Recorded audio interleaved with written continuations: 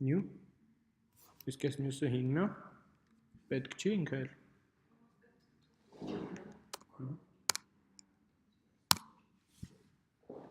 Okay, որ կլասն է։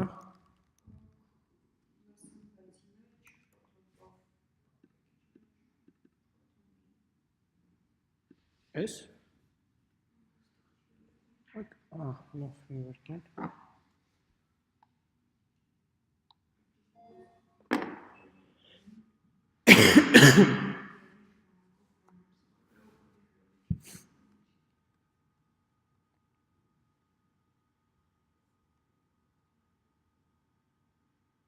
Okay, այստեղ path-ը չի փոխվել, ոնց տեսնում եմ։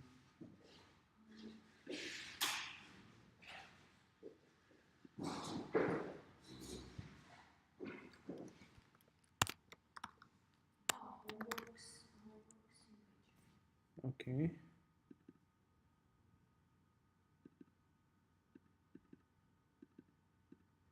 Okay. Ուրեմն այս մի օգտագործեք sense գրեք, որովհետև նույնիսկ եթե Windows-ական path եք ուզում գրեք, այս աշխատելու է, երկրորդն էլ մեծամասնությունը մարդկանց ովքեր կոդ են գրում Windows չեն օգտագործում։ Իրենց համար էս Windows specific բան է, հա։ Ոնց որ սաղ աշխարհը օգտագործում է այս ձևով, մենակ Windows-ը որոշել է հակառակ ձևով օգտագործի։ Okay. Input stream message 0.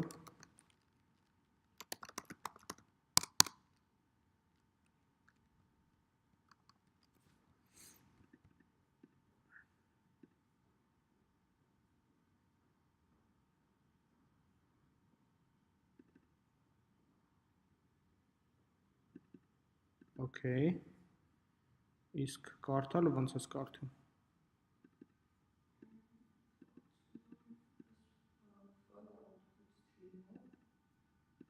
Okay, հա։ Սխալը ինչումն է այստեղ, որ դու գրել ես որպես byte array, հա։ Եթե դու գրում ես 2 byte array, ինքը հենց message-ն է ձևափոխում byte array-ի, հա։ Երբ որ դու գրում ես այսպես, երբ որ դու անում ես message write delimited to out, այս ինչ է անում, այս գրում է սկզբում write length and type, հետո message byte։ Երբ որ դու այս ձևով ես գրում, դու պրողակի գրում ես message bytes, հա։ Հիմա երբ որ դու այստեղ հետ նորից ուզում ես իրեն կարդաս, դու փորձում ես իրան սկզբում կարդաս length-ն ու type-ը, նոր message bytes-ը։ Դա համար դու երբեք չես կարա ճիշտ կարդաս այստեղ։ Եթե դու ուզում ես ճիշտ կարդաս, դու նաև ճիշտ պետք է գրես, այսինքն message write delimited to output stream։ Հիմա եթե ես էսի փոխեմ այս ձևով ու path-երը, նու կարաս դու հիմա փորձես, որպեսզի ես շատ չձևափոխեմ այս ֆայլը։ Բայց նման կերպ, եթե ես ուզենայի հենց այս կարդայի, օրինակ ենթադրենք ես հենց byte-երն եմ գրել ու byte-երից եմ ուզում կարդամ, հա։ Parse from, ու այս պետք է աշխատի։ Հիմա երկուսն է կարաս փորձես, համոզես, որ ինքը տենց աշխատում է byte-երի հետ, հա։ Տարբերությունը այն է, որ protobuf-ի կլասը քո փոխարեն այդ երկարությունն ու տիպը գրում է, կամ չի գրում, հա։ Okay. Ուրիշ ինչ որ հարց կա, հլը։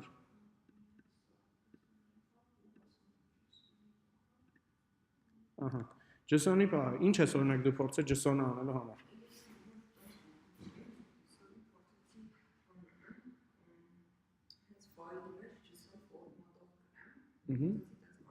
Բայց ինչ կոդ ես գրել, որ կարողանաս կարդաս։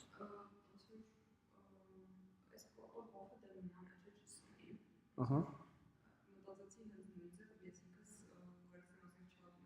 Okay։ Հա, բայց դու ինչ կոդ ես գրելու այստեղ, որ ինքը կարդա հասկանա, որ դա JSON է։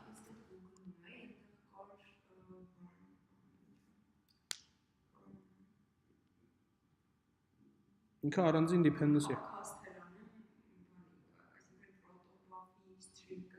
Ահա։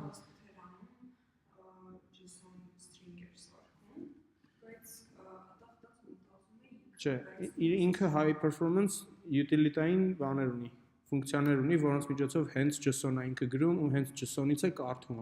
հա։ Բայց այդ անելու համար դու նախ պետք է փորձես գտնես, օրինակ Java JSON protobuf։ Հենց առաջի ռեզուլտատը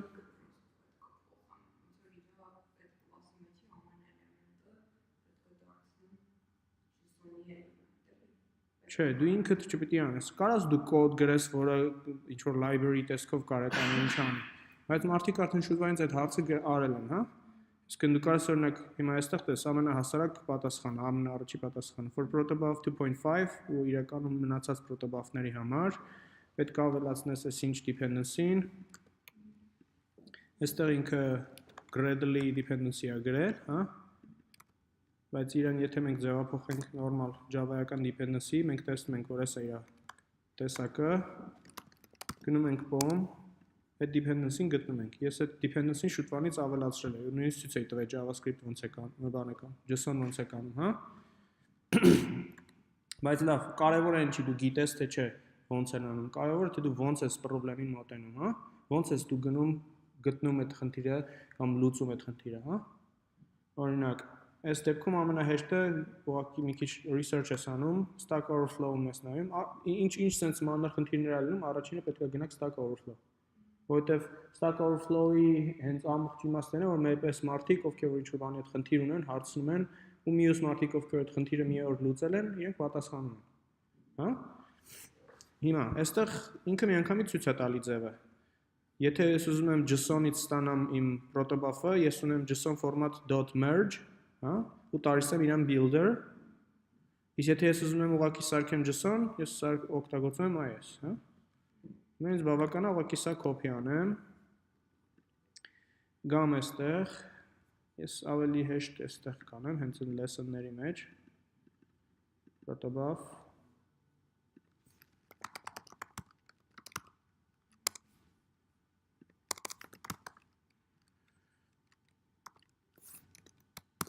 Okay. Հիմա մի հատ տեսնենք ինչ proto ունենք։ Որևէ message ուղղակի կսարքենք, հա։ Chat message ենթադրենք։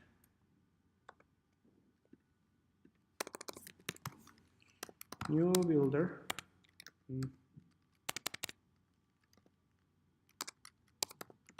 set time sender content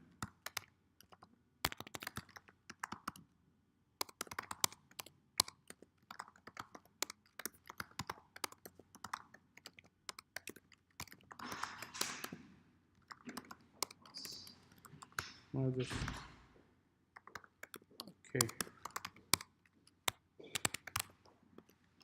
Մենք ստացել ինչ-որ message։ Ճիշտ է։ Ինձ պետք է սա վերածել JSON-ի։ Նախ JSON format, ուղղակի նայում եմ այս մարդը ինչ արել։ Printer print message։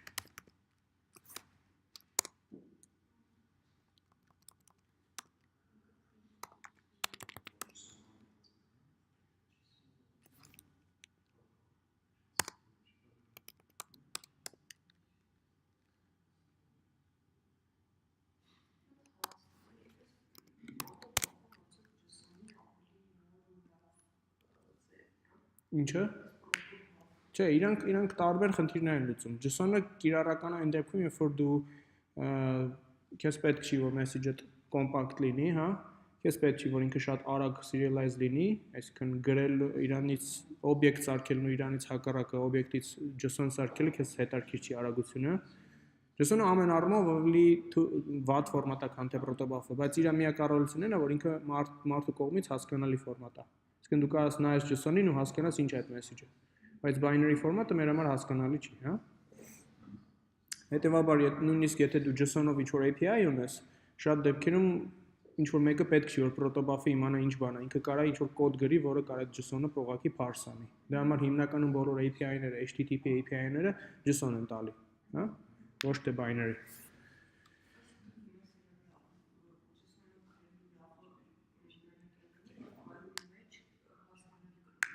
Հա,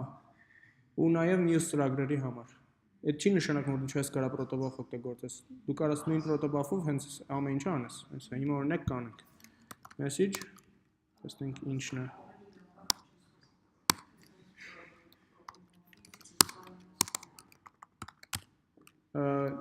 Երկուսն էլ անելու ես։ Եթե օրինակ դու ինչ որ user քեզ request-ը ուղարկելու ինքը JSON այդ request-ը, ապա դու պետք է այդ string-ից ստանաս protobuf։ Հա։ Հիմա օրինակ JSON մենք ունենք protobuf message, այս նշանակում է մեր համակարգի մեջ այդ օբյեկտները կան, մենք ուղղակի ձևափոխում ենք իրեն JSON-ի, հա։ Info JSON։ Հիմա մի հատ այս աշխատացնենք, համոզվենք, որ ինքը ճիշտ JSON-ը ստանում։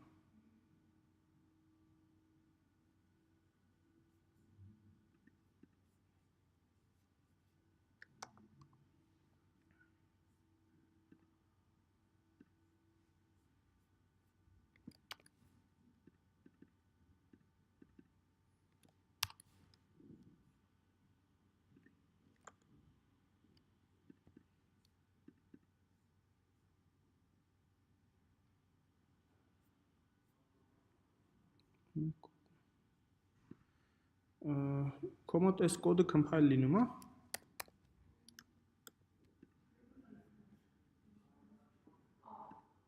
Չէ, չի կարա լինի։ Դե այն կոդը, որ compile չի լինում, դու չպետք է commit անես։ Նույնիսկ եթե քո branch-ն է, եթե ես հիմա ուզում եմ քո branch-ում ինչ-որ մի բան անեմ, ես չեմ կարող աշխատեմ առանց իմանալու քո կոդը ոնց դզեմ։ Դրա համար commit անելուց ենթադրենք ուզում ես ամեն ինչ commit անես, հա, ու անցնես ուրիշ branch-ի, comment արա այդ կոդը, նոր commit արա։ Բայց դզի։ Okay։ Տես, մենք ստացանք այսպես JSON։ Լրիվ այն JSON-ն է, ինչ որ մենք սպասում ենք, հա։ Հիմա ենթադրենք մենք ունենք JSON, օրինակ, այս message-ի ստրուկտուրայից ելնելով շատ հանգիստ կանենք մենք ձեռքով JSON հավաքենք։ Ուղղակի պետք է այս ամեն ինչը ասենք ձևափոխել, հա։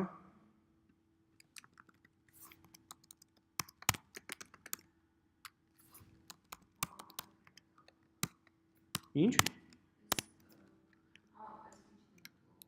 JSON եմ ստանում, ուղղակի, արագ ձևափոխում եմ protobuf-ը, ստանում եմ JSON։ Ոպսի ամպում չտեսնես։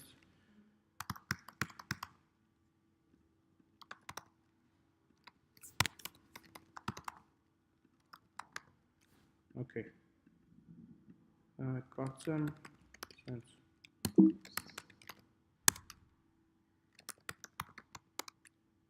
Okay։ Այս ստացանք ինչ-որ valid JSON, հա։ Հիմա կանանք ուղղակի գանք այստեղ, մի հատ string-ի տեսքով իրան հիշենք։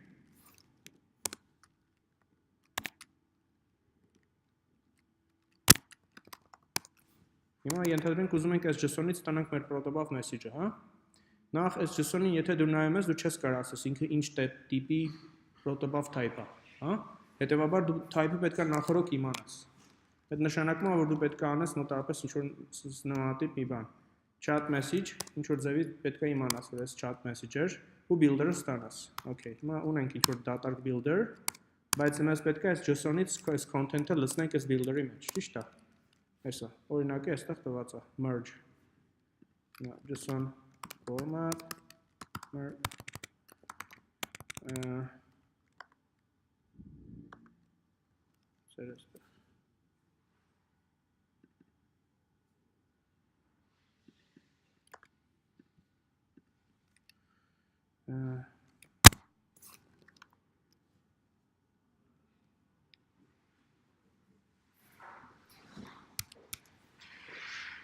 parser. Okay. Այս դեպքում մեզ պետք է parser merge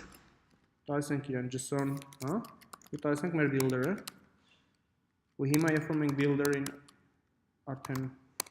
փակենք, Մենք պետք է տեսնենք, որ ինքը ճիշտ valid JSON-ը։ Այսինքն ինքը կարդալու է այս string-ը, վերածելու է իրական օբյեկտների, այդ օբյեկտներից հատած կարդալու է key-ն, value-ն ու փորձելու է այդ նույն key-ն գտնի այս տիպի builder-ի մեջ, հա։ Հիմա երբ որ ես այս ամեն ինչը build անեմ ու անեմ toString, ես պետք է տեսնեմ այդ JSON-ը։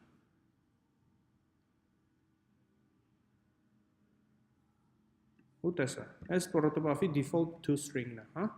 Եթե ես նույն ձևով իրան JSON-ի վերածեմ, էլի ինքը լրիվ նմանատիպ valid JSON կստացվի։ Okay։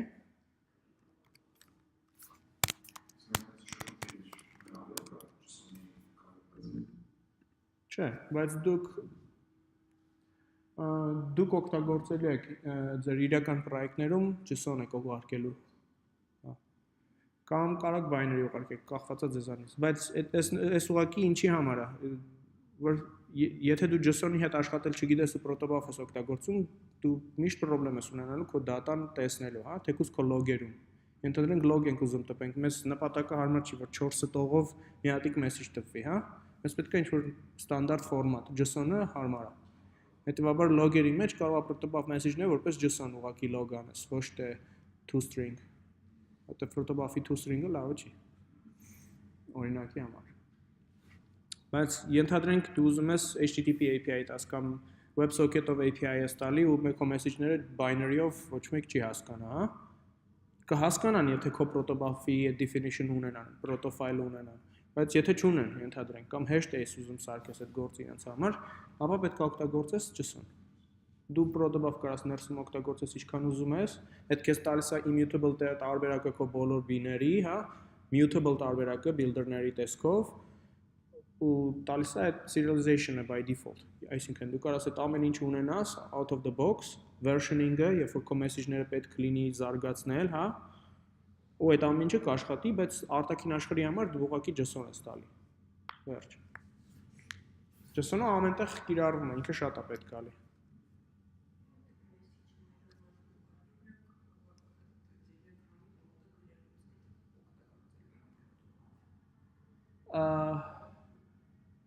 Չէ, այնտեղ protobuf-ի խնդիր չունեք։ Telegram-ի դեպքում, okay, եթե ես ձեզ հանձնարարայի, որպեսզի դուք API-ներից, հենց HTTP API-ներից օգտվեիք, դուք պետք է օգտագործեիք JSON parse եւ այլն protobuf։ Այսինքն պետք է ինքնուրույն գայիք protobuf-ի մեսեջներ define անեք, որոնք համապատասխանում են Telegram-ի API-ի մեսեջներին, հետո իրանց JSON response-ը վերցնեք ու merge անեք, ստանեք ձեր protobuf-ը, հա։ Կամ zero-ով պետք է գրեք այդ ամեն ինչը, ոնց հարմար է։ Բայց քանի որ դուք օգտագործում եք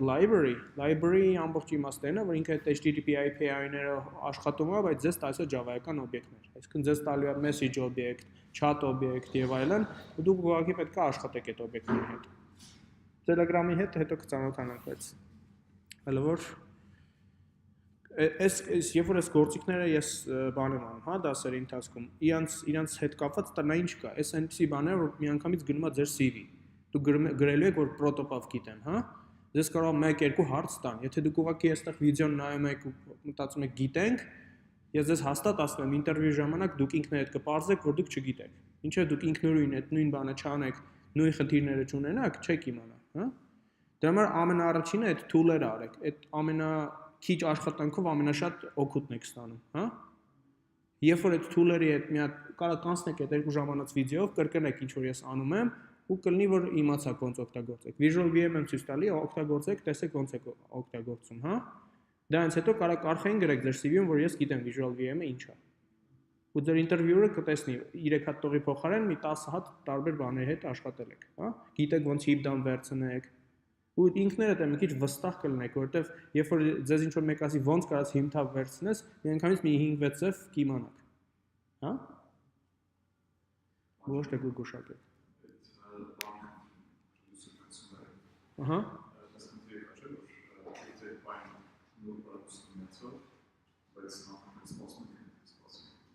Կոպրոդյուսերները իրականում այդպես են կանգնում։ Իսկն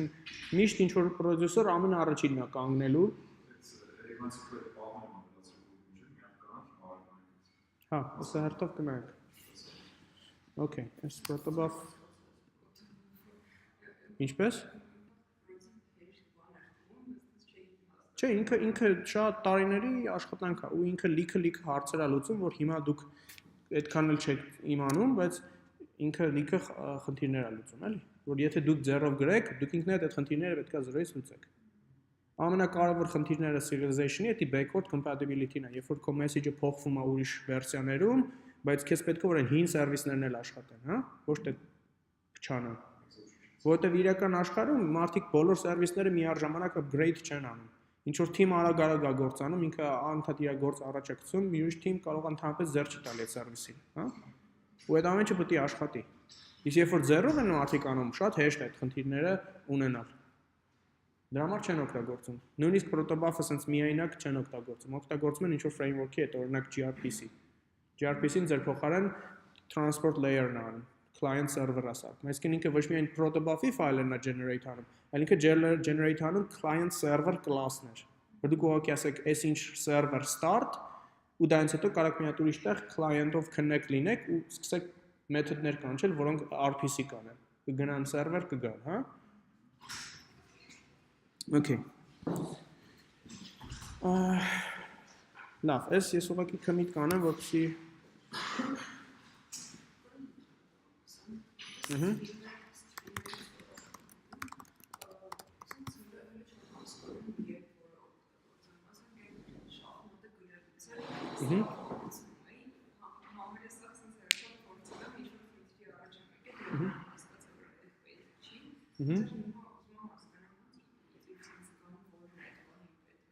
Շախմատի դեպքում դու գիտես, որ ինքը string է, գիտես, որ character-ների հետ ես աշխատում, հետևաբար print writer-ն է, այսինքն իրենց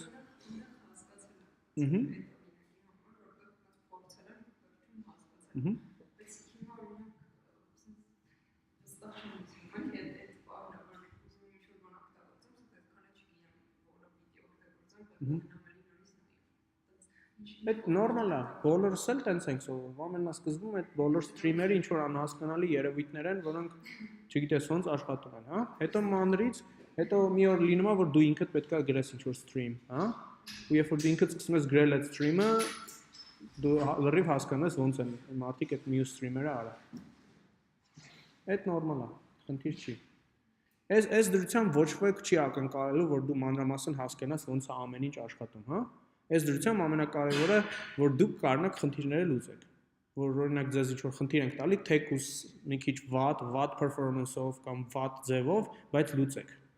Ու իրականում պրակտիկ ֆիրմաներում էլ է դա ամենակարևոր բանը, հա։ Սկզբում feature-ը անում ես, տալիս ես deliver ես անում, հետո նոր մտածում են ոնց performance-ը դրա design, ոնց իրան ավելի maintainable սարքեն, refactory համար առանձին օրեր են ունենում, որ նստեն մաքրեն կոդը, հա։ Բայց դա ձեր ամենակարևոր բանն է լինելու, կրիտերիան է լինելու։ Այս developer-ը կարող է deliver անի, թե չէ։ Որտեվ high performance team-երում լուրջ ֆիրմերում, երբ որ ասենք մի քանի հոգի եղանակ են փոխում developer-ներ, այնտեղ դուք ասենք ամեն ձեր ժամը վճարվում է լավ լուրջ թվեր։ Ձեր ժամը չի կարա լինի ուղղակի ինչ որ նայեք էկրանին ու ոչ մի խնդիր չլուծեք, հա։ Ես ասում եմ մոտավորապես ասենք դուք ժամում կարող ստանաք $300 կամ ավել, հա։ Դուք լուրջ tech company-ներում այդ լրիվ նորմալ թիվ է։ Բայց այդ ձևի մարդկանցից չի ակնկալվում, որ իրենք կարող են նստեն Google-են սաղորը, թե ոնց ինչ-որ բան անեն։ Իրենք նստում ու խնդիրները լուծում են, հա։ Վատ կլուծեն, ճիշտ կլուծեն, սխալ կլուծեն։ Այս խնդրեմ հիմա production-ում կա, մի ժամ հետո չկա։ Այդ մարդը արեց, ինչ արեց կապ չունի։ Հա, ոնց արեց կապ չունի։ Հիմա ձեր խնդիրը օրինակ, ես ասում եմ producer consumer պետք է անեք, հա։ Սխալ կլուծեք, 1000 ձևի synchronize կանեք, կապ չունի։ Ձեր producer consumer-ները պետք է ճիշտ աշխատեն, բայց երբ ես run եմ անում, տենում որ producer-ները producer-ին եկան 70-ի վրա կանգնեցին 100-ի փոխարեն, ես տեսնում որ ծրագիրը սխալ է աշխատում։ Այլ իմաստ չկա ինձ կոդ նայեմ, հա։ Այսինքն priority-ները տենց է։ Deliver, հետո դզի։ Ժամանակի ընթացքում երբ որ դուք սկսեք ձեր գրած կոդը դզել, ձեր style-ին նայել, հա, դուք կզգաք, որ արդեն դուք հենց deliver անելուց արդեն բավականին լավ, maintainable ու լավ որակի կոդ եք գրում, ուղղակի by default։ Արդեն դուք միանգամից գրում եք կոդ, որ համ արագ աշխատում, համ էլ լավ ընթերնելի է։ Բայց այս դրությամբ, այս մի տարին կամ մինչև ֆիրմաներում աշխատելը լրիվ նորմալ է, որ դուք ուղղակի գրեք վատ կոդ, բայց աշխատող կոդ։ Հա? Okay. Protobuf-ը հասկացանք։ Անցնենք առաջ։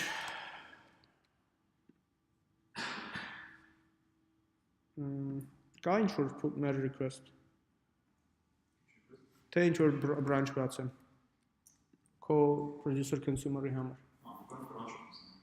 Okay. For branch-նա։ Մի վարքյան ես ես։ Լավ, ես ես protobuf-ի JSON ֆայլը քո branch-ում commit արեցի, Լուսինե։ Բայց դու պետքա բան անես, դու երբ որ merge request անես, ինքը կգա master, հա։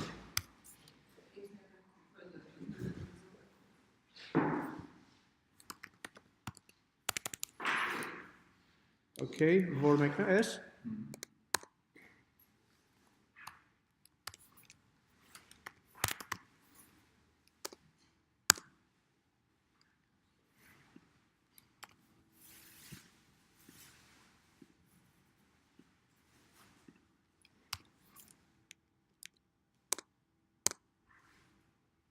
Okay.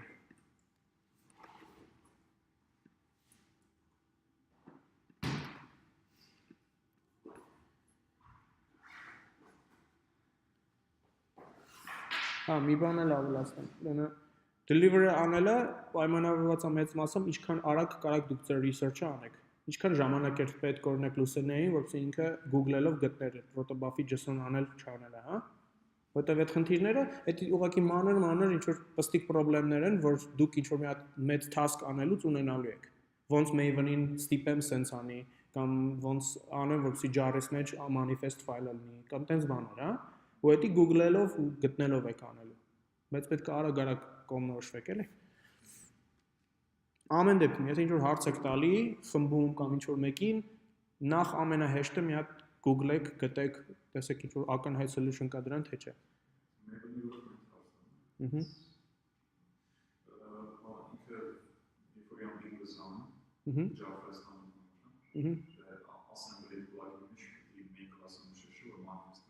Պետք չի նշես։ Ինքը ուղղակի jar file-ը ինչ-որ class file-երով, երբ որ իրան կանչում ես, դու պետքա նշես, թե որն է քո main class-ը։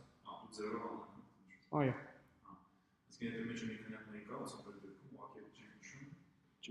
Ես կոնկրետ այսօր երբ որ ցույց տամ ձեզ ոնց եք այդ անում, ու ես էլ ինքս իմ սերվիսները գրելու տենց եմ անում։ Ես ստեղծում եմ մի հատիկ fat jar, այդ jar-ը մի անգամ upload եմ անում server, բայց 5-6 հատ տարբեր սերվիսներ եմ launch անում նույն jar-ից։ Հա։ Jar-ը դա ինչ որ տվյալների բազա չի, որ մի հատիկ սերվիսի համար մի հատ լինի։ Ինքը կոդի կտոր է։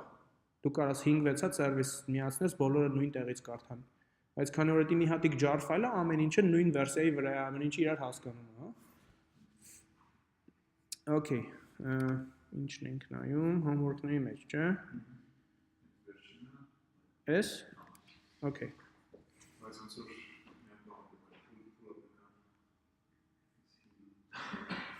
Okay.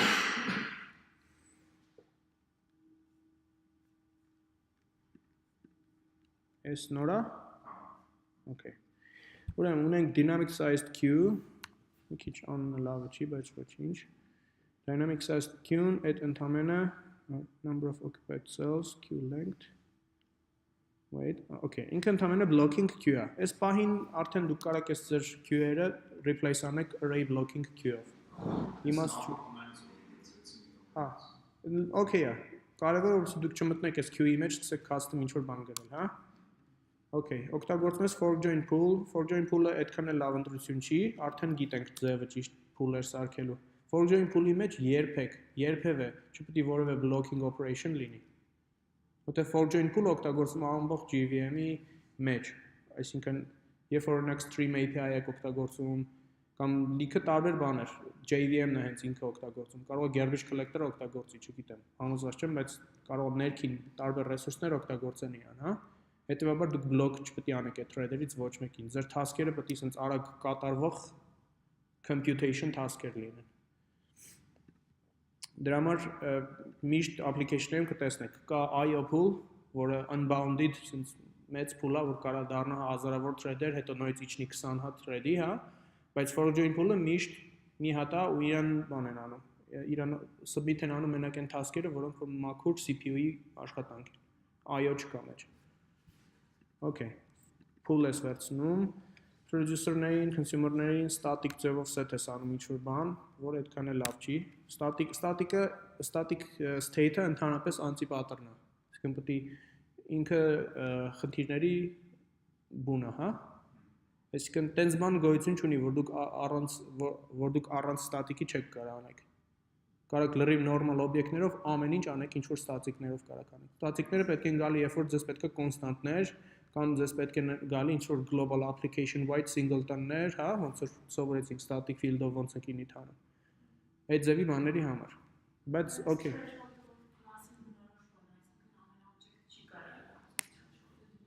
Ահա։ Օրինակ կարա լինի ընդհանրապես մի հատ օբյեկտ, նորմալ օբյեկտ, որը configuration-ը, որի մեջ գրած է բոլորի threshold-ները ու դու ուղղակի այդ օբյեկտը որպես argument տաս քո producer-ներին ու consumer-ներին։ Անպայման չի static լինի։ Այդ static-ը քեզ բան անում, կապում է այդ class-ի հետ, հա, որոշ լեզուներում ընդհանրապես static հասկացություն չկա։ Լավ, այդ խնդիր չի, այդ չի նշանակում, որ static-ը երբեք չպետք է օգտագործեք, ուղղակի այդ նշանակում, որ առաջին ինտրուդյուսն այստեղ static-ը չի, էլի։ Okay, set ես անում այս ամեն ինչը, speed, threshold, speed, okay, submit ես անում task, current thread, okay, set name, name-ը set անելուց միշտ set արեք բանով, try catch-ով, երբ որ այս task-ը ավարտվի, այս thread-ը չի մահանալու, դուք այստեղ ընդհանրապես runnable եք submit անում, բայց հավերժորեն իր անունը փոխում եք, հա, հիմա կոնկրետ դու ոչ միայն thread-ի անունը փոխում ես, այլ fork join-ի thread-ի անունը ես փոխում, այս fork join task-ը ավարտվելուց հետո, այս fork join pool-ի thread-ի անունը միշտ մնալու է producer 1, իրականում ինչ պետք է անես, պետք է անես մի հատ անունը պետք է ստանաս, current thread get name, հա, original name, հետո այստեղ անում ես արդեն try, finally, current thread set name, original name, հետո նոր ես ամեն ինչը դնում ես մեջ, օրինակի համար, կարաս մի հատ ինչ-որ utility-ին method գրես, օրինակի համար, հա, օրինակ named producer 1,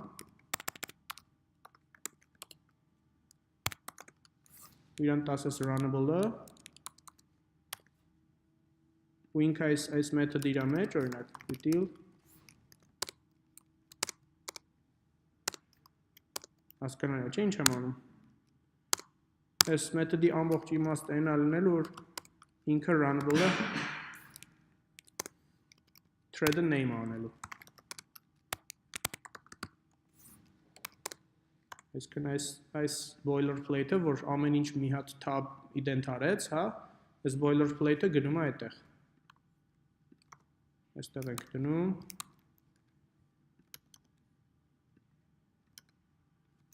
ու այստեղ գրում ենք normal code,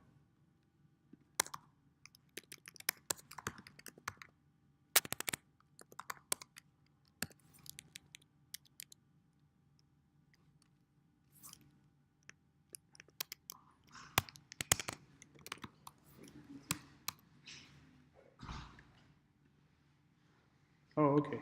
ինքը պետք է runnable վերադարձնի,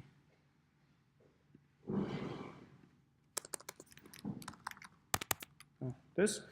այսինքն ինչ պետք է անես method-ը, ինքը պետք է վերադարձնի նորից runnable, բայց այս runnable-ը պետք է ճիշտ name անի այդ ամեն ինչին, այսինքն return lambda, որի մեջ այս ամեն ինչը անում ենք, արդեն մի քիչ ֆունկցիոնալ ծրագրավորում ենք սովորեք սրանով, այսինքն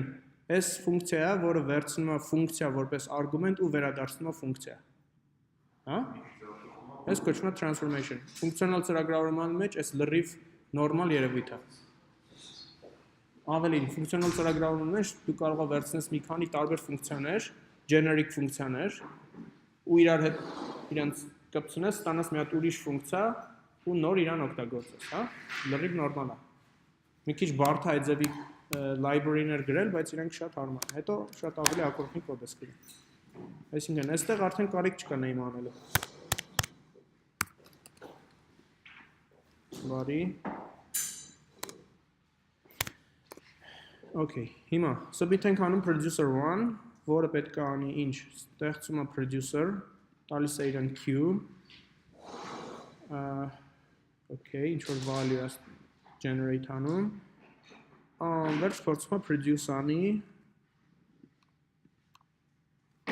okay, հենց produce-ի մեջ էլ աշխատանքն է queue-ի հետ, ճիշտ է, okay, queue get number of empty cells equals 0 or first time wait, ինչի?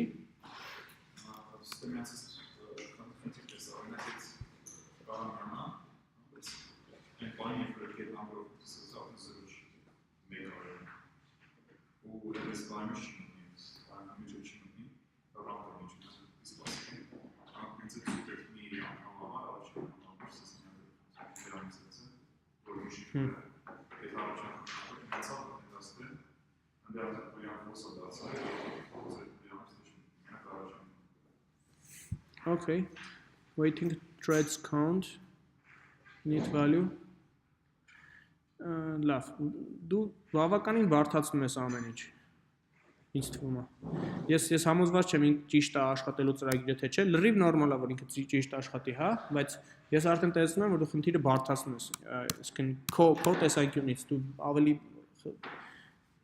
երկար ու դժվար ստուգվող ձևով ես այս խնդիրը լուծում։ Եթե մենք այն նախորդ խնդիրը հետ վերենք, առանց speed-երի, առանց որևէ իրար սպասելու, հա, մեկ producer, մեկ consumer-ի։ Այդ խնդրի լուծումը ինչ էր, ընդհանրապես blocking queue էինք գրել, որը wait էր անում կոնկրետ բաներին, ճիշտ է։ Հիմա լավ, մենք queue-ն ունենք, queue-ին չենք կարող ձեռ տանք։ Հիմա մեզ ընդհանրապես պետք է մի քիչ բարդացնենք այդ լոգիկան, որ գիտես ինչ, եթե ես եկել եմ, ես producer եմ, ուզում եմ մի հատ put անեմ, հա, բայց queue-ն արդեն leak-ն է, ապա ես ու բոլոր մնացած producer-ները պետք է wait անենք, քանի դեռ այդ queue-ն առնվազն այսքան էլեմենտ չի դատարկվել։ Հա? Այսինքն մի հատ կարանք օբյեկտ սարքենք, որը ընդհանրապես wrap անում ինչ-որ queue, blocking queue, հա? Ու իր put ու get method-ներն են անում այս լոգիկան, ոչ թե մեր producer-ներն ու consumer-ները։ Մեր producer-ները նորից չեն իմանա ինչ է կատարվում, բայց իրանք method-ը կանչելուց կամ get կլինեն կամ stop բան կլինեն, հա? Իսկ producer-ների speed-ը ընդհանրապես ինչ-որ delay պետք է լինի, որը որ իրանց ստիպում է արագ produce անեն կամ դանդաղ, հա? Speed-ը ընդհանրապես այստեղ պետք է բան չանի։ Այս օրինակ տեսնենք ոնց է օգտագործում այս speed-ը։ Thread sleep produce-ի մեջ։ Օրինակ այս produce-ը իմ կարծիքով այն method-ն է, որը որ պետք է loop-ը դրսում լինի։ Produce նշանակում է մի հատիկ էլեմենտ, հա? Այստեղ քո produce-ը ոնց որ argument-ով վերցնում է էլեմենտը։ Այս ավելի շատ put է, էլի։ Այսինքն այս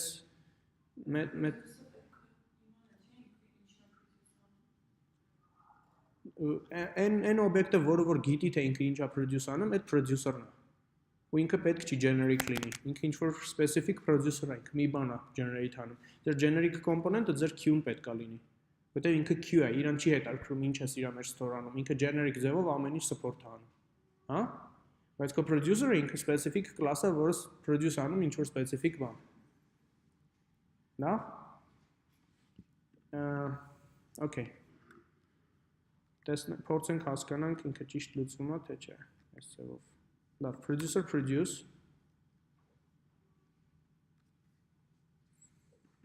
waiting threads count increment decrement atomic-ներ long other, okay։ Դու ամենայն հավանականությամբ long other այստեղ պետք չի քեզ։ Որտեղ դու շատ writer ունես, ոչ թե reader։ Հա? Long other usage-ի իմաստը ինչն է, երբ որ դու ունես leak-ը, չէ։ Եթե դու ունես շատ writer, բայց ունես հազվադեպ reader, այդ ժամանակ այսքան կարաս օգտագործես, ճիշտ է։ Okay. Waiting count decrement.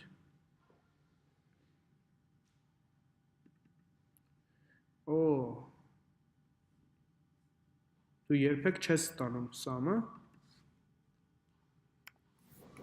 Հա, դու մենակ increment decrement ես անում։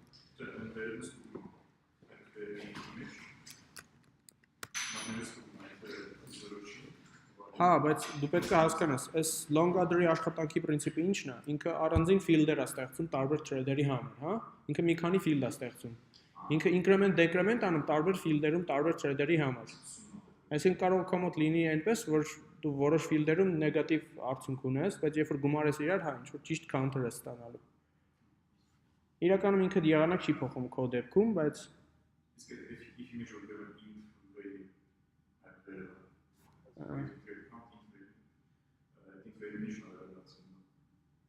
ուրա int value։ Հա, լավ։ Հեսա sum ական չէ։ Okay։ Դրա համար ինքը ճիշտ է աշխատում։ Okay, քիչ չկա։ Այսինքն increment ես անում սպասողների քանակը ու քանի դեռ get object, ինչա get object-ը։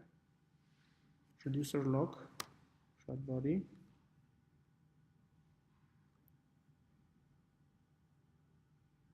Որտեղից է գալի producer log-ը։ Օ,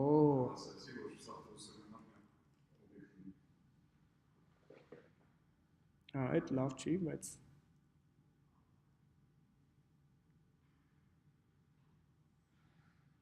Okay,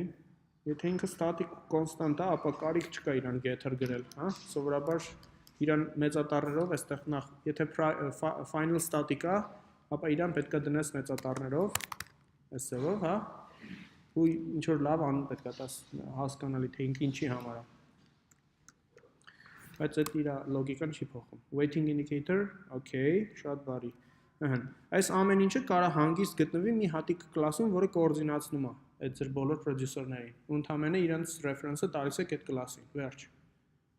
Կարիք չկա գնալ static state-ի, հա։ Okay, pause, resume, waiting indicator, wait, շատ բարի։ Հիմա եթե սա true է,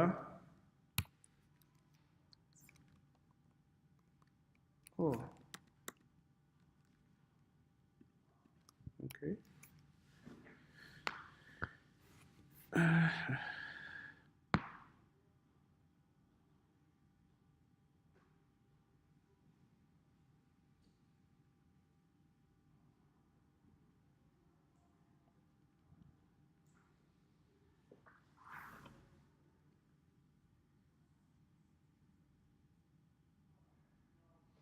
լավ, իսկ ոնց ես notify անում, որ բոլորը զարթնեն։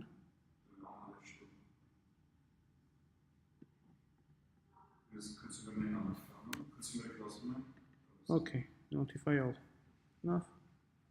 Հա։ Այսինքն խնդիրը ճիշտ ընդհանուր առմամբ ճիշտ լուծել ես,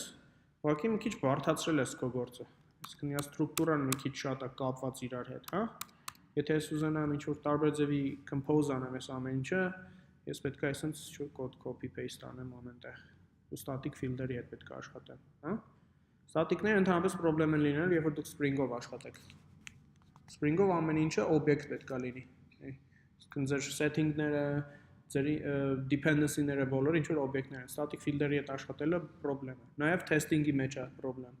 Օրինակ Mockito, եթե սովորեք, ինքը static field-երի mock չի անում։ Որտեւ էդի անտիպատերն է, ինքը ընդհանրապես ասում է static-ի հետ դու գործ չպետք է ունենաս, որ ես էլ mock անեմ։ Դրա համար մարդիկ ստիպված ուրիշ library են օգտագործում, ոնց այդ խնդիրը լուծեն։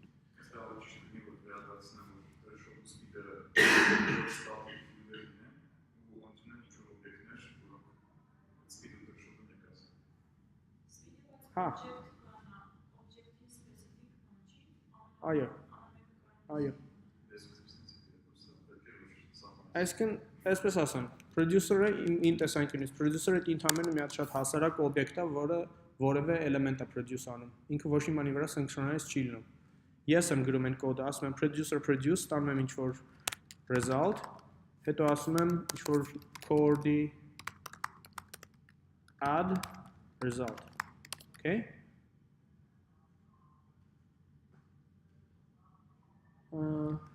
կամ ինչ որ օբյեկտի ասում եմ produce and add դասեմ իրան producer բայց producer-ը n կլասը չի լինի որը որ այս ամեն ինչի մասին տեղը կա հա ինչ որ մի հատ օբյեկտ կսարքեմ class կսարքեմ որը գիտի իր աշխատանքը ինչն է ինքը պետքա ինքը ունենալու է queue ինքը ունենալու է producer-ներ ինքը ունենալու է consumer-ներ ու երբ որ ես կանչում եմ իր այս համապատասխան produce and add method-ը ինքը վերջ ամեն այդ տվյալ producer-ի համար կանչելու է produce method-ը ստանալու է ռեզուլտատը ու փորձելու է add-անի եթե queue-ի մեջ ինքը հնարավորություն ունի add-անի ու ինքն է track անում queue-ի մեջ ինքը կարա add-անի թե չէ իր մեջ է state-ը ու քանի որ ինքն է track անում բոլոր producer-ներին consumer-ներին ինքը գիտի բոլորին ոնց կանգնացնի ու ոնց շարունակի հա պատկերացրիք լավ ամեն դեպքում կարևորը ճիշտ լուծել այս խնդիրը թե ոնց կկազմես հələ որ կլասերը այդքան մեծ դեր չի խաղում Okay հիմա run անենք կփորձենք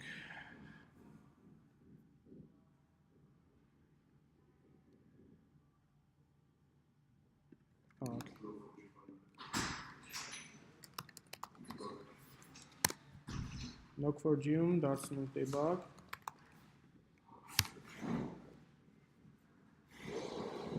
մենք մի քիչ հետո կսկսենք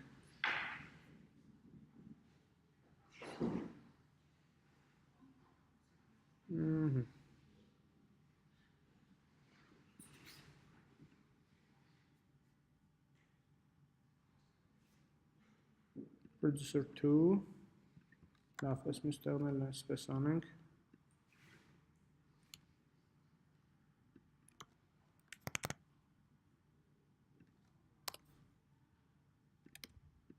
Upsi հեշտ հասկանալի լինի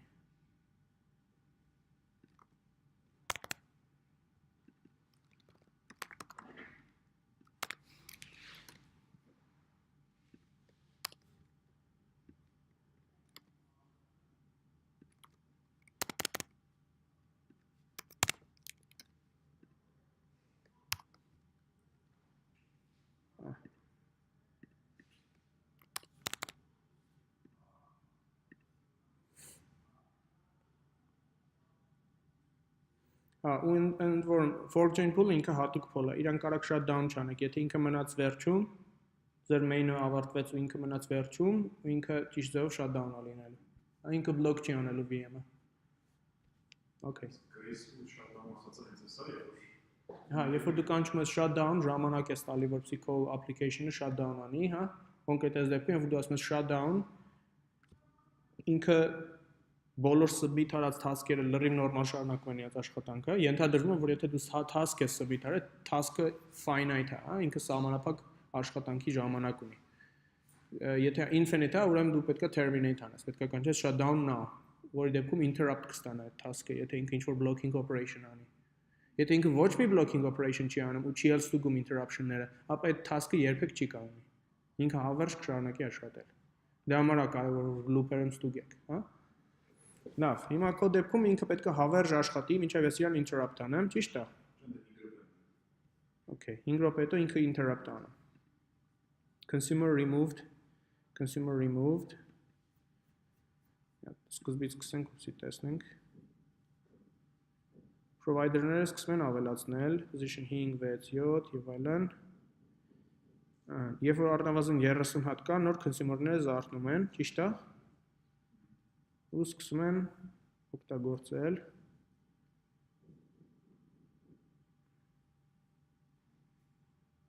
Provider-ները դեռևս ավելի արագ են, հետեւաբար իրենք հասնելու են 100-ը, չէ՞։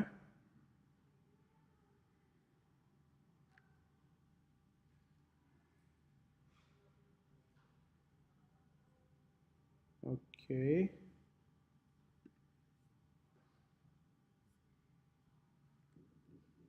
Okay.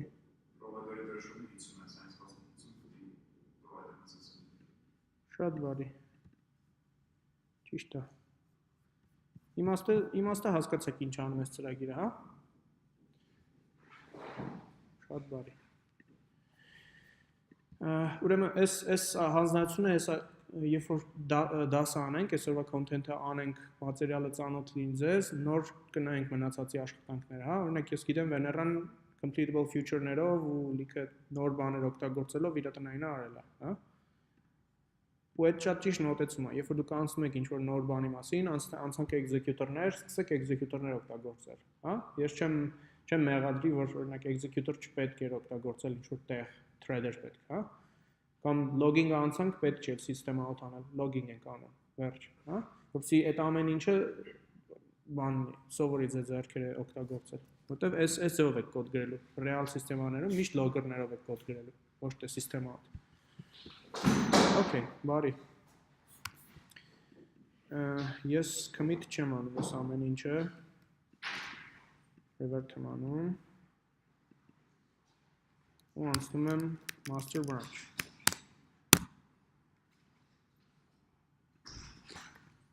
Լավ,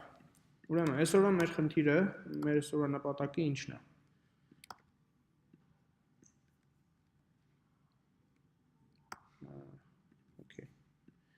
Ծանոթանանք JavaFX-ի հետ, հա, այս շատ կարճ ուղղակի մակերեսային ցույց եմ տալու։ JavaFX-ը այդ ինչ-որ բարդ տեխնոլոգիա չի, որի մասին կարելի է ժամերով խոսալ, հա, ինքը ընդհանրապես library է, ուրիշ ոչ մի բան։ Ուրեմն Java-ն պատմականորեն ունեցել է Swing, ունեցել է Java AWT, ու իրանք եղել են այն մեխանիզմները, որոնց միջոցով որ մենք UI application-ներ ենք սարքել, հա, հիմա այս IntelliJ-ը երբ որ մենք օգտագործում ենք, այս Java FX-ը կամ Java Swing-ը, չգիտեմ, կամ մեկն է կամ մյուսը։ Բայց այս այն մեխանիզմներն են, որոնց միջոցով որ Java-ն ձեր UI application-ը կոնկրետ պլատֆորմայի համար սարքում է։ Ու այս նաև այն պատճառն է, շնորհիվ դրա ինքը նույն տեսքն ունի համ Mac-ում, համ Windows-ում, համ ցանկացած տեղ, հա։ Հիմա ժամանակի ընթացքում, երբ որ մարդիկ Swing-ի հետ աշխատել են կամ AWT-ի հետ աշխատել են, իրանք լիքը խնդիրների հետ են առնչվել ու լիքը բաներ են հասկացել, որոնք որ իրանք փորձել են ուղղեն հետագա framework-ներում, հա։ Ու ընդ որում Java-ն այն ամենատարածված մեխանիզմը չի desktop application-ներ սարքելու, հետևաբար շատ բաներ մենք սովորել ենք ուրիշ, օրինակ .NET-ի աշխարհից կամ ուրիշ տեխնոլոգիաներից։ Այսօրվա de facto ամենապրակտիկ գործիքը desktop application-ներ սարքելու դա JavaFX-ն է։ Ուրեմն ինչ բան է JavaFX։ Ինքը գալիս է by default ձեր Java SDK-ում, այսինքն եթե որևէ աշխատող desktop-ի մեջ Java install արած կա, ապա բոլոր անհրաժեշտ library-ները, որովհետեւ դուք desktop application աշխատացնեք, արդեն կա այդ սիստեմայում, հա։ Մեզ ընդհանրապես պետք է JavaFX-ով application-ներ գրել մաքուր Java կոդ։ Ու մենք ավելորդ library-ներ չենք պետք չի մեզ deploy անենք որևէտեղ դրա համար, հա։ Հիմա lesson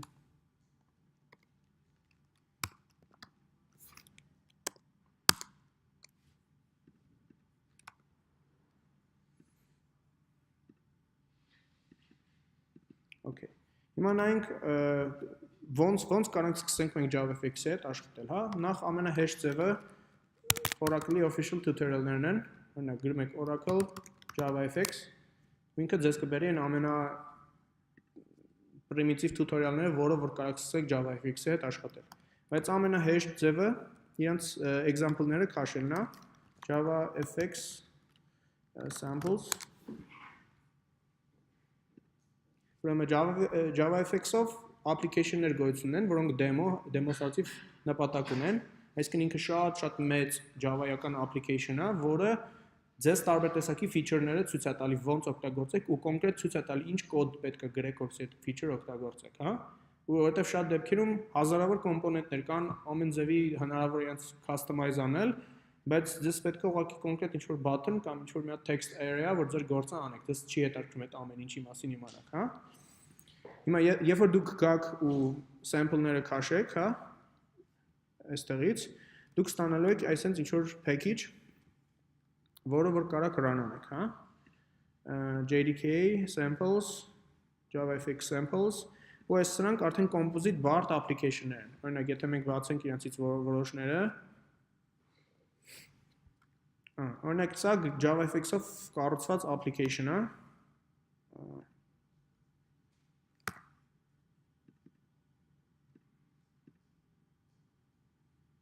Okay.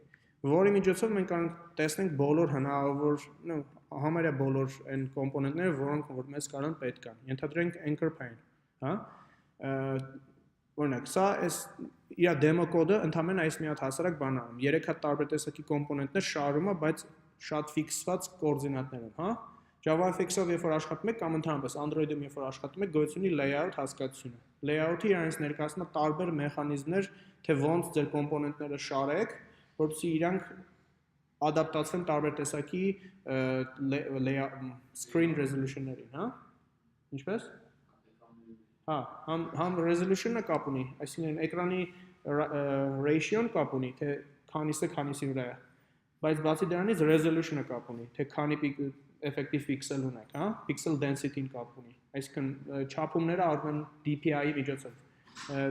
pixel per inch։ Հիմա, երբ որ մենք աշխատում ենք layout-ների հետ, սովորաբար մեզ պետք է լինում այնպիսի layout-ներ սարքենք, որ ցանկացած screen-ի համար ճիշտ աշխատի, հա։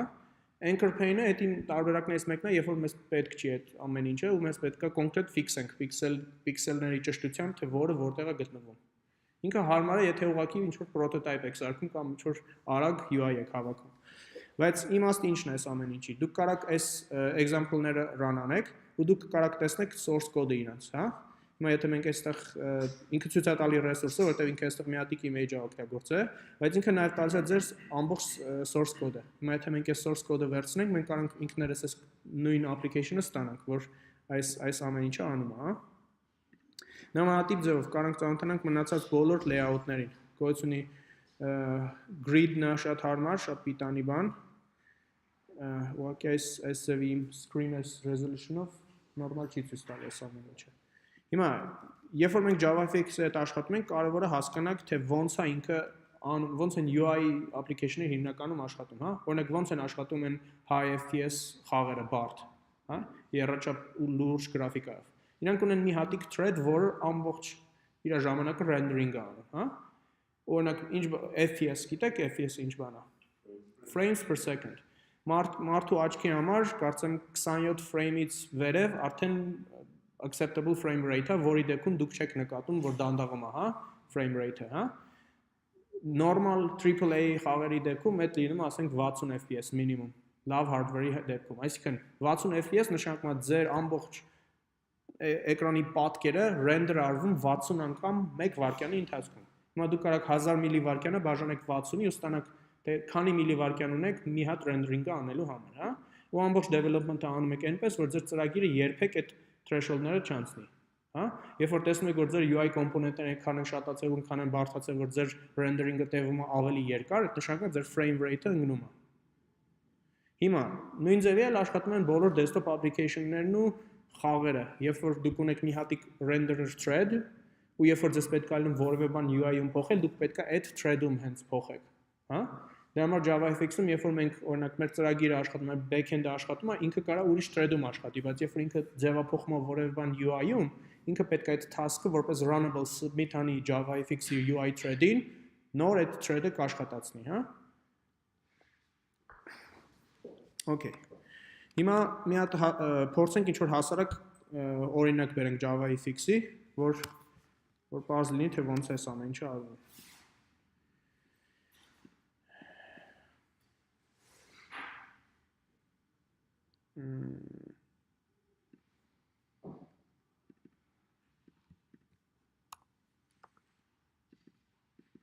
Okay։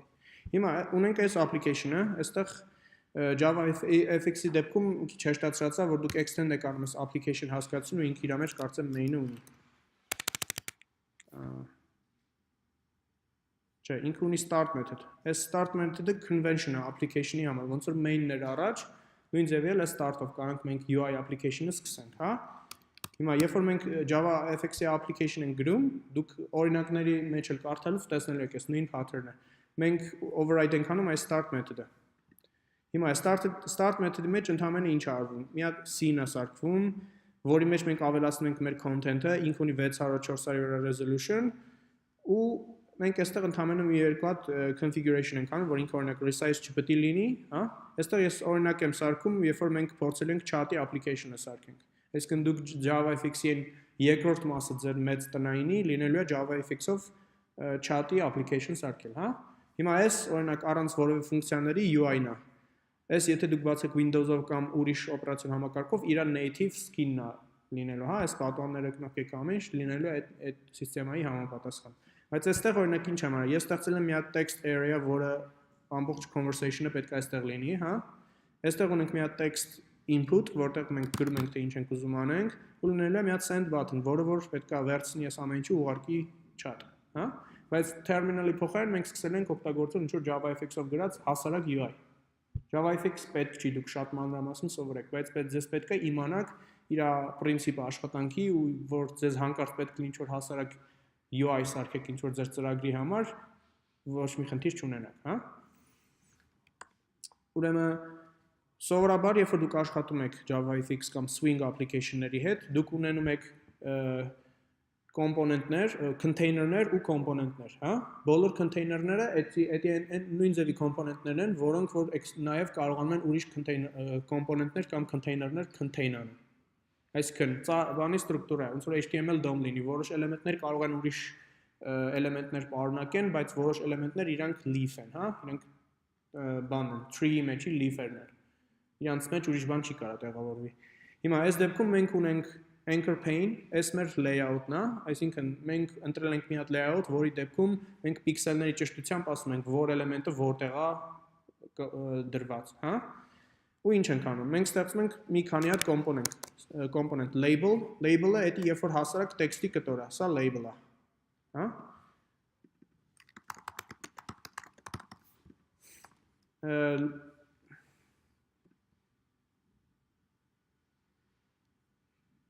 Այս օրինակ, մենք կարանք երբ որ մեր ծրագիրը աշխատում է, ինչ որ պիտանի տեքստ տանք, այստեղ օրինակ ինչ է ինքը հենց հիմա անում, sending message, receiving message, կամ օրինակ, չգիտեմ, Tigran is writing a message, հա։ Հենց ինչ որ մեսեջներ կարող գրենք այստեղ ենթադրենք։ Սա կոչվում է label։ Գոյություն ունի button, տեսակ button-ը, հա։ Այսինքն ես ստեղծում եմ կոմպոնենտներ այստեղ, որ իրանք ոչ մի բանի ոչ ավելացած են, ոչ էլ իրանք որևէ ձևի դիրքը նշել ենք։ Լավ։ Հիմա ունենք text area, մենք նշել ենք, որ իրան ուզում ենք 41 column width ունենա, ու ունենք, հա, text field, այն որտեղ որ մենք message-ը գրում ենք, այսինքն ինքը editable է, ու ունենք text area, որը ունի 44 width, 20 depth, 20 տող երկարություն, ու ինքը editable չի։ Հա, իրան այս ընդհանրապես կոմպոնենտներ։ Հիմա մենք այս ամեն ինչը, այս 4 կոմպոնենտները ավելացնում ենք anchor pane-ին։ Այս պահից արդեն այս layout-ը տեղյակ է, որ այս բոլոր կոմպոնենտները իր մեջ են։ Այդտեղից արդեն մենք կարողանում ենք նշենք, թե որ կոմպոնենտը ինչ դիրքում է զբաղեցնում։ Այս ուղղակի ասում է, որ text area conversation-ը պետք է լինի top վերևից 5 պիքսել ներքև ու left-ից 5 պիքսել դեպի right։ Այսինքն, եթե ես միացնեմ սա, հա, կոնկրետ text area-ն ինքը մեթոդներ ունի, որ տեսեք ինքը ասում է preferred column count, այսինքն ինքը մեկ character-ի visual քանի պիքսել է իրան պետք, ինքը մոտավորապես հաշվելու է ինչքան է պետք, որպեսզի ինքը այդտեղ լինի։ Երբ որ ես այս օրինակ սարքում էի, ես փորձում էի տարբեր value-ներ, մինչև որ տեսա իմ ուզած տեսքը ինքը ստանում է, հա, բայց այս resizable չի, այս ճիշտ բան չի, UI չի, որտեղ մի ուրիշի screen-ի վրա սա չի փոխելու իր resolution-ը։ Եթե դուք վերցնեք ինչ-որ 4K display, ինքը լինելու է այսպես մի հատ պստիկ բան։ Հա, ու այդ լավ չի։ Բայց մեր նպատակը լուրջ JavaFX developer-ներ դառնալը չի, մեր նպատակը ընդհանրապես application սարքելն ու իրան ռեալ աշխատացնելն է, հա։ Երբ թե ձեզ երբևէ պետք լինի լուրջ այս ամենի մեջ մասնագիտանաք, ապա դուք կարող ուսումնասիրեք ինչ տեսակի layout-ներ կան ու ոնց այդ layout-ները կարող են ձեզ օգնեն, որպեսզի դուք responsive UI սարքեք, հա, որ երբ որ ձեզ resize անի ձեր UI կոմպոնենտը, ամեն ինչ ճիշտ աշխատի։ Օրինակ IntelliJ-ին, տեսեք ինքը ճիշտ ձևով անում, եթե սա resize անեմ, ինքը գիտի ոնց handle անի։ Այդ ամեն ինչը արվում է այդ layout-ների միջոցով։ Հիմա կոնկրետ այս դեպքում anchor pane-ը այդ ամենահասարակ տարբերակն է, երբ որ ինչ տեսնում ես, դա էլ ստանում ես, հա, գուշակելու բան չկա։ Այստեղ ես ասում եմ, որ 5 պիքսել, այս 5 պիքսելն է, վերևից, 5 պիքսել ձախից, ու այստեղ այս ձևով ինքը հասկանում է, որ այս սկզբնակետն է այս իմ կոմպոնենտի։ Այս button-ը հակառակը, ես ասել եմ, որ ներքևից այսքան պիքսել ու արջից այսքան պիքսել։ Պարզա։ Հիմա դուք նույն ձևի կարաք որոշեք այս layout օգտագործեք, կարաք ուրիշ բան օգտագործեք, ձեր տնայինի դեպքում դուք կարաք մի քիչ ուսումնասիրեք, օգտագործեք ինչ-որ ուրիշ layout-ներ, հա? Բայց դուք ինքներդ պետք է սարքեք, ոչ թե copy անեք այս։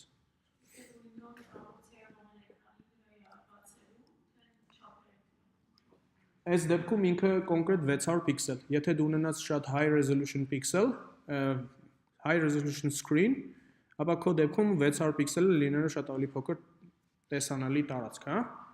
Տեսեք, այստեղ մենք տալիս ենք 600-ը 400-ի վրա, կոնկրետ տվել ենք իրան չափը, ու ասել ենք, որ resizable չի։ Սովորաբար այս չափը որ տալիս ենք, ոչ էլ ասում ենք resizable չի։ Responsive UI-ները այդ ձևով են։ Բայց այդ կարևոր չի։ Այս ամեն ինչ որ արեցինք, այս մի քանի 20-30 տողով մենք ստացանք ինչ որ տեսանելի կոմպոնենտ, հա, ու երբ որ մենք իրան փակում ենք, ինքը application-ը shutdown-ա լինում։ Այդ առաջ դուք ինքներդ պետք է անեիք, բայց հիմա ոնց որ երբ որ այս application extend եք անում, այդ ամեն ինչը արվում է։ Լավ, հիմա ենթադրենք մենք ուզում ենք այդ interaction-ների հետ աշխատենք, երբ որ դուք սեղմում եք button-ը, մենք ուզում ենք ինչ որ կոդ աշխատացնենք, ինչ որ ռեզուլտատ ստանանք, տեսնենք ինչ է կատարվում, հա։ Այդ ամեն ինչի հետ աշխատելու համար գոյություն են event listener-ներ։ Օրինակ, եթե մենք ուզում ենք տեսնենք button send, ուզում ենք իր action-ները լսենք on set on action, հա։ Ինքը ունի set on action method, որը վերցնում է ինչ որ handler, event. Այստեղ մենք օգտվում ենք ֆունկցիոնալ ինտերֆեյսներից, հա։ Եթե մենք այս ձևափոխենք anonymous class, մենք կտեսնենք, որ այս մեթոդի սիգնատուրայի մեջ գրած է, որ ինքը event handler-ը ուզում, հա։ Բայց քանի որ այս event handler-ը մեկ handle մեթոդ ունի, ինքը ֆունկցիոնալ ինտերֆեյս է, մենք կարող ենք օգտագործենք lambda syntax, հա։ Լավ, հիմա մենք ունենում ենք ամեն անգամ, երբ որ այս button-ի հետ ինչ որ մի action-ը կատարվում, user interaction-ը կատարվում, մենք ստանում ենք ինչ որ event։ Այս event-ը կարող է պարունակի ինչ որ պիտանի ինֆորմացիա, որը մեզ պետք է, հա։ Օրինակ, եկեք log անենք, logger, ահա։ Thread safe annotation-ը որ կա։ Ահա։ Այդ ով ուզի, երբ ուզի կարող է իրակ։ Հա։ Այդ thread safe անում։ Բան չկա, հենց որ անալիզ անելու։ Չէ։ Որևէ tool չկա, որ կարող անալիզ անի ու ապացուցի, որ քո կոմպոնենտը իրոք thread safe է կամ չէ։ Այդ արվում է մյուս մարդկանց համար, ուստի ես տեսնեմ annotation-ը դրել ես այդ class-ի վրա, synchronize-ներ չեմ տեսնում, բայց կարող է դու ինչ-որ volatile-ի կամ ինչ-որ մի հատ խելացի տարբերակով նենց ես արել, որ ինքը thread safe է։ Իսկ դրա վրա որ ինվել չի կարելի։ Չէ, չի կարելի։ Բայց ինքը ենթադրվում է, եթե thread safe-ը դրված է, ուրեմն այն մարդով, որ այդ class-ը ստեղծել է, ինչ-որ քայլերի դիմել է, որպեսզի այդ ամեն ինչը thread safe լինի։ Հա, այսինքն comment-ներն ու annotation-ները նույն կատեգորիայի բան են։ Annotation-ներ կան, որոնք որ runtime-ում մնում են, compile time-ում մնում են ու compiler-ը օգտագործում է, բայց annotation-ներ կան, որ ոչ մի բան չեն անում, ուղղակի մարդային բանի համար է, հա, օրինակ deprecation-ը։ Compiler-ը ոչ մի բան չի անում deprecation-ի համար, բայց մեզ հուշում է դա, որ գիտես պետք է չօգտագործես։ Նույն ձևի comment-ները։ Պետք է աշխատեք քիչ comment-ներ դնեք, որովհետև comment-ները compiler-ը չի ստուգում։ Եթե օրինակ այն վիդեոն նայեք, այնտեղ մանրամասն այդ մասին խոսում է, օրինակներ ա բերում, ինչի է comment-ը վատ։ Որ եթե ձեր կոդը այն կարգի բարդ է, որ դուք comment-ներով պետք է բացատրեք ինչ անում, ապա միգուցե ձեր կոդը refactor անելու ու կտրտելու ժամանակն ավարժանեք ավելի մանր ֆունկցիաների, ֆունկցիաներին լավ անուններ տակ, որպեսզի երբ որ ես կարդամ այդ կոդը, ես կարդամ ինչ է ինքը անում, հա? Ու կոդից հասկանամ։ Որովհետև այդ comment-ները երբ որ գրում եք, այդ comment-ները երբեք մարդիկ չեն փոփոխում։ Շատ է լինում, երբ որ comment-ները ստանում product-ի մեջ, այդ կոդը լիքը փոփոխվել է, այդ comment-ները ոչ ոք չի փոխել ու ոչ ոք չգիտի, այդ comment-ները իրականում պետք է մնան, թե չմնան, հա? Դրա համար comment-ները հազվադեպ պետք է օգտագործել, պետք է աշխատեք ուղղակի ձեր կոդը internally լինի ու հասկանալի։ Այս բացարձակապես հասկանալի ու internally չի, այս ուղղակի օրինակ է, հա? Սովորաբար այսպիսի բաներ անելուց գոյություն են design pattern-ներ, որը օգտագործում են մարդիկ։ Կա MVC, Model View Controller, հա? Երբ որ մոդելի մեջ ձեր backend-ն է, օրինակ chat-ի, հա, state-ն է, թե ինչ բազա ունեք, ինչ user-ներ ունեք, այդ ամեն ինչը մոդելի մեջ է։ Controller-ի մեջ այն բոլոր կոդերն են գրված, որոնք որ այս event-ների հետ աշխատում են։ Երբ որ այս button-ը click արեցի, ինչ որ controller-ի method աշխատում է, որը գնում ի մոդելի հետ աշխատում է, ինչ որ մի բան անում, վերջում էլի աշխատում է view-ի հետ, որը visual component-ների հետ է աշխատում, հա։ Օրինակ, այստեղ այս բոլորը view-ի կոդ են, հա, այս ամեն ինչը view-ի կոդ է։ նոր այս event-ները, երբ որ ես հեսա հաջորդ commit-ով ավելացնում եմ, այդ controller-ը։ Հիմա եթե մենք layout-ի մեջ ինչ նկատի ունես։ Ահա։ Այո։ Ուրեմն, հա, ես հիմա դրա մասին խոսալ եմ։ Ուրեմն բնական է, zero կոդով պետքա կարողանաք ամեն ինչ անեք, հա, ամենասկզբի low level տարբերակը ես ամեն ինչ անելու, երբ որ դուք zero կոդով բացատրում եք, թե ամեն կոմպոնենտ որտեղ է գտնվում, բայց այդ պրակտիկ այդքան լավ չի, որովհետև կոդով երբ որ անում եք այդ ամենը, ինքը ընթերնելի ու հասկանալի չի, հա, երբ որ ես այս կոդին նայում եմ, ես բացարձակ գաղափար չունեմ, ես ինչ տեսք ունի։ Եթե run չանեմ application-ը, հա, դրա համար մարդիկ օգտագործում են ուրիշ ֆորմատներ։ Կա XML ֆորմատ, որի դեպքում դուք այս layout-ները այլ կոդով չեք գրում, այլ օգտագործում եք XML, որի մեջ ոնց որ HTML-ն է, ինքը շատ նման է HTML-ի, հա։ Գրում եք այդ XML-ը, այդ XML-ը load եք անում JavaFX-ի միջոցով ու ինքը այդ բոլոր կոմպոնենտները սարքում է։ Այդ կոմպոնենտներին տալիս եք ID-ներ ու հետո դուք ուղղակի ասում եք find by ID, գտնում եք ձեր ուզած կոմպոնենտը, նոր իր հետ event handler-ներ եք դնում ու սկսում եք իրենց հետ աշխատել, հա։ Այդ տարբերակներից մեկն է։ Կա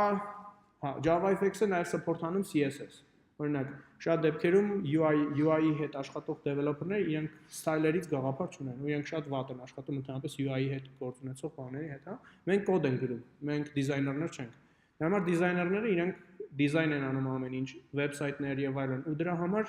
CSS-ը լրիվ նորմալ գործիք է, որ իրենք օգտագործում են style-եր անելու համար։ Օրինակ, եթե ես ուզենամ ասեմ, որ այս button-ը ունի ինչ-որ կոնկրետ style, ես դրա համար կարամ օգտագործեմ այստեղ կոդ նկարագրելու հետ, բայց ես կարամ օգտագործեմ նաև CSS։ CSS-ի մասին չենք խոսելու, չեմ նկարագրել ինքը ինչ բան է, եթե որևէ մեկը անցել է HTML, CSS, JavaScript, ինքը կիմանա։ Բայց իմաստը այստեղ այն է, որ դուք կարող եք ձեր layout-ները XML-ի միջոցով նկարագրեք, համել կարող եք ձեր բոլոր style-երը նկարագրեք CSS-ի միջոցով, հա։ Նաև դուք պետք է իմանաք, որ գոյություն են տարբեր tool-եր, որոնք ձեզ օգնում են այս layout-ները կազմեք առանց որևէ կոդերի կամ բաների, հա, ուղղակի drag and drop-ով sense հավաքեք այդ ամեն ինչը, օրինակ JavaFX scene builder։ Ինքը այս tool-ը սկսվել է որպես էլի open source oracle-ական tool, բայց ինքը մոտավորապես նմանատիպ մի բան է, որ թույլ է տալիս ձեզ այսպես բոլոր կոմպոնենտները այստեղ նկարագրված է, դուք կարողանում եք ուղղակի drag and drop-ով ձեր UI-ը հավաքել, հա, այսպես resize անեք, ամեն ինչ ստանաք, ինչ որ ձեզ պետք է, նոր այդ XML-ը generate անեք, դնեք ձեր application-ի մեջ ու աշխատեք, հա։ Այսինքն այս մի քիչ ուրիշ դոմեն է, այս ալի շատ desktop application development է, որ մենք չենք խորանալու, բայց դուք պետք է իմանաք, որ այսպիսի գործիքներ կան։ Եթե ձեզ պետք լինի վաղը միսօր zero-ով չսկսեք կոդը գրել, փորձեք առաջինը այսպես hash ձևով այս ամեն ինչը անել։ Կամ փորձեք գտնեք այս example-ներից ինչ-որ բաներ, որոնք որ ձեզ միանգամից կօգնեն bootstrap անեք ձեր կոդը, հա։ Օրինակ ես չէի էլ հիշում որևէ կլասի անուն, երբ որ ես JavaFX-ի օրինակը գրում էի։ Ես ուղղակի այստեղից այդ source code-ը վերցրեցի, ձևափոխեցի այնքան, մինչև իմ ուզած բանը ստանամ, հա։ Այստեղ օրինակ ինչ ասես կա, layout animation։ Հա, JavaFX-ի մեծ առավելություններից այն է, որ ինքը hardware accelerated է, այսինքն եթե համակարգիչը կամ հեռախոսը GPU ունի, ինքը օգտագործում է այդ ռեսուրսները, այլևս CPU-ով չի այդ ամեն ինչը, հա։ Դրա ժամանակին Java-ով գրված բոլոր desktop application-ները շատ ծանր էին։ Ու միանգամից մարդիկ կարողանում են հասկանալ, որ այս Java-ը հաստատ, հա։ Օրինակ Eclipse-ը ժամանակից այս դանդաղ start լինող բարդ շուտ բաներ, հա։ Կարող է հիմա էլ այդպես, բայց քանի որ ինքը garbage collection անում, հա, օրինակ garbage collection-ի ժամանակ, եթե դու ունես 1 վայրկյանանոց garbage collection, այդ նշանակում է, որ UI-ի desktop-ի այդ application-ը 1 վայրկյանը սառեց։ Ու այդ արդեն user-ին տեսանելի է։ Դրա համար օրինակ garbage collection-ը խնդրեմ է desktop application-ների մեջ։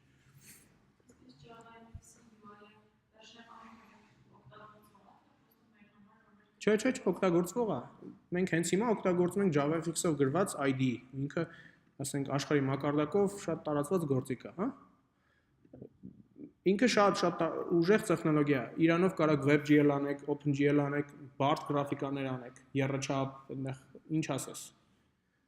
ինքը գործիքներ ունի ձայնի հետ աշխատելու համար, հա, գոյություն են մի քանի շատ լուրջ ստարտափներ, որ լուրջ բաներ են անում սրանով։ Օրինակ կարաք տեսնեք processing, օրինակ իրանք ինչ են անում։ Իրանք լրիվ 0-ից ոնց որ հենց մաքուր Java-ով գործիք են ստեղծել, որի միջոցով կարողանում եք արվեստի հետ կապ ունեցող ինչ-որ հետաքրքիր ֆրակտալներով, բաներով ինչ-որ տարբեր բաներ սարքել, հա, բայց ինքը մաքուր Java է։ Ու կարողանում եք այդ ամեն ինչը deploy անեք ամեն տեսակի hardware-ի վրա, ինչ-որ stand կարա լինի կամ ինչ ասես։ Հա։ Հա, ուղղակի այդ սենց ասեմ, ինքը ժամանակատարա լինելու ես չեմ ուզում, որ դուք UI-ով զբաղվեք, հա։ Եթե լրիվ նորմալ է, եթե դուք UI սիրում եք ու UI-ով եք ուզում ձեր ոնց որ ուղղությունը բռնեք, հա։ Ես ավելի շատ կարծում եմ, որ պետքա backend-ը հասկանաք ոնց է պետք ճիշտ կոդ գրել։ Եթե դուք որպես ինժեներ հաջողվեք ու լավ կոդ կարողանաք produce անեք, կապ չի ունենալու թե որտեղ եք դուք կոդ գրում։ Կարող լինի game industry-ը, կարող լինի graphic design, կարող լինի web, չգիտեմ, front-end, այդ կախված է ինչն է ձեզ հոգեարազատ, հա, եթե մարդը իրան շատ է դուր գալի, վիզուալ իր գրած կոդը տեսնի ու զգա, հա։ Հիմա երբ որ օրինակ ավարտեք այս 4 ամիսը, դուք ունենաք 1 ամիս JavaScript ու front-end կարծեմ։ Այդտեղ դուք արդեն կարող հասկանաք ձեզ ավելի շատ back-end-ն է ձգում, թե front-end-ն է ձգում, ու դուք կարող հենց հիմիկվանից սկսեք արդեն դեպի այդ ուղղությամբ գնալ։ Որտեւ հիմա եթե օրինակ սկսեցիք հենց մենակ back-end անել ու back-end-ով զարգանալ, եթե դուք մի օր որոշեք անցնեք front-end-ի, դուք ինչ որ ժամանակ եք ունենալու, երբ որ ձեր աշխատավարձը չի համընկնելու ձեր experience-ի հետ, հա, որտեւ դուք front-end-ում բան չգիտեք, բայց դուք back-end-ում valuable entity եք, հա, employee եք։ Այսինքն ուղղակի փորձեք հասկանալ ինչն է ձեզ հոգեարազատ։ Իմ փորձից կամ ասեմ, ամենաշատ փող աշխատում են մաքուր back-end-ում աշխատող մարդիկ ու հիմնականում performance-ի կամ ասենք ալգորիթմների հետ առնչվող գործ, machine learning, data science, data analysis, big data, այդ ամեն ինչը։ Իսկ front-end-ը այնպեսի բան է, որ շատ հեշտ է մարդկանց գտնել, ովքեր որ կանեն, հա։ Ու սովորաբար չեն էլ շատ սենց ասեմ, soft-ի որակի լուրջ բաներ չկան, կրիտերիաներ չկան front-end-ում, որովհետև ինչ որ ժամանակի դու կարաս ուղղակի վերցնես front-end-ը գցես մի կողմ, ինչ որ ուրիշ տեխնոլոգիա վերցնես, 0-ից սարքես շատ ավելի լավ front-end։ Օրինակ, ենթադրենք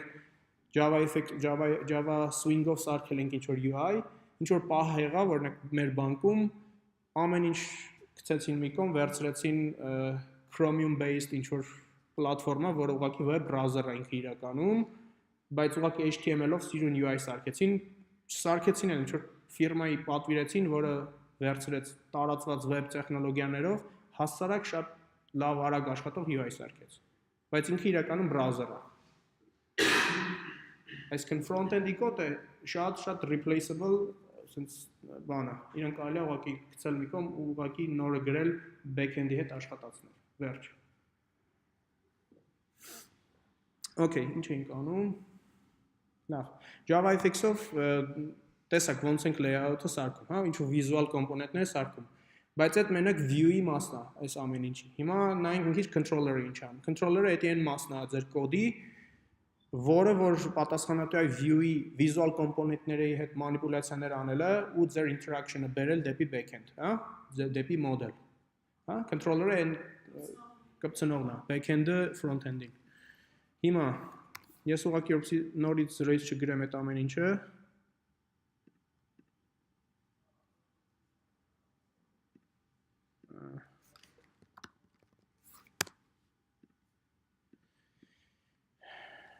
Ժամանակ խնայինք։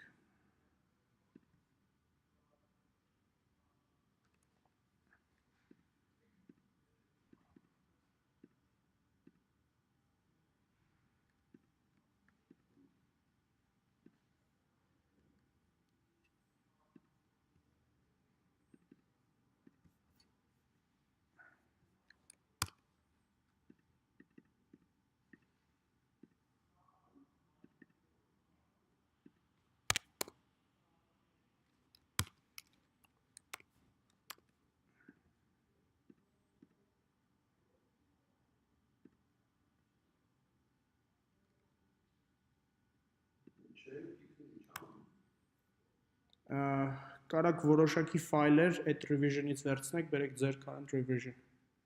Եթե օրինակ չես ուզում քո local,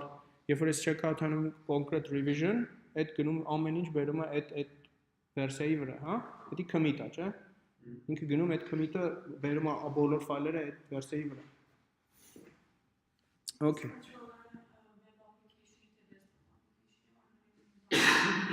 Լրիվ նույն բանը չի, իր գաղափարն է նույնը։ Model view controller կա model view controller, չէ՞ տարբեր design pattern-ներ կան, իրանք կախված որտեղ ես գործանում, ինչ front-end էկոսիստեմա է, այնտեղ էլ օգտագործում ես, հա։ Հիմա եթե մենք տեսնենք ոնց կարանք event-ների հետ աշխատենք, հա, ես այստեղ ինչ եմ արել, մի հատ controller ինչ-որ օբյեկտ եմ, class եմ define արել, որը ունի մի քանի method։ Ունի onSend button action, ու անուններից կարաք հասկանաք իրանք ինչ են անում, հա, on ինչ-որ մի բան, նշանակում է երբ որ ինչ-որ event-ա կատարվում, կանչվում է այս method-ը, հա, ինքը callback-ա սովորաբար։ Օրինակ, այստեղ ես ասել եմ, որ գոյություն են այս մեթոդները ու ուղղակի այս controller-ի instance-ը ուղարկում եմ մինչև view։ Հիմա եթե նայենք start-ում ես ուղղակի արդեն create content-ին տալիս եմ controller-ի instance, create content-ի մեջ էլ, եթե նայենք controller-ը ոնց է օգտագործվում, set status label, այս նշանակում է, որ controller-ը հիմա access ունի այդ status label-ի visual component-ին։ Ինքը կարող գնա ու փոփոխի այդ component-ի տեսքը, հա։ Նույն ձևի, այստեղ ես ասում եմ, որ այս button-ի հետ եթե որևէ action-ը կատարվում, ապա կանչի onSend button action button method-ը, հա։ Հիմա ուղղակի ես հետ բերեմ։ Հիմա ամբողջ interaction-ը կարանք ուղղակի գրենք controller-ի մեջ։ Այստեղ ես ուղղակի օրինակ եմ բերել, եթե այս button-ը press արվում, ապա ինքը ինչ անում։ Վերցնում է message text field-ից բոլոր տեքստը, այսինքն input field-ից վերցնում է ինչ որ գրել եք, այդ ամեն ինչը okay, get text-ը անում, այդ ամեն ինչը տեղադրում է text array-ի մեջ, հա։ Հետո տեղադրում է data string as field-ի մեջ, իբր թե ձեր գրվածը ուղարկվեց, հա։ Ու status label-ը փոխում է sending message։ Բայց այդ ամեն ինչը անում է այս մեթոդի միջոցով platform run later։ Եթե այս մեթոդի definition-ը կարդաք, thread at some unspecified time in the future։ Այսինքն, եթե դուք visual component-ների state եք փոփոխում, դուք պետք է այս ձևով անեք այդ։ Եթե այս ձևով չանեք, կարող խնդիրներ լինի։ Կարանք փորձենք առանց այս ձևի։ Իրականում ինքը կաշխատի, որովհետև այս կոդն էլ աշխատում հենց UI thread-ում։ Որտեվ ես այս կոդը աշխատում այն ժամանակ, երբ որ ես button-ը click եմ անում, հա։ Եթե ես անեմ օրինակ այսպիսի մի բան,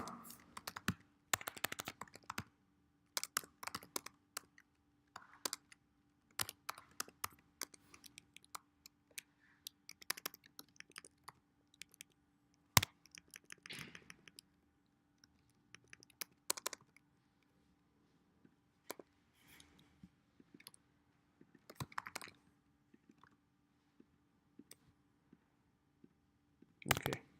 Այսինքն պատկերացրեք, այս իմ application-ի thread pool-երն են, իրանք են աշխատում ու մնացած ամեն ինչ որ ես անում եմ UI component-ների հետ, պետք է գտնվի UI thread-ի մեջ։ Updating the UI։ Ես ուղղակի այս log-ը թողում եմ, որպեսզի տեսնեք, որ thread-ից ինչ է արվում, հա։ Հիմա եթե աշխատացնենք,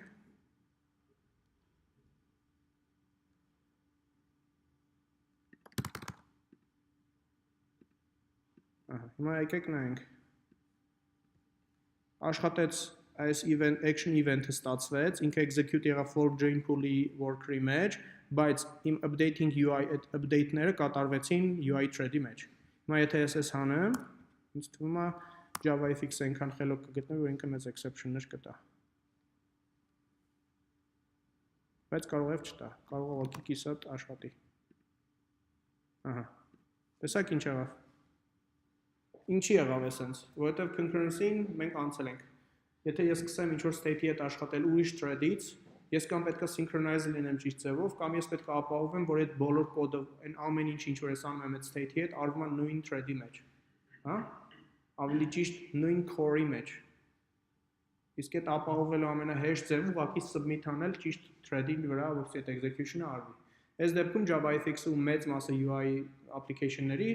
Չեն անում որևէ synchronization, որովհետև այդ շատ բարդ է։ Պատկերացրեք locker վերցնեք ու այդ locker-ը մոռանաք ազատեք։ Ամբողջ UI-ը freeze կանի, հա։ Դրա փոխարեն մենք ունենք մի հատ thread of executor, որ այդ run later method-ով կարողանում ենք submit անենք։ Այսինքն հա, ոչ թե իրանք են այդ thread-ի մեջ աշխատում, ձեր պետքա պատկերացնես, այս application-ը, երբ որ ես այս պատոհանը միացրել եմ, հա,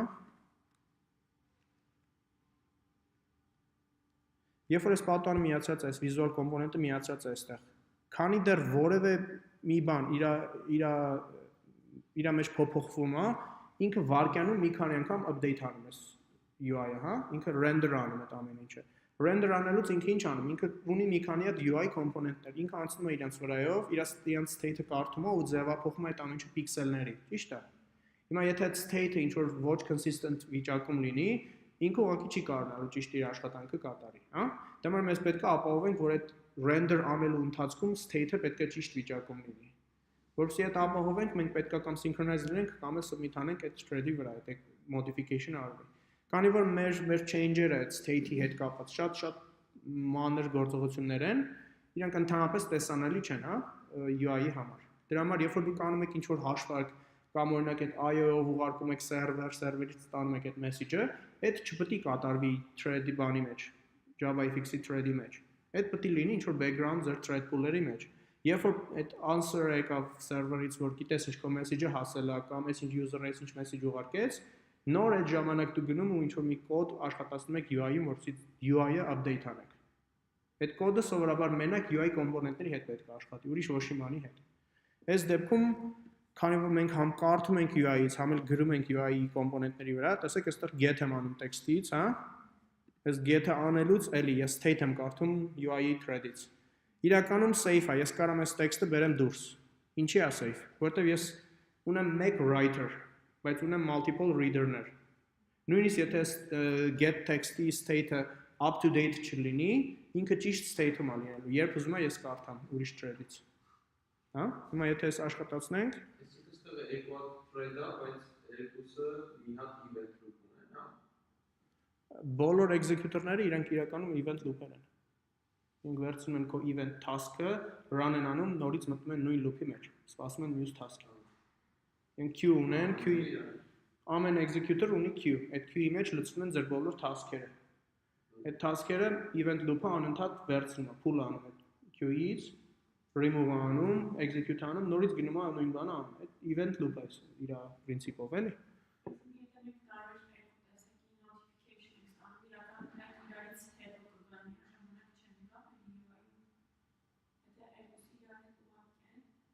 Հա, իրանք միևնույնն է, միաժամանակ update չեն անի քո UI-ը, բայց ենթադրենք դու ստացել ես asynchron երկու հատ update, հա, server-ում, տարբեր thread-երից։ Ու հիմա ուզում ես մեկը ապահովես, որ UI-ում ինչ-որ մի բան կատարվում է, մեկը մյուսից հետո, հա։ Ինչ պետք է օգտագործես, մենք անցել ենք։ Ինչ։ Synchronized-ով կարանք անենք, բայց synchronized-ով շատ internally ու շատ բարդ կլինի։ Շատ հեշտությամբ սխալ կանենք։ Ոնց կարանք։ Ինչպես։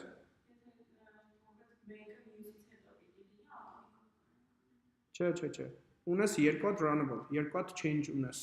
անելու UI-ում։ Ոնց կարաս ապահովես, որ ինչ-որ մի runnable առաջին աշխատի նոր մյուսը։ Yes։ Completable future-ներ։ Ինքը submit ես անելու առաջի runnable-ը, բայց միանգամից իրան կապելու ես մյուս runnable-ի հետ, ու ասելու ես, որ հենց այս runnable-ը ավարտվեց, միանգամից արա այս։ Այստեղ է, երբ որ ձեզ պետք է գալի completable future-ներ։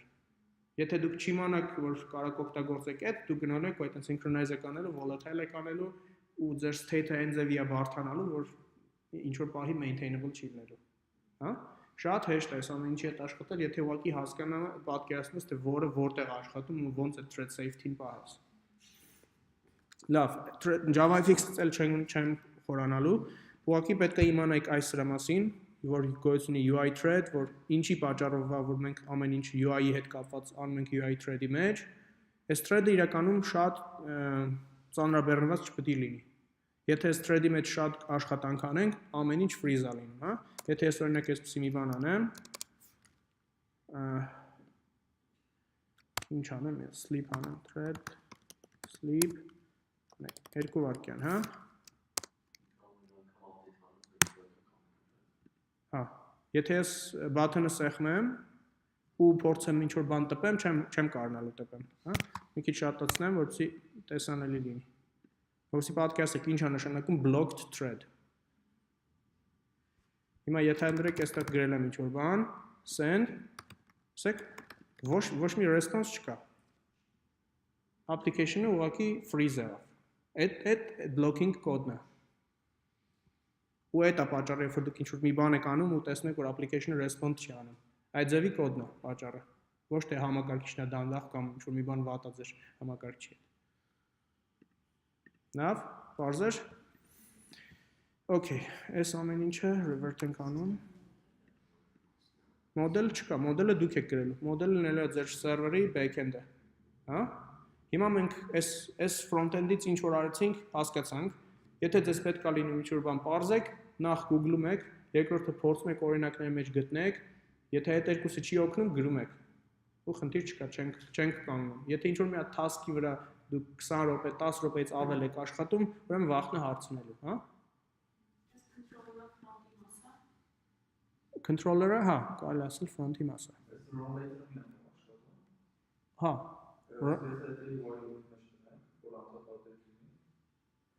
Մոտարապես տենց բան ես անելու, երբ որ ուզենաս օրինակ այս status label-ը periodic update անես, հա, երբ որ այս status-ը օրինակ sending message, եթե ես տեսա որ message արդեն ուղարկվեց ու acknowledgement ստացա server-ից, որ էսի հասավ, ես պետք է update անեմ այս status-ը, հա, նորից պետք է run later կանչեմ ու submit անեմ task։ Այս submit անելը, այս ամեն ինչը շատ էժան գործողություն է։ Ընդամենը ինչ է ինքը անում, ինքը մի հատիկ օբյեկտ է սարքում, իր մեջ կա մի հատիկ ֆունկցիա, այս ֆունկցիան չի փոփոխվում անընդհատ, իր մեջ ուղղակի state կա։ Այսինքն ինքը դիմում է, հիշում եք լամբդաները, որոնք որ այն բան են, դիմում են դրսի կոնտեքստին։ Իրանք միշտ օբյեկտ են դառնում։ Այս լամբդան օբյեկտ է։ Ինքը դառնում է event handler տիպի օբյեկտ, որը ունի reference-ներ դեպի այս external state, այս օբյեկտներ։ Վերջ, այս օբյեկտը մի անգամ օգտագործվում է ու ոչ մեկ այլևս reference չունի իր վրա, ինքը միանգամից garbage collect-ա լինում։ Ոչ մի բարդ բան այստեղ չկա, ոչ մի synchronization չկա։ Ուղղակի մի ձև հասկացնում ենք JVM-ին, որ այս կոդի կտորը ուզում ենք այս thread-ը run անի։ Վերջ, հա։ Ու այս ամենալավ ձևերից մեկն է concurrency անելը։ Էսի parallelism է, երբ որ դուք task-երը բաժանում եք կտորների ու ամեն task կոնկրետ worker-ի է տալի, որ ինքը անի։ Աշխատում եք state-ը share չանեք։ Մենք այստեղ shared state չունենք իրականում, որովհետև այս մենակ մի thread կա, որը աշխատում է այս կոմպոնենտների հետ։ Ուրիշ ոչ մի thread չի աշխատում, հա։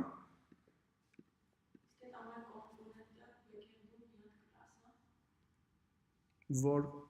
հա, այս սրանք բաներ են, առանձին կլասներ են, որոնք գալիս են JavaFX-ի package-ից, FX scene control։ Հա, տեսեք, ինչ-որ package-ներ ունեն, ու այս ամեն ինչը իրանց մեջ է։ Ու այստեղից կարաք հասկանաք, որ տեսեք JavaFX RT runtime, RT նշանակում է runtime։ Ու ինքը գտնում է 1.8 ստանդարտ JDK-ի մեջ։ Լավ։ Անցնենք առաջ։ Ուրեմն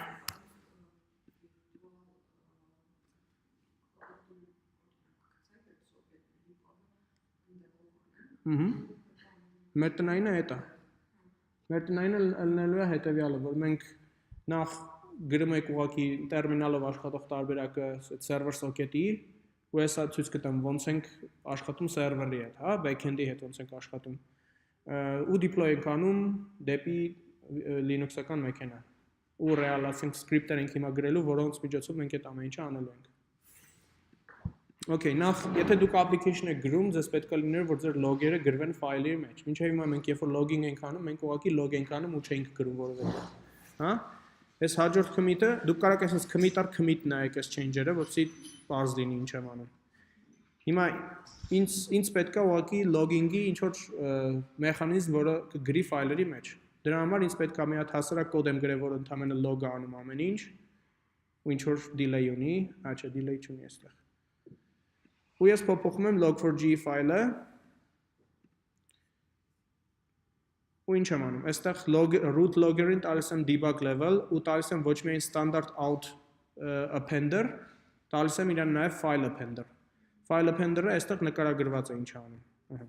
File appender, այսինքն define արված։ log4j appender dot s-ի իր արդեն անունն է։ Այստեղից է որ ես այստեղ file եմ գրում, հա։ Հիմա այս file appender-ի տիպը daily rolling file appender է։ Այսինքն ինքը ամեն օր ձեր log file-ը փակում է, նոր log file-ը բացում այդ օրվա համար ու սկսում է այդտեղ գրել log-երը։ Բարձա։ Դուք կարաք իրան pattern տակ, թե իր file-ի անունը ինչ ձևի է փոփոխվում, թե օրինակ իր մոտ file-ը sense անուն են ունենալու application.log ու .year month day, հա։ Բարձա։ Ու ինքը ամեն օր roll է ալնելու։ Ինքը log-երը store անում էսի ձեր log pattern-ն է, ու հիմա ուղղակի կարանք այս ամեն ինչը test անենք։ Git ignore-ում ուղղակի մի հատ folder եմ ավելացնում, որ այս log-երը երբ որ դուք local run եք անում, չգնա git-ի մեջ չերևա, հա։ Ու անցնում ենք առաջ։ Հիմա եթե այս commit-ը վերցնենք,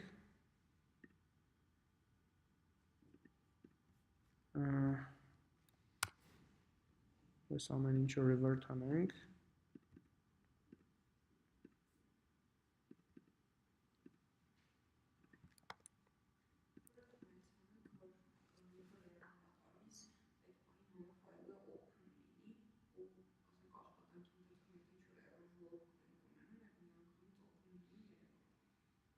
Չէ, երբ որ դու այս կոդը գրում ես, դու այս կոդը ենթադրաբար աշխատելու է սերվերում։ Այնտեղ ոչ մի editor չկա, որ open լինի ու քեզ էլ ցույց տա։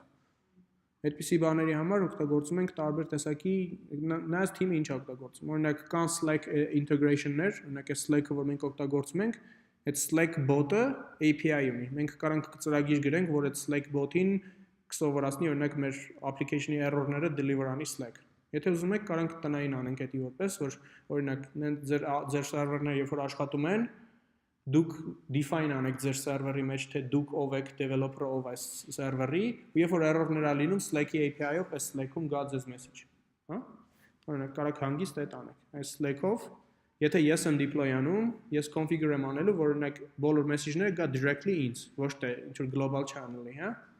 Ու շատ թիմեր տենց էլ աշխատում են, իրենք այդպես են իմանում error-ների մասին։ Հա, տեղը message-ը գալի ու այն developer-ը ով որ գիտի այս error-ի մասին, ինքն էլ հենց handle անում, մնացածին չի խանգարում։ Այսինքն monitoring tool-եր կան հազարու մի ձևի, որ ձեզ կօգնեն այդ հարցում։ Որտեղ սովորաբար իրականում այդքան հեշտ չի։ Սովորաբար ունենում եք application, որ ունի օրինակ 100 հատ instance։ Այդ 100 instance-ի բոլոր log-երը պետք է ագրեգացվեն, գրվեն մի տեղ։ Դրա համար առանձին stack կա ծրագրերի, որոնք այդ ամեն ինչը անում է։ Հետո ենթադրենք ձեզ պետք է ինչ-որ մի հատ խնդիր ուսումնասիրեք, բայց ձեզ պետք է 5 տարբեր տեսակի node-երի log-երով search անել, հա։ Այդ tool-երը ձեզ օգնեն, որպեսզի դուք search անեք 5 տարբեր տեղերից log-երը վերցնելով, հա։ Լավ, հիմա այս դեպքում մեզ պետք է ընդհանրապես մի հատ հասարակ փոփոխություն մեր ծրագրերին log4j configuration-ը, որպեսզի այս բոլոր log-երը գրվեն ֆայլի մեջ։ Հիմա եթե մենք գնանք այստեղ, մենք կտեսնենք, որ ունենք ինչ-որ log folder, որի մեջ կա application log, որի մեջ գրվել է բոլոր մեր արված log-երը։ Հա։ Իմաստը սրա հետ է։ Այս ամեն ինչը պետք չի դուք անգիր հիշեք, այս ամեն ինչը հասարակ Google-ելով կարողանալու եք գտնեք։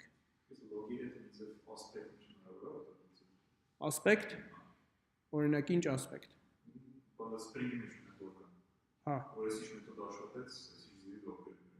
Հա, կարող է օրինակ ենթադրենք դու ուզում ես ինչ-որ aspect գրես, որ եթե error տեսակի log ունեմ, ու ինքը ունես ինչ տեսակի content, ապա ինձ Telegram-ով message ուղարկի։ Կարող ես գրել։ Չէ, Spring-ը էդի, okay, aspect oriented programming-ը ինքը ուրիշ տեսակի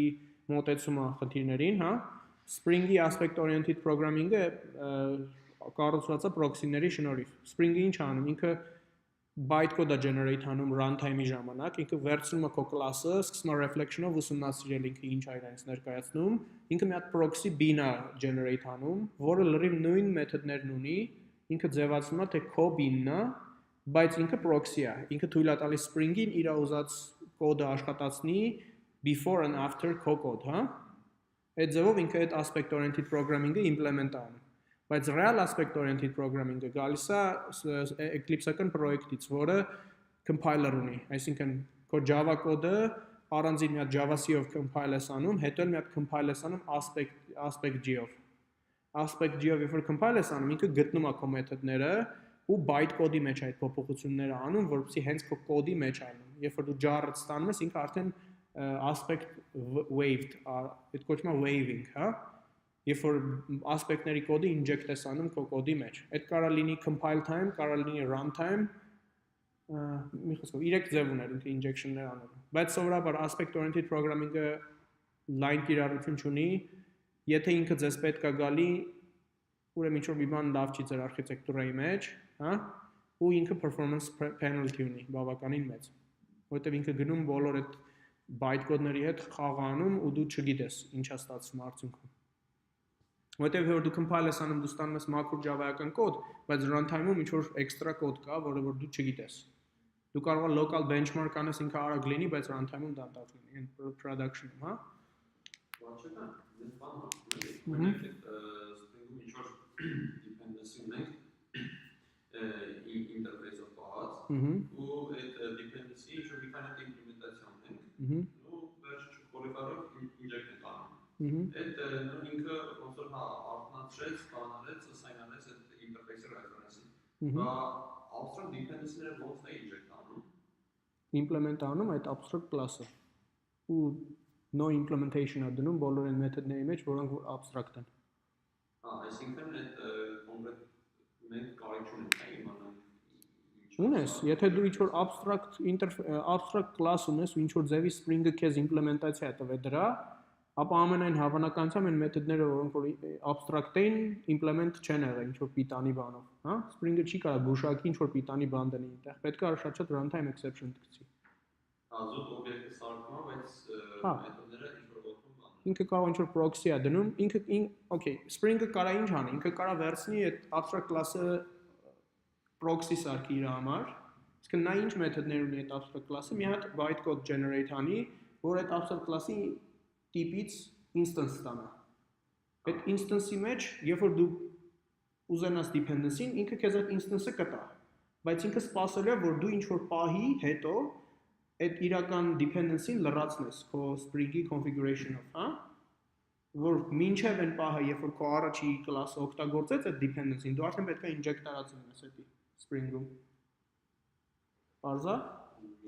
Լավ, Spring-ը ինչ անում, ինքը ուղղակի օգնում է քեզ, որպեսզի դու չմտածես, ինչը ինչ հերթականությամբ initialize եղավ։ Քո կոմպոնենտները լրիվ լցնես քո կոնտեքստի մեջ, ու ինքը ճիշտ հասկանում է, ինչ հերթականությամբ այդ ամեն ինչի inject անի, հա։ Հիմա ենթադրենք դու ունես A class, որը օգտագործում է քո abstract dependency-ն, տիպը։ Բայց դու այդ abstract dependency-ն բերում ես A-ից initialization-ից հետո, հա։ Spring-ը ինչ կարող անի, ինքը կարող ընդհանրապես ինչ-որ instance տա, որը ներկայացնա, delegate-ա։ Դեռևս ինքը point անում դեպի ինչ-որ null implementation, չկա implementation։ Այս քո առաջի կոմպոնենտը, որը որ dependency ունի իր վրա, ինքը reference-ը ստանում real object-ի, delegate-ի, holder-ի, հա։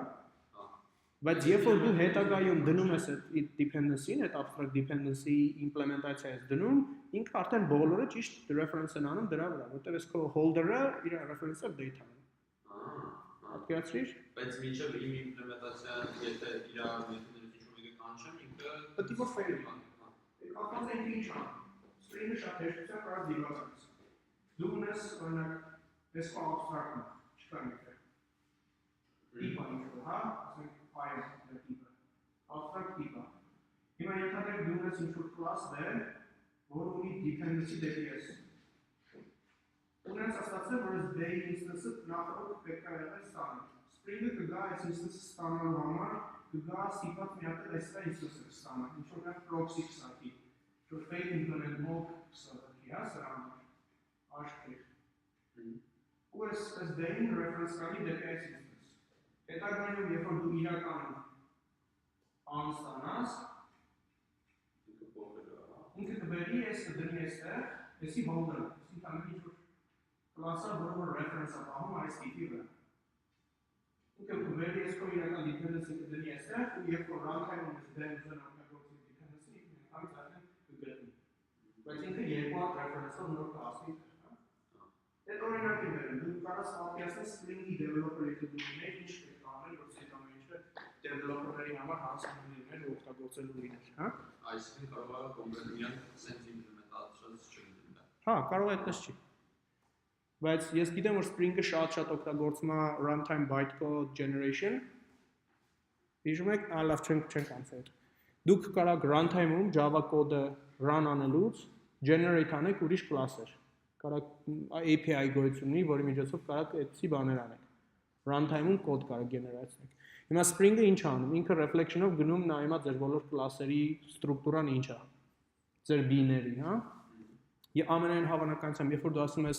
ես ուզում եմ bean dependency ունենամ, auto-wired, ու ինքը ունի string builder tip, հա, կամ string builder չէ, ձեր քո տիպն է ինչ-որ, A տիպն է։ Ամենայն հավանականությամբ հենց քո իմպլեմենտացիան չի, քո իմպլեմենտացիան է wrap-արած ինչ-որ proxy-ի մեջ։ Պատկերացրիր, այդ proxy-ն generate արվում runtime-ում, որտեղ ինքը կարդում է, թե ինչ է քո A-ի content-ը։ Լավ, այս ամեն ինչը կմանրանանք, երբ որ Spring-ի մասին անցնենք։ Ամեն դեպքում Spring-ի մեծ մասը սովորելու հենց այդպես էքսպերիմենտներ անելն է։ Փորձի տարբեր ձևով քո բաները binary initialize անես, exception-ները իր մեջ սկսի կարդալ, սկսես հասկանալ ինքը ինչ է անում։ Spring-ը ընդամենը բան է, գործիք է, որը այդ ձևի ձեր dependency-ները կապում է իրար։ Ու այն մնացած իր գործիքները բազաների հետ աշխատելու մնացած Spring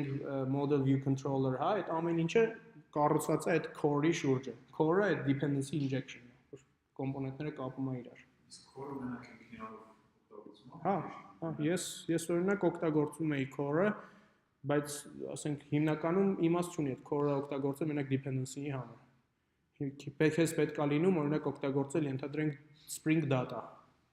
որը եկա հզոր գործիք է, ինչ ասես անում է core փոխարեն։ Բայց եթե դու ուզենաս մենակ Spring Data առանց Spring Core, չես կարող։ Հա, որտեղ ինքը աշխատում է dependency injection-ի շնորհիվ։ Binary սարքելը ոնց որ քանի մասնավորով չի։ Եթե քեզ մենակ binary սարքելն է պետք, հա, բայց հազվադեպ է լինում, որ քեզ մենակ binary սարքելն է պետք։ Օրինակ ինձ բավականին ժամանակ մենակ binary-ներ պետք։ Ես չէի օգտագործում իրանց բաները, հա, ORM-ները, որտեղ իրանք իրականում մեծ պրոյեկտների համար, scalability համար, հա, իրանք պետք են։ Բայց երբ որ օրինակ իմ պրոյեկտը նենց բան է, որ կարող run լինի մի հատիկ լապտոպի հզորությամբ hardware-ի մեջ։ Ինձ պետք չի scalability ոչ մի բան։ Ինձ պետք չի այդ բոլոր բարդությունները։ Հետևաբար ես սկսեցի Spring-ով, որտեղ գիտեի ինչ որ ձևով այդ ամեն ինչը արագ անելը, հետո ժամանակի ընթացքում սկսեցի այդ կոմպոնենտներից ազատվել։ Ու զգացի, որ ինձ ուղղակի պետք չի Spring։ Ես կարող եմ ուղղակի մի հատ հասարակ ձևով իմ ամեն ինչի initialize անեմ ու վերջ։ Որտեղ Spring-ը իրականում մի քիչ անհասկանալի է սարքելու, թե ոնց է ձեր application-ը ընդհանրապես init լնում, հա։ Դուք չեք իմանալու, թե որը որից առաջ ոնց։ Դուք լիքը annotation-ներ եք տեսնելու այստեղ այնտեղ, դուք ուղղակի իմանալու եք ինչ որ հրաշքով այս իմ dependency-ին auto-wired վերվելու ու initialize արվելու այս field-ում։ Թե ոնց, ինչ հերթականությամբ, այդքան էլ պարզ չի։ Ու ես չեմ սիրում, որ իմ ծրագրի մեջ ինչ որ բան իմ համար պարզ չի, հա։ Okay. Logging-ը արեցինք, հիմա ցանկացած normal product-ի մեջ logging-ի էդի անհրաժեշտությունը բոլորը պետք է ունենա։ Հիմա թե ոնց ենք ստանում մի հատիկ jar file, որը բոլոր մեր ունեցած ֆայլերը, class ֆայլերը plus բոլոր մեր ունեցած dependency-ները լցնում է մի հատիկ jar-ի մեջ, հա։ Ուրեմն տարբերակները երկուսն են։ Սովորաբար Java application-ները deploy անելուց կամ dependency-ները լցնում է մի հատ առանձին folder-ի մեջ, հետո class path-ով resolve ենք անում այդ dependency-ները, կամ բոլոր dependency-ները pack ենք անում մի հատիկ մեծ jar file-ի մեջ, ու այդ jar file-ից արդեն ամեն ինչ կարողանում ենք գտնենք առանց class path, որտեղ ամեն ինչ հենց իր մեջ է։ Մենք անելու ենք երկրորդ տարբերակը, որտեղ ինքը մի քիչ ավելի հեշտ է ու հասկանալի։ Okay.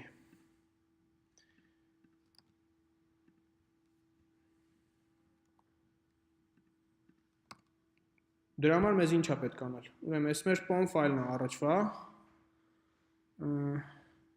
Ուրեմն այստեղ ուղղակի կոմենտներ եմ ավելացրել։ Այս plugin-ը պատասխանատու է Java-ի հենց class ֆայլերը ստանալու համար։ Ինքը ինչ է անում, Java-C-ը կանչում, հա։ Այս մի plugin-ը protobuf, անում էր protobuf-ի հետ կապված գործողությունները։ Մեր դեպքում մեզ պետք է ընդամենը assembly, կոչվում է Maven assembly plugin։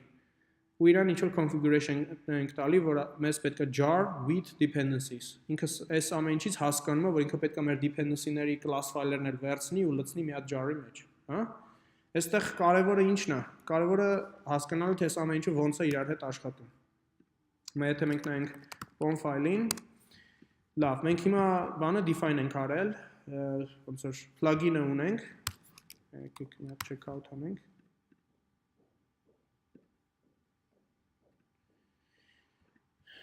Okay, մենք հիմա plugin ունենք assembly-ի, բայց Maven-ի հետ աշխատելու համար ինչ պետք է անենք։ Կանանք նախ clean անենք, ու հիմա ասենք assembly single, հա։ Եթե մենք այս execute անենք, ինքը ստիպված մնացած են share-երն էլ execute անելու, ինքը անելու է մինիմալ անհրաժեշտ գործողությունը, որպեսզի assembly task-ը կատարի, հա։ Maven-ի տարբեր ֆազաներ իրարից dependency ունեն։ Օրինակ, դու չես կարող կանչես Maven test առանց Maven compile-ի։ Նույնիսկ եթե դու գրես Maven test, ինքը սկսում compile անելու, նոր test անելու, հա։ Դե առանց class file-երը չի կարող test անի։ Հիմա այս դեպքում օրինակ խնդիր ունենք, որովհետև եթե մենք generate արեցինք, մենք հա ստանում ենք ինչ-որ application jar file, հա։ Եթե մեզ պետք է տեսնել այս jar file-ի մեջ ինչ է, ինքը իրականում zip ֆորմատ է, zip, կանանք սարքենք zip ու բացենք որպես zip file ու տեսնենք իր մեջ ինչ կա։ Եթե տեսնենք, կտեսնենք, որ մենակ մեր dependency-ներ են, մեր կոդը չկա, մեր lesson package-ները չկա, հա, մեր homework package-ը չկա, ոչ մի բան չկա, բայց մեր բոլոր dependency-ները լցվել են։ Այս օրինակ Apache-նա, JetBrains, այստեղ Google-նա, հա։ Ինչի է այսպես լինում, որովհետև մեր compile stage-ը չի աշխատել։ Եթե մենք նայենք այստեղ Maven-ի output-ի մեջ, մենք կտեսնենք, որ ինքը ուղղակի ինչ է արել։ Clean-ը մի հատ execute արել ու միանգամից assembly է արել։ Այսինքն assembly dependency չունի compile stage-ից կամ package stage-ից։ Դրա համար մեզ պետք է անել clean package assembly single։ Հիմա երբ որ մենք անում ենք package, այդ ժամանակ ինքը համ protobuf-ն է ստիպված անում, համ էլ compile անում մեր կոդը։ Մի բան էլ թեստերն էլ աշխատացնում, որտեղ այդ ելա package stage-ի մեջ մտնում, հա։ Եթե մենք չենք ուզում թեստերը աշխատի, նոր ինքը assembly է կանչում, տեսեք, Maven assembly։ Հիմա եթե մենք գնանք այդ նույն jar file-ը կարդանք, տեսեք նախ class files այստեղ արդեն կա, ինքը compile արել, class file-երը ստացել է, ու երկրորդն էլ այստեղ այս նույն jar file-ը արդեն մի քիչ ավելի մեծ չափ ունի, 5.2 մեգաբայթ, այստեղ 441 կիլոբայթ։ 441 կիլոբայթը դա մաքուր մեր source code-ն է։ Եթե մենք այս բացենք, մենք կտեսնենք, որ ինքը մենակ մեր package-ներն են այստեղ։ Ու մեր resource file-երը, տեսեք, log4j message proto։ Հա, հիշում եք, որ ասում եմ resource file-երը բաները լցվում են ուղղակի ձեր jar file-ի մեջ, root-ում հենց։ Այս սրա շնորհիվ է, որ ինքը հենց run է կանում, միանգամից resolve անում այդ log4j properties file-ը, հա, հենց որտեղ հենց իր working directory-ի root-ում է։ Okay, բայց այս մյուս jar-ը արդեն ունի համ մեր application-ը, համ էլ ունի մեր բոլոր dependency-ները։ Zip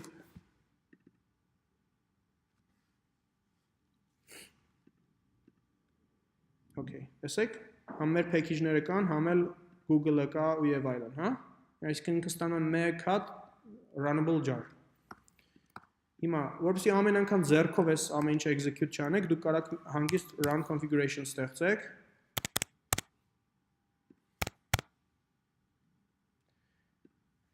Այս ձևով կարող եք այսպես ստեղծել Maven configuration, այստեղ նույն բանը գրում եք run generate sources, օրինակ ես կարող չգրվի էլ, բայց կանի։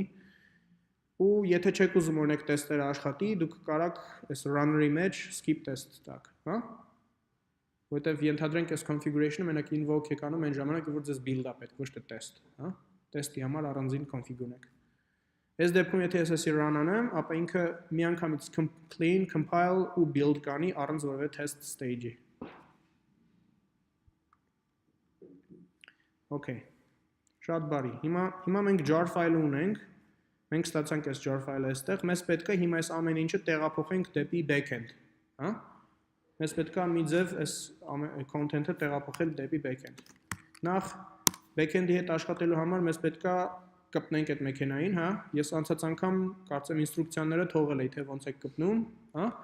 Այսինքն յուրաքանչյուրը գիտեք այդ SSH command-ը, որ key-ն տալիս եք ու connect եք լինում մեքենային։ Իմ դեպքում ես այդ ամեն ինչը գրում եմ alias-ի մեջ, օրինակ այս ACA-ի մեջ այդ նույն command-ն է, հա։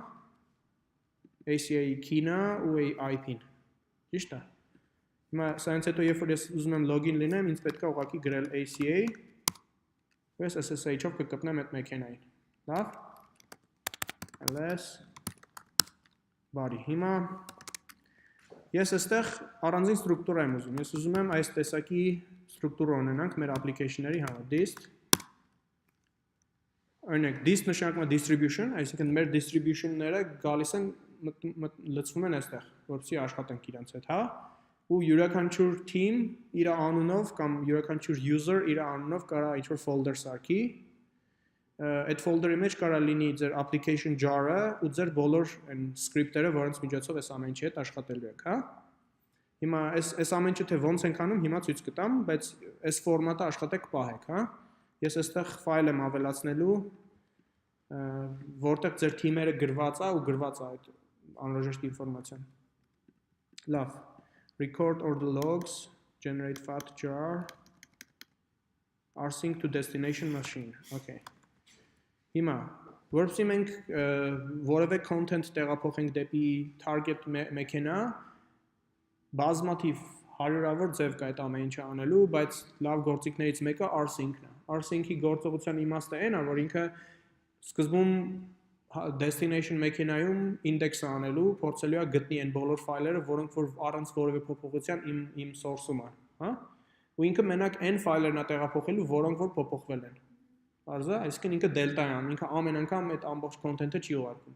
Եթե ես ունենամ ինչ-որ մեծ ֆայլեր, որոնք որ չեն փոփոխվել, ինքը ուղղակի checksum-ը հաշվում այդ ֆայլի, որ պատկերացրեք hash-կոդ անում ամբողջ այդ binary array-ի մեջ, այդ hash-կոդները համեմատում են։ Եթե նույնն են, ապա իրենք նույնն են, ինքը անցնում է առաջ, հա? Հիմա այդ script-երը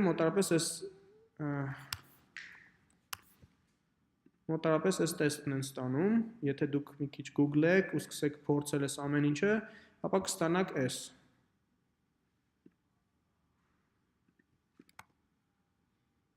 Scripts rsync to։ Հիմա այս դեպքում, նախ start stop script-երը նայենք։ Եթե ես ուզում եմ ինչ-որ մի application start անեմ, հիշում եք մենք Tmax install արեցինք։ Tmax-ը multiplexer է։ Այսինքն Tmax-ով ես կարողանում եմ session բացեմ, այդ session-ի մեջ ինչ-որ մի հատ application աշխատացնեմ ու ինքը մնա background-ում աշխատի, երբ որ ես SSH-ից դուրս գամ, հա? Հետո ես կարող եմ login լինեմ, մտնեմ այդ session ու տեսնեմ ինչա կատարվում։ Հեսա կտեսնեք պրակտիկ ինքը ինչ տեսք ունի։ Բայց մեր application-ների հետ աշխատելու համար, որպեսզի zero-ով այդ ամեն ինչը ամեն անգամ չանենք մեր destination մեքենայի մեջ, մենք script-եր ենք գրում։ Այս դեպքում երկու հատ script կա, մի հատ start, մի հատ stop։ Start-ի դեպքում մենք մի հատ բան ենք տպում terminal-ում, մի հատ Tmax-ի new session ենք անում, իր անունը դնում ենք մեր team-ի անունը կամ ձեր user-ի անունը, բայց այս ձեր application-ի identifier-ն է, դուք kill եք անելու այս identifier-ով, այսինքն ինքը նույնը պետք է լինի, հա? Okay, հետո մենք Tmax-ի add session-ին command ենք ուղարկում, Java, class path,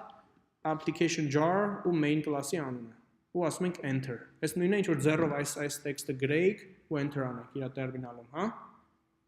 Հիմա լավ, այս run անելուց կտեսնենք ինչ անում։ Հիմա մեզ պետք է այս jar file-ը, application jar-ը, start-ը ու stop-ը rsync անել բերել այս dist/folder-ի մեջ, հա։ Այդ ամեն ինչը արվում է այս rsync command-ի միջոցով։ Մենք տալիս ենք իրան key-ին, մենք տալիս ենք իրան թե ինչ ֆորմատով ենք ուզում անենք, պետք է ջնջվի ավելորդ բաները թե չէ։ Այս command-ի հետ կարաք ծանոթանաք մանրամասն, եթե դուք մի քիչ ուսումնասիրեք online կամ էլ կարաք manual-ը բացեք։ Linux-ում եթե նայել եք վիդեոները, ապա գիտեք man-ի մասին, man rsync։ Ինքը manual-ը տալիս է, դուք կարաք այստեղ արդեն կարդաք, թե այս command-ը ինչ անում, հա? Սա documentation-ն է։ Q եք անում, դուրս եք գալիս։ Okay։ Հիմա նույն ձևի էլ Չէ։ Rsync-ը մենակ զբաղվում է ֆայլերը այստեղից այնտեղ տանելով, կամ թեկուզ նույն մեքենայի մեջ։ Ինքը վերցնում է երկու հատ path, ու ինքը այդ path-երի մեջ նայում է, ինչն է տարբերվում այս երկու path-երի մեջ։ Հիմա մեր դեպքում մենք ուզում ենք մեր local մեքենայի path-ից դեպի այդ destination մեքենայի ինչ-որ կոնկրետ path, ամեն ինչ sync անենք, լցնենք այնտեղ, մեր մոտից իր մոտ։ Եթե իր մոտ ինչ-որ ֆայլ պակաս է, մեր մոտից պետք է այս ֆայլը գնա։ Եթե ինչ-որ բան իր մոտ փոփոխվել է, մեր մոտ չի փոփոխվել, մերը պետք է անցնի։ Հա? Okay։ Չէ, public key չի, այս բոլոր գործողությունները privacy concerned գործողություններ են, private key, առանց private key այսպիսի բաներ չեք կարող անել։ Public key-ն SSH-ի համար այդքան եմ պիտանի չի։ Okay։ Բայց այստեղ ես ուղղակի ծուլացել եմ ոչ effective ձևով եմ արել, 3 անգամ rsync եմ կանչում, 3 անգամ connection-ը հաստատելու ամեն մի ֆայլի համար, ավելի հեշտ ձև կա այս ամեն ինչը անելու, հա։ Օրինակ կարաք ես ամեն ինչը լցնեք մի հատիկ folder-ի մեջ, տեսեք, քանի որ իմ մոտ իրանք տարբեր folder-ներ են, upjar-ը գտնվում է target-ում, script-երը առանձին folder-ում, ես ուղղակի արագության համար սենց եմ արել։ Բայց երբ որ դուք real build system-ային սովորացնեք, Maven-ին սովորացնեք, որ ինքը package անի ամեն ինչ ու ստանա մի հատիկ folder ձեր սաղ distribution-ով, ապա դուք մենակ այդ folder-ը rsync կանեք։ Git-ից նու սենց ասեմ, Git-ից rsync չես անում, Git-ը ինքը binary է ինքը իրանով, հա։ Git-ը ընդհանրապես մի հատ մեծ binary է, որի մեջ ինքը հիշում է թե ինչ ես փոփոխել քո source-ի հետ։ Ինքը folder-ի ստրուկտուրան է նույնը չի ինչ որ մեր բանում, հա։ Բայց երբ որ դուք աշխատեք իրական ֆիրմայում ու real product-ների հետ, դուք ոչ թե zero-ով rsync-ներ եք անելու կամ ինչ որ sense բաներ, այլ դուք ունենալու եք ինչ որ pipeline։ Ինքը կոչվում է continuous integration, continuous delivery pipeline։ Այսինքն դուք commit եք անում Git-ում, ինչ որ մի հատ worker վերցնում է այդ ձեր commit-ը, build-ը անում, այդ build-ից ստանում այդ jar-ը, package անում իրան ինչ որ ֆորմատով, դնում է ինչ որ container-ի մեջ ու run անում, առանց ձեր միջամտության, հա։ Այդ ամեն ինչը ավտոմատացրած է։ Բայց այս կարևոր է, որ դուք իմանաք դուք ինքներդ ոնց ես անեք, որտեղ ենթադրենք ձեզ պետք է օրինակ heap dump անեք այդ մեքենայից, այդ heap dump-ը բերեք ձեր local environment, rsync պետք է անեք, հա։ Դե դուք rsync-ի հետ ծանոթ չեք, դուք չեք իմանալու ինչ անեք, հա։ Okay, հիմա այս script-ը ընդհանրապես այս ամեն ինչը վերցնում ու տեղավորում է destination-ի մեջ։ Հիմա եթե ես run անեմ, ենթադրենք ես մաքրենք,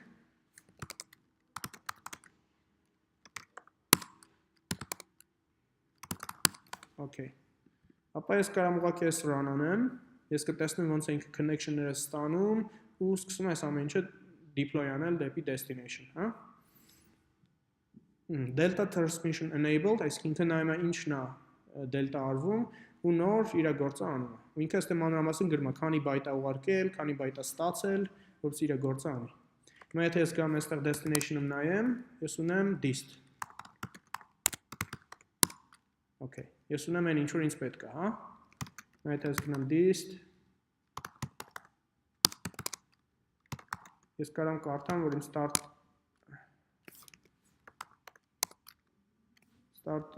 command-ը նույն content-ն ունի ինչ որ իմ մոտ, հա։ Հիմա ծանոթանանք Tmax-ի հետ, հա, ինչ է անում Tmax-ը։ Okay, ուրեմն Tmax-ը պատկերացրեք session manager-ը ձեր օպերացիոն համակարգի ներսում, տերմինալ է։ Հիմա երբ որ ես արեցի Tmax, ինքը հենց այս պահին ինչ որ session բացեց։ Որպես ես այս session-ից դուրս գամ, cluster, ես կարամ անեմ control B D detach, այսինքն իր shortcut իր հետ օգտագործելու sense է։ Tmax S attach-ն է, attach target Tmax sessions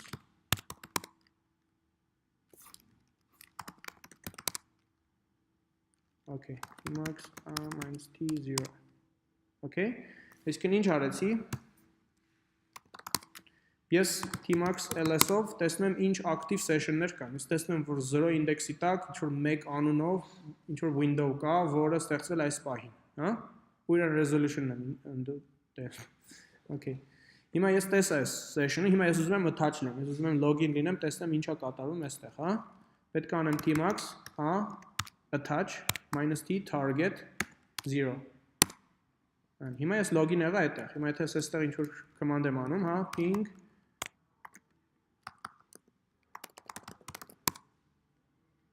Ես կարամ այստեղից detach լինեմ Չէ, այն կանա, ես հենց նոր detach եղա Հիմա եթե ես նորից attach լինեմ, ինքը աշխատում է background-ում, հա։ Հիմա ես detach եմ լինում, ես դուրս եմ գալիս այստեղից, ոնց որ minimize եմ անում։ Control B D detach, հա։ Այս ձևով ես կարամ session-ներ ստեղծեմ, session-ների մեջ ծրագրեր միացնեմ, իրանք աշխատեն, ես detach լինեմ, log out լինեմ, SSH connection-ը interrupt անեմ, մի քանի օր հետո նորից login լինեմ, իմ ծրագրերը աշխատում են, հա։ Ու իրանք ոնց որ իզոլացրած են այդ session-ների մեջ։ Եթե դու ուզում ես ինչ որ մի գործ անես, դու կարաս քո անունով session սարքես։ Հիմա օրինակ ես ենթադրել եմ, որ ամեն մի user, երբ որ դուք ձեր թիմային աշխատանքը անեք, դուք կարաք ձեր թիմի անունով ինչ որ ID բացեք, session բացեք ու իր մեջ ձեր սերվերը run անեք, հա։ Ու կարաք բոլորը իրար հետ այդ ամեն ինչ անեք։ Ձեր բոլորի սերվերները միաժամանակ կարան աշխատեն։ Ուղղակի մենք տարբեր port-եր կօգտագործենք, որպեսզի իրար հետ կոնֆլիկտ չունենանք, հա։ Okay, շատ բարի։ Հիմա Tmax-ի ամբողջ իմաստը է դա։ Ինքը ընդհանրապես է դա անում, այսինքն ինքը թույլ է տալի այդ background-ում այդ սերվիսները start անել ու stop անել, հա։ Ուղղակի ինքն էլ է աշխատող ծրագիր, ինքը աշխատում է, ինքը հիշում է session-ը։ Հա։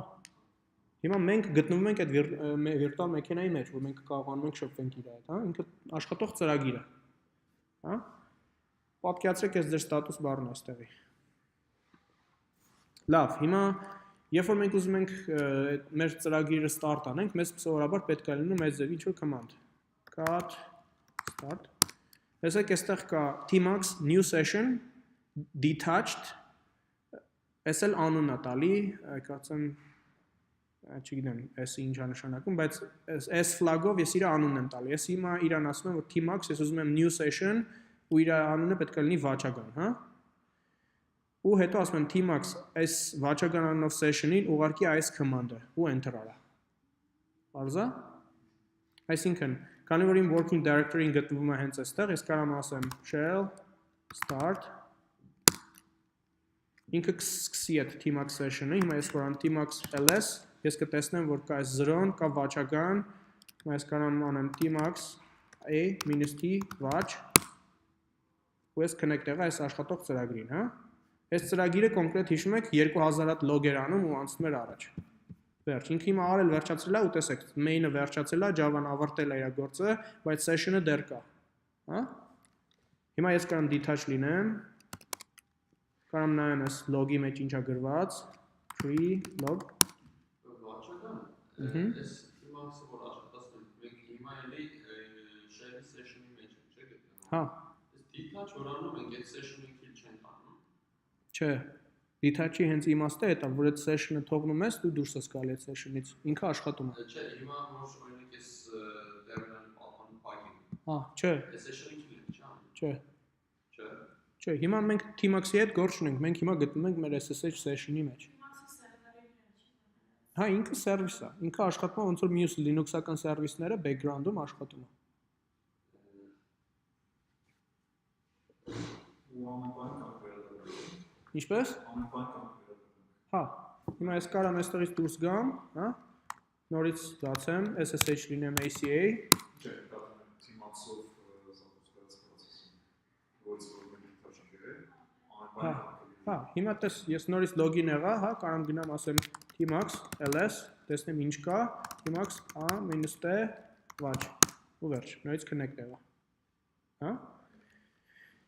Կարող եմ անեմ control B ու S, այդ նշանակում է switch, ուղղակի արագ պետք է անեք, հա, control B S ու switch եք լինում։ Հիմա կարող եմ ընտրեմ session-ներից որն է ինձ պետք։ 0 գնացի այս ping-ը մինչև հիմա աշխատում է, հա։ Հիմա cancel եմ անում,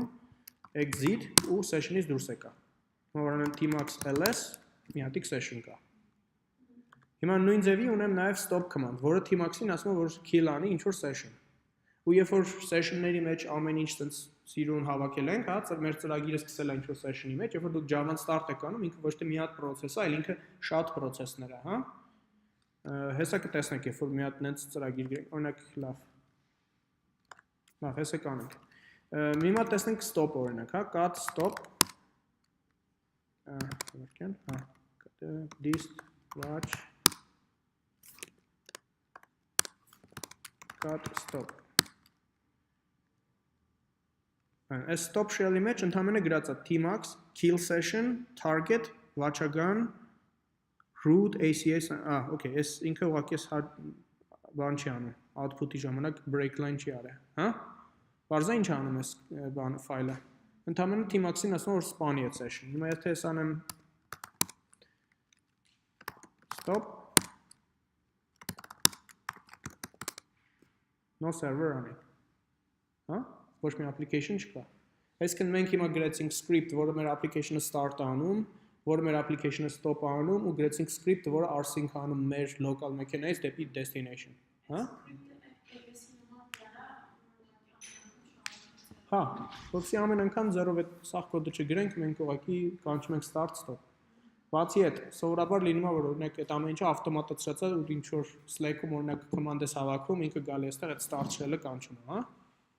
Հասկանալի է։ Լիքը բաներ կարանք անենք։ Կարանք նենց այն որ Slack-ով սա անենք օրինակ, հա։ Իմաստը այդ չի։ Իմաստը այն է, որ տեսնենք ոնց է ամեն ինչը low level արվում։ Լավ։ rsync-ի ֆունկցիան Maven-ով էլ կարելի է, Maven-ի խնդիրը հենց այդ օրինակ Maven-ի ֆորմատը XML-ը, բայց դու ուզում ես օրինակ կոդ գրես, որը վերցնում է ենթադրենք այդ application jar-ը ու երկու shell file դնում է իրենց նույն folder-ում։ Թե դա ոնց պետք է գրես Maven-ով, այդ կարող է ժամերով ծախսես ու Google-ես։ Ու վերջում չկարողանաս մի հատ նորմալ բան գտնես, հա։ Որտեղ Maven-ը դրա համար չի, Maven-ը ինչ-որ specific ստանդարտի համար է, լավ։ Գոյություն ունի Maven, գոյություն ունի Ant, հա, տարբեր build սիստեմաներ ունենք։ Ant-ը Maven-ից առաջ է եղել։ Anti դեպքում դու էլի XML ես գրում, բայց իր մեջ ամեն XML-ի բանը ավելի մանրակրկիտ է։ Ասենք դու կարաս այնտեղ XML-ով tag գրես, որը ասում է, որ այս ֆայլը copy արես ինչտեղից, ինչտեղ, հա։ Ու Ant-ով build script-երը լրիվ custom են, իրանք որևէ ստանդարտ չունեն։ Ամեն company իր համար որոշում է ոնց է իրան պետք իր build-ը անել, հա։ Բայց երբ որ Maven-ը ստեղծեցին մարդիկ, իրանք որոշեցին, որ իրանք ուզում են մի հատ կոնկրետ ստանդարտ Java application-ների համար։ Դրա համար կա plugin, որը այդ քո ասածը կանի, ինքը generate կանի start script, ինքը generate կանի ASN, հա, բայց հենց քեզ պետք է մի թեթև customization անես այդ script-ի մեջ, այդ դառնա problem։ Դա համար պետք է հասկանաք իրենց առավելություն թերությունները, հա, երբ կարաք Maven-ը օգտագործեք, երբ կարաք Ant օգտագործեք, երբ Gradle կարաք օգտագործեք։ Gradle-ը համատաբար այդ երկուսից լավ է, որտեղ դու կարաս այնտեղ լրիվ նորմալ Java-ական կոդով build script գրես, հա, բայց Gradle-ը շատ դանդաղ է։ Լավ, անցանք առաջ։ Հիմա rsync արեցինք դեպի destination մեքենա, նույն ձևի մի հատ script է մեզ պետք, որպեսզի rsync անենք destination մեքենայից դեպի local, հա։ Այստեղ կոնկրետ էլի նույն rsync-ով, բայց մի քիչ ուրիշ ձևի command-ը գրած, որը ինչ է անում։ Իմ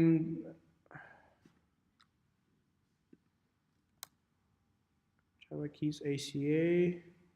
հա, ինքը վերցնում է մերս key-ին, մեր root directory distribution /վաճառականի մեջ ինչ կա, վերցնում ու բերում է դնում է մեր target-ի /distribution folder-ի մեջ։ Հա։ Խի target-ի մեջ, որտեղ եթե clean անենք, կարա մաքրվի էդի, հա։ Որպեսզի չմնա ինչ-որ իստեղ։ Հիմա եթե ես այստեղ ծրագիր աշխատացրել եմ, օրինակ heap dump-եր եմ վերցրել եւ այլն, ես կարող եմ ուղղակի կանչեմ այդ rsync-ը, ինքը կգնա այդ heap dump-ը կվերցնի, կբերի իմ local մեքենա, ու ես հանգիստ կուսումնասիրեմ իմ ծրագրի աշխատանքը, հա։ Okay. Այս 4 script-երը check-in եմ անում git, որպեսզի դուք իզուր Google չանեք այս ամեն ինչի համար, բայց կարողանաք միանգամից օգտագործեք, հա։ Եթե ուզում եք, կարող փոփոխեք իրենց աշխատելու ֆորմատը, օրինակ ձեր folder-ի անունը պետք է անպայման փոխեք, հա, ձեր rsync-ը։ Հիմա երբ որ դուք աշխատեք այս ամեն ինչի հետ, master branch-ում երբեք check-in չեք անելու ձեր custom, ձեր username-ով script-ը, հա։ Այս օրինակի համար է check-in արած, որպեսզի բոլորդ օգտվեք, բայց երբ որ դուք ձեր branch-ում եք, դուք ձեր ֆայլերը edit արած ունենալու եք, բայց check-in չեք անելու։ Լավ։ Okay։ Հիմա վերցնենք, հա, հիմա սովորենք թե ոնց կարանք մեր application-ը run անենք destination մեքենայում, բայց միանգամից debug անենք հենց destination մեքենայի մեջի Java application-ը, հա։ Նախ երկու ձև կա, որպեսզի կարողանանք մենք այդ debug-ը անենք։ Մենք կարողանանք հենց անենք, որ մենք կարողանանք հենց մեր profiler-ով connect լինենք այդ run լինող մեքենային ու profiler-ի մեջ տեսնենք ինքը ինչ է անում, հա։ Ու կա տարբերակ, երբ որ մեր IntelliJ-ին հենց գտնում է այդ մեքենային ու մենք կարողանանք breakpoint-ներ դնենք ու կանգնենք այդ աշխատող runtime-ով մեքենայի մեջ, հա։ Երկուսն էլ հիմա անելու ենք։ Ընդհանրապես պետք է կոնկրետ ձևի VM flag-եր դնել։ IntelliJ-ին իրականում ձեզ հուշում է, եթե դուք օրինակ բացեք այս փորձեք այս remote configuration-ներից սարքեք, դուք իրան տալիս եք թե host-ը որտեղ է, port-ը որտեղ է, ու ինքը ձեզ generate անում մի հատ command Java-ի կոնկրետ վերսիաների համար, որ դուք պետք է ուղղակի որպես VM argument միացնեք, ու ինքը կկարողանա connect լինի, հա։ Հիմա ես ինչ է նշանակում։ Այս նշանակում է, որ եթե ես այս արգումենտը տամ իմ վիրտուալ մեքենայի սերվիսին, իրան start անելուց, ապա այս կոնկրետ մեխանիզմներով ինքը port S port-ի վրա սպասելու է, որ ինչ որ մեկը կարողանա իրան debug անի։ Ինչ որ մեկը կարողանա debug access-ով կպնի այդ մեքենային։ Բարձա, այդ շատ լուրջ access է, այդ շատ հասանելի չպետք է լինի բոլորին, որ ինչ որ մեկը դրսից չկարողանա ձեր application-ը debug անի։ Հիմա ենթադրենք մենք պետք է այդ security-ն ապահովենք։ Մենք չենք կարող ուղղակի բացենք այս port-երը բոլորին, հա, ու ով ուզենա log-ի բան լինի, connect լինի այդ բանին, հա, որտեվ երբ որ դուք օրինակ երբ որ մեր chat application-ը աշխատի, այդ port-ը բաց է լինելու։ Առանց որևէ SSH key-ի մենք կարողանալ ենք connect լինենք այդ port-ով այդ մեքենային ու խոսանք իրար հետ, հա։ Բայց եթե մենք ուզենանք connect լինենք SMS port-երով, մենք չպետք է կարողանանք connect լինենք։ Մեզ պետք է լինելու SSH։ Հիմա որպեսզի այդ անենք, գոյությունի հետևյալ հասկացությունը tunneling, երբ որ դուք SSH connection եք հաստատում ձեր մեքենայից դեպի destination ու որոշ port-երի ինչ input ստանում եք ինչ-որ port-ի վրա, ուղարկում եք այն destination, ինչ-որ destination-ից եք ստանում, ուղարկում եք ձեր local մեքենա, հա։ Պատկերացրեք այստեղով։ Այս remote-ն է, այս մեր մեքենան է, գործում է մի քանի port-եր, հա։ Այս port-երը դրսից փակ են, public access-ի համար փակ են, չեն կարող որևէ connect լինի դրսից։ Եթե SSH key ունես, կարաս connect լինես։ Բայց որպես մենք հեշտությամբ debug անենք մեր application-ը, մենք գիտենք, որ մեր Java application-ը ստանալու լինում, հա, ու ինքը լսում է այս port-ին։ Բայց մենք պետք է login արած լինենք այստեղ, որ այս local host-ը լինի, հա։ Որպեսզի կարողանանք debug անենք այս port-ը մեր local host-ից, իրական մեր laptop-ից, մենք կարող ենք SSH connection հաստատենք այստեղից այստեղ ու ուղղակի tunnel ստեղծենք այստեղ։ Հա, tunnel-ը ինչ է։ Ինչ ուղարկես այստեղ, հասնում այստեղ, ինչ ուղարկում այստեղ, հասնում այստեղ։ Հա, ոնց port-ը բացենք դեպի այնտեղ։ Էլի secure ամեն ինչ, այս սա SSH encrypted է, հա։ Ու որևէ մեկը չի կարող այս աշխատի առանց key ունենալու, բայց մենք հանգիստ կարող ենք application-ը debug անենք։ Հա։ Մեր application-ը ուրիշ port-եր էլ ունենում։ Այս օրինակ public port-ը, որով մեր server socket-ը ստացած սպասել է, որ մենք ինչ-որ մեկը այստեղից connect լինի սրան, ու սկսի շփվի մյուսների հետ, հա։ Բարձա։ Հիմա մենք այս ենք անում, script ենք գրում, որ այս ամեն ինչը անում։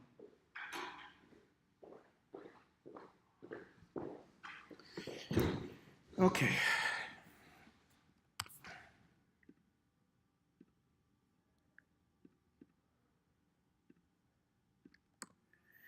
Okay, հիմա փոփոխությունը տեսնենք ինչ է։ Մեր առաջվա script-ը էս էր։ Ընդհանրապես կանչում է մեր fact jar-ը, հա, application jar-ը ու կանչում է main class-ը։ Իմ դեպքում main class-ը ընդհանրապես logging-ի օրինակներ, բայց ոչ class path ունենք, որովհետև մեր ամեն ինչը գտնվում է jar-ի մեջ, ոչ էլ ինչ-որ VM argument-ներ ունենք, հա։ Որպեսզի մի քիչ ավելի practical սարքենք այս ամեն ինչը, նախ ավելացնում ենք heap out of memory dump, հա։ Որպեսզի եթե out of memory ունենաք, ինքը dump անի դեպի local file system-ը memory dump անի, ավելացնում ենք server flag-ը կանցնենք compiler-ների, JIT compiler-ների մասին, բայց այս ուղղակի նշանակում է, որ ես server application եմ aggressive ձևով օպտիմիզացրու ամեն ինչ, հա? JVM-ը սկսելու aggressive ձևով ձեր կոդը օպտիմիզացնել, որտեղ ինքը գիտի, որ էսի server application-ը։ Այս ընդհանրապես նշանակում որ ես ուզում եմ memory-ին 30 MB-ից ավել չլինի։ Ինչ ուզում անի այս application-ը out of memory կգնա, բայց 30 MB-ից ավել չի վերցնի, հա։ Այս նրա համար եմ անում, որպեսզի նենց չլինի, որ ինչ որ մեկը ձեզանից memory leak ունենա, մյուսների application-ները մեռնեն։ Արզա, որտեղ ինքը կսկսի աճել այնքան, որ սա virtual մեքենայի memory-ին կվերցնի, մյուս application-ները չեն կարող աշխատել։ Okay։ Նույն ձևի application jar ու main class, հա, այս ընդհանրապես բաներն ավելացնում, այս մի երկու հատ normal flag-եր ավելացնում։ Հիմա որպեսզի մեր port-երի խնդիրներ չունենանք, թե այս debugging-ի համար, թե ձեր application-ների համար, այստեղ ես ուղղակի define եմ արել, թե որ team-ը որ port range-ը կարող օգտագործի, հա։ Այսինքն ձեր server socket-ը երբեք չպետք է այս range-ից դուրս լինի։ Ու ձեր debug configuration-ները չպետք է այս state-ից դուրս լինի։ Հա, այս file-ն էլ է check հին արվելու։ Հիմա սովորում ենք, թե ոնց ենք բացում tunnel-ը, հա։ Այս tunnel-ն է, այս էլ start script-ն է։ Հիմա start script-ում, որովհետեւ մենք այդ debug-ը կարողանանք անենք, մենք ունենք մի քանի հատ VM flag, որ պետք է ավելացնենք։ Մանրամասն չեմ բացատրի RMI-ը ինչա, որովհետեւ ինքը էլի մեր scope-ից դուրս է, բայց ինքը տեխնոլոգիա է, որը Java serialization-ի միջոցով թույլ է տալի virtual մեքենան remote connection-ներով շփվի իրար հետ, հա? Remote method invocation։ Java RMI-ը դրա համար է։ Լավ, հիմա այստեղ մենք այս flag-երն ենք ավելացնում, տեսեք SSL false, authenticate false, port number S, local only false, okay։ Չեմ հիշում ինչ է այս մեկը false, բայց ամեն դեպքում այս boilerplate-ը, այս ինչ որ ստանդարտ բան է, որ կարաք դուք էլ գտնեք Google-ելով, բայց սրա իմաստը ինչն է։ Ինքը որոշ պորտերով թույլ է տալի, որ GMX տեխնոլոգիայի միջոցով կարողանանք շփվենք վիրտուալ մեքենայի հետ։ Էսի n պորտերն են, որոնց միջոցով որ մեր G profiler-ը գտնում էր մեր application-ներին, հա։ Երբ որ մենք local ենք start անում, այդ ամեն ինչը by default բաց է։ Java RMI server localhost, որտեվ այդ application-ի տեսանկյունից ինքը local host-ում է։ Ինքը չի ուզում բացի ամբողջ աշխարհին, հա։ Այս էլ n debug agent-ն է, որը որ IntelliJ-ն է մեզ տալի, հա։ Հիմա եթե պորտերին նայեք, ես ընդամենը 90 որոնք եմ վերցրել։ 3 հատ պորտ եմ վերցրել, մենակ VM-ի համար, 40, 41, 42։ Եթե գամ այստեղ նայեմ բանի մեջ, 40-ից 50-ը իմն է, հա։ Նույն ձևի էլ դուք պետք է անեք, այս սկրիպտերը պետք է փոխեք այնպես, որ պորտերը մենակ ձեր պորտերը օգտագործեք, ու server socket-ները էլի, այս նույն ձևի, այս range-ի մեջ պետք է լինի։ Հակառակ դեպքում կարող է այնպես լինի, որ երկուսդ որոշեք նույն պորտը օգտագործեք, մեկը ձեր application-ը start անի ու start չլինի, հա։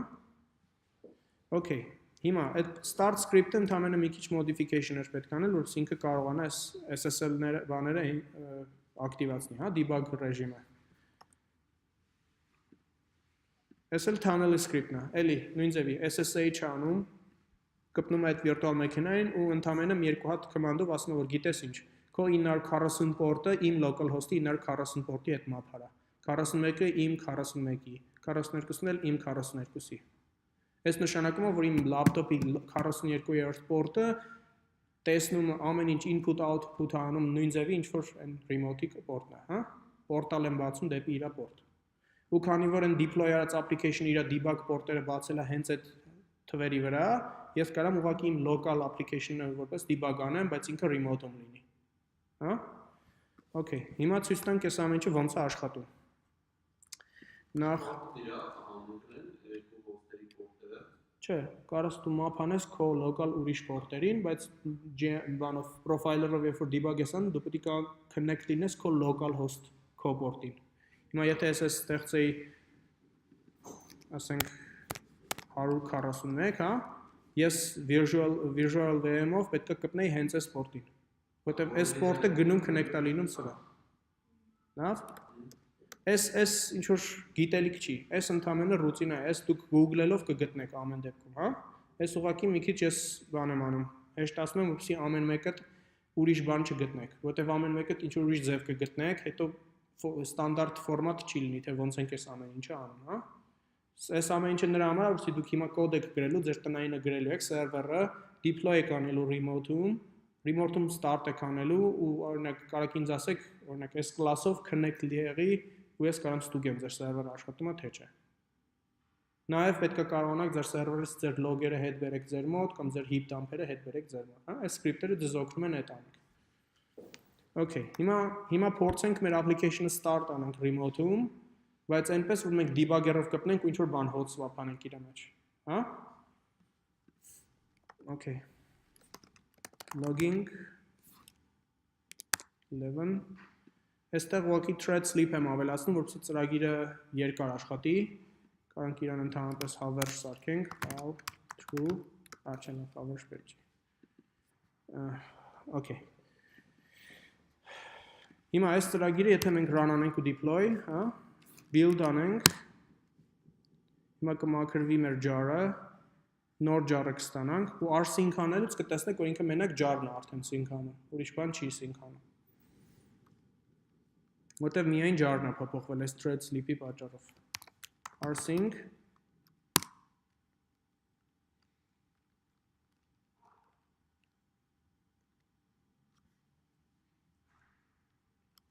Նույնիսկ այս transfer անելուց ինքն ամենը մի master jar-ի transfer արեց, որովհետև մեծ master jar-ի չի փոփոխվել։ Պատկերացրիք։ Դրա համար ինքը շատ արագ է, հատկապես մեծ ծավալ գիգաբայթներ կարող տանեք բերեք ու շատ հանգիստ։ Okay, հիմա ամեն ինչ արդեն մեր սերվերում այստեղ է։ Քանի որ inactive էինք, ինքը ավտոմատ փակում է, բարի։ Հիմա եթե ես գամ այստեղ, դա dist batch ու նայեմ start script-ին, cat start։ Ես կտեսնեմ, որ իմ սաղ flag-երը այստեղ են, հա, ու երբ որ ես այս application-ը start անեմ, ինքը արդեն այս պարամետրերով start կլինի։ Tmax ls ոչ մի բան start արած չի, միանգամից start ենք անում։ A-t batch մեր ծրագիրը աշխատում է, ամեն վարկյանը ինչ-որ լոգեր է անում։ Պարզա։ Հիմա ենթադրենք մենք ուզում ենք connect լինենք իրան։ Մենք կարող ենք գանք այս tunnel-ը բացենք։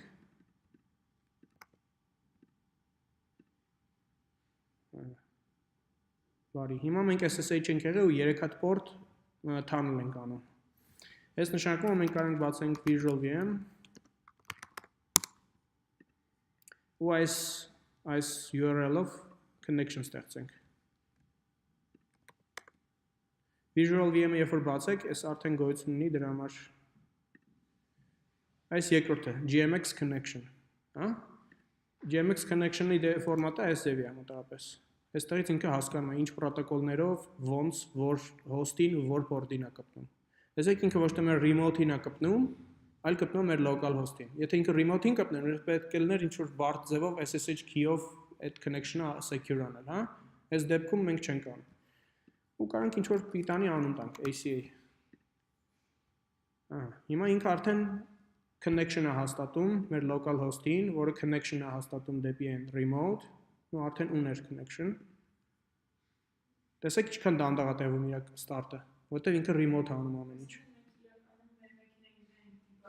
Հա, այս մեր remote system-ն է,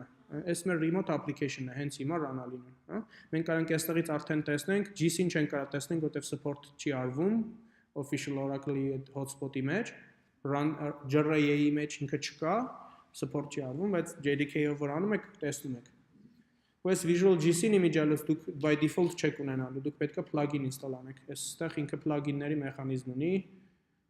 կարծեմ tools plugins, հա։ Այստեղ պետք է գաք available plugins, ուստեղ շատ պիտանի լավ բաներ կա, բայց այստեղ ձեզ պետք է անելու այդ GC Visual GC, հա։ Դրա համար ես հարցրեցի ինչ որ մեկը փորձել է, որտեղ եթե ինչ որ մեկը փորձեր, ինձ այս հարցը կտային, որտեղ ես մոռացել էի ասել։ Այս tool-երը կարևոր է, փորձեք, որտեղ եթե դուք չփորձեք, դուք ուղղակի sense ինտերվյուի ժամանակ մի հատ հարց են տալու, միանգամից բարձել են, որ պրոստը տեսել եք, գիտեք տենց բան կա, բայց չեք իրականում աշխատել իր հետ, հա։ Okay, հիմա մենք մեր application-ը կարողանում ենք profiler-ով տեսնենք, եթե մենք այստեղ ինչ-որ վատ բաներ տեսնենք, մենք կհասկանանք։ Տեսեք GC-ն ինչ ձևի աշխատում։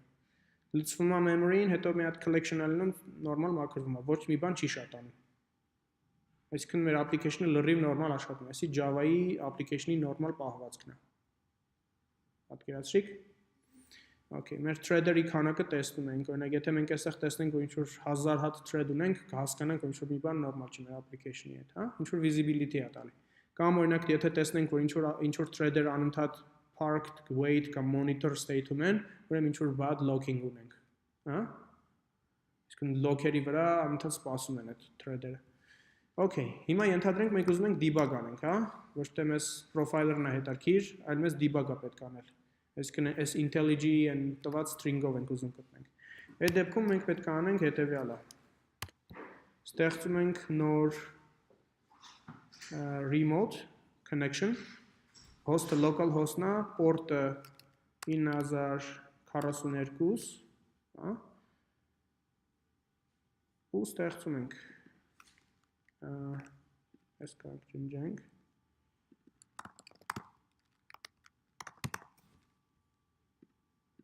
Ստեղծում ենք connection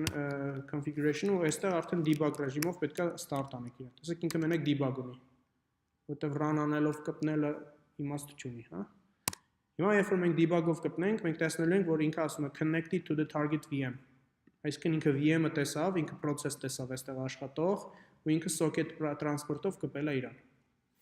Okay, հիմա նշանակում է, որ ես պետք է օրինակ կարողանամ գամ իմ local logging class-ի հետ ու այստեղ պետք է կարողանամ օրինակ breakpoint դնեմ ու breakpoint-ը պետք է բռնի ու կանգնի։ Տեսակ կանգնեց։ Հիմա եթե ես գնամ իմ վիրտուալ մեքենա, այստեղ ամեն ինչ կանգնել է։ Ոչ իման չի անում այս ծրագիրը։ Հիմա եթե ես թողեմ, որ ինքը շարունակի, ահա, տպեց, նորից կանգնեց։ Պատկերացրիք ինչ ենք անում։ Всё, մենք արդեն debug access ունենք դեպի մեր development environment։ Հիմա պատկերացրեք, եթե production-ը չի, եթե development, հա, ինչ որ bug ենք գտել, որ այդ development-ում է, բայց մեր local-ում չենք կարող դա reproduce անենք։ Կամ օրինակ այդ product-ը այն կարգի մեծ է, որ ասենք 30 GB օպերատիվ հիշողություն է ինքը runtime-ում վերցնում, չես կարող run անես քո local laptop-ի մեջ, հա։ Այս ձևով ես debug անում։ Ու գտնում ես խնդիրները։ Կախված ոնց է breakpoint-ը։ Այստեղ կոնկրետ այս thread-ը stop է, մնացած thread-երը աշխատում են, հա։ Հիմա լավ, ենթադրենք ու hot swap-ն էլ աշխատում։ Օրինակ կարող գնանք այս random string-ի մեջ, ինչ որ բան անենք, հա։ Ուղղակի sense compile անենք, ինքը hot swap կանի։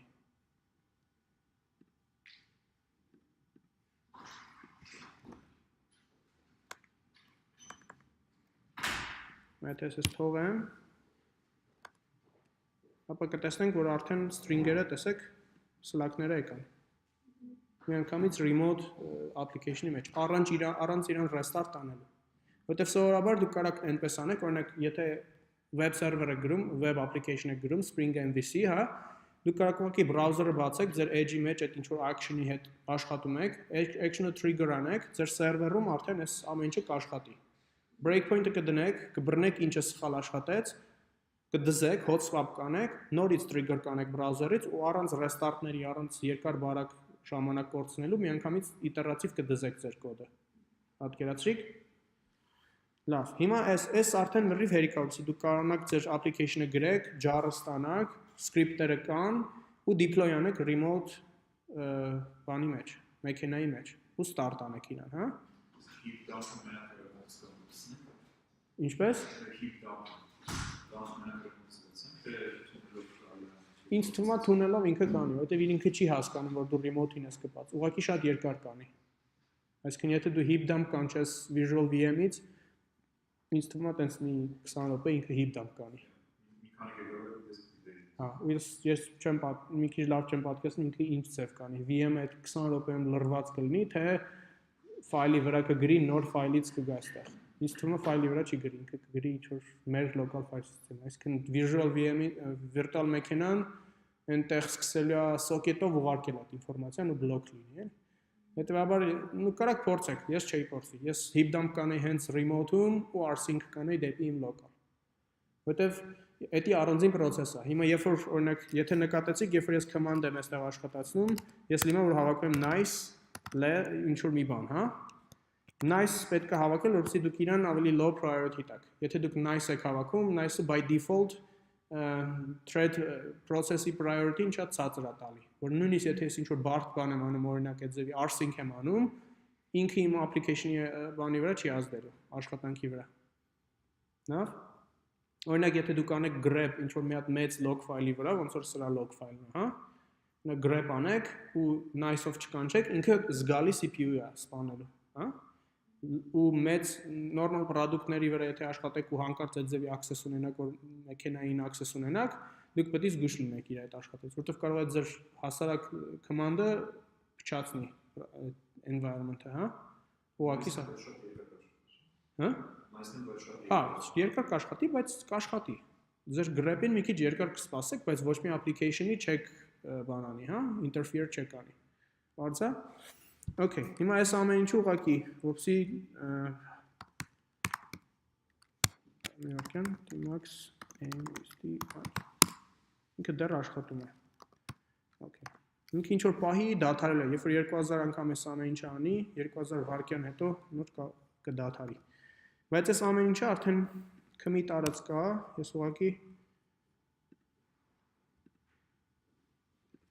ես ուղղակի merge եմ անում master branch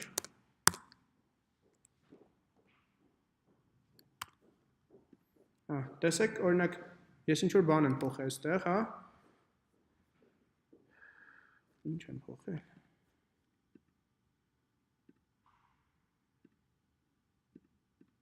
Local changes։ Ես այստեղ ինչ որ մնացորդ ունեի, ես իմ project-ից, հա, ու ես իրան ուղեցի, ես կարամ amend of commit անեմ ես,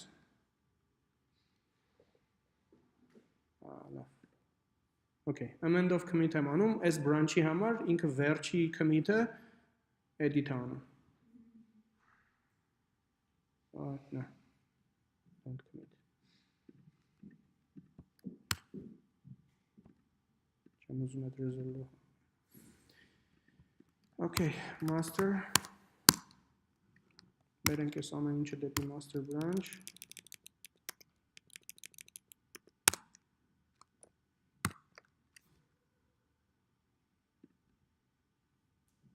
Իսկ եթե squash անեի, մենակ կտեսնեք այն merged lesson 11 into master, հա, այն մնացած commit-ները չեք տեսնի, բայց օրինակ այս դեպքում ինձ պետք է որ տեսնեք։ Okay։ Բարի, հիմա այսքանով մենք վերջացնում ենք այսօրվա ոնց որ դասը ու կարանք ձեր բաներն նայենք, գործնականներն ու տնայիններն նայենք, հա։ Եթե ինչ որ մեկը շատ վստահ է, որ տնայինը լավ վիճակում է, կարանք հենց հիմա նայենք։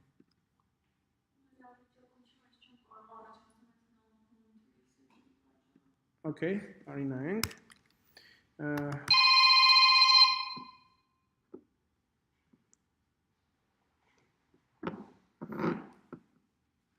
Okay։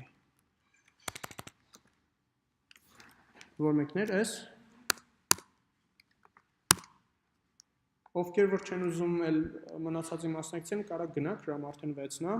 բայց եթե ուզում եք, կարաք նայեք ու այստեղ բաներ կա, որ ես հատուկ չեմ ասել, որպեսզի դասի ժամանակ նայենք։ Okay։ Որ կլասն է, Արփինե։ Որ կլասն է։ Producer consumer-ը, չէ։ Էսա։ Okay։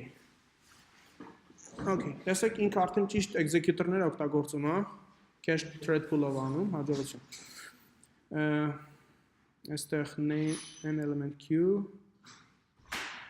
random instance, այս ձևով random-ը չեն օգտագործում, ես համարյա չեմ տեսնում մարդկանց այս ձևով օգտագործեն։ Այս կարծեմ thread safe է, թե safe չի։ Կարծեմ thread safe է։ Տեսեք ինչքան synchronized method-ներ ունի։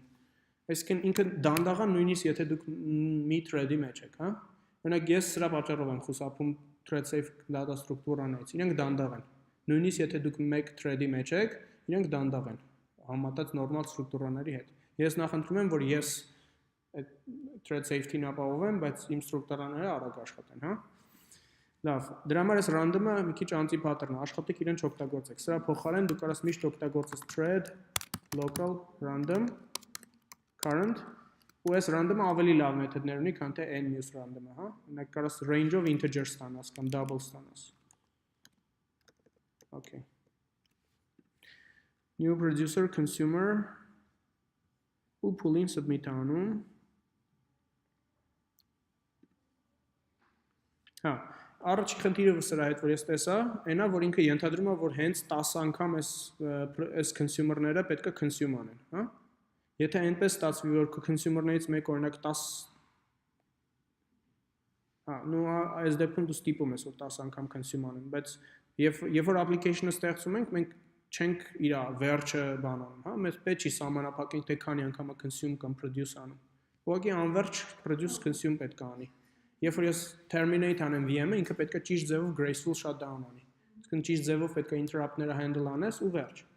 Կարևոր չի ես 10 հատ թե քանի հատ, ինքը անվերջ loop պետք է լինի իրական։ Okay, հիմա տեսնենք produce-ը ինչ է անում։ Produce-ը synchronize է լինում, չգիտեմ ինչ ես այս ձևով գրել, բայց եթե ամբողջ մեթոդը այս ձևով synchronized է, կարաս ուղղակի այստեղ տնես։ Նույն բանն է։ While is waiting volatile։ Այս շատ եմ նկատում ձեր մոտ, ուրեմն եթե դուք ինչ որ մեծ synchronized block ունեք, ու ինքը արդեն safe է ինքը իրանով, էլ իմաստ չունի որ դուք volatile կամ atomic-ներ ունենաք իր մեջ, հա։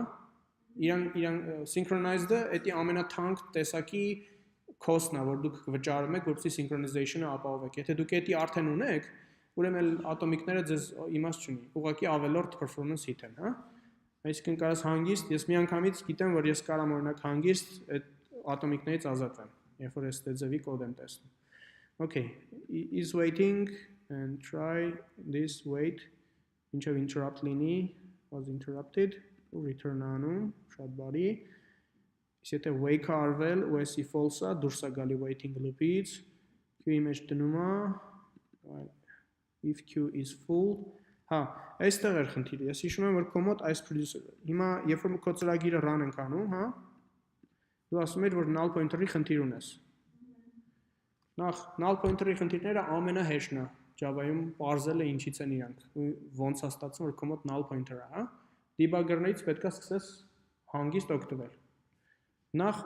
եթե դու կարողանում ես reproduce անես քո խնդրեմը, ապա վավշե խնդիր չկա այդտեղ, որպեսզի պարզես։ Հիմա տեսնենք, մենք ունենք null pointer exception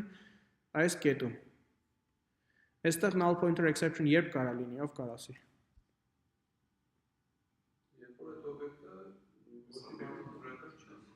Երբ որ այս օբյեկտը null է, որտեղ այս օբյեկտի method-ն է ինքը կանչը։ Okay։ Հիմա մենք կարանք հանգիստ ինչ-որ breakpoint դնենք այստեղ, սովորաբար այդպես են անում։ Լավ, այս tunnel-ը փակենք։ Տեսար քո exception-ը, տողը տեսար։ IntelliJ-ն բավականին խելացի է, որպեսզի ինքը JVM-ական մեթոդները սենց blur անում, հա, որպեսզի քեզ չխանգարի։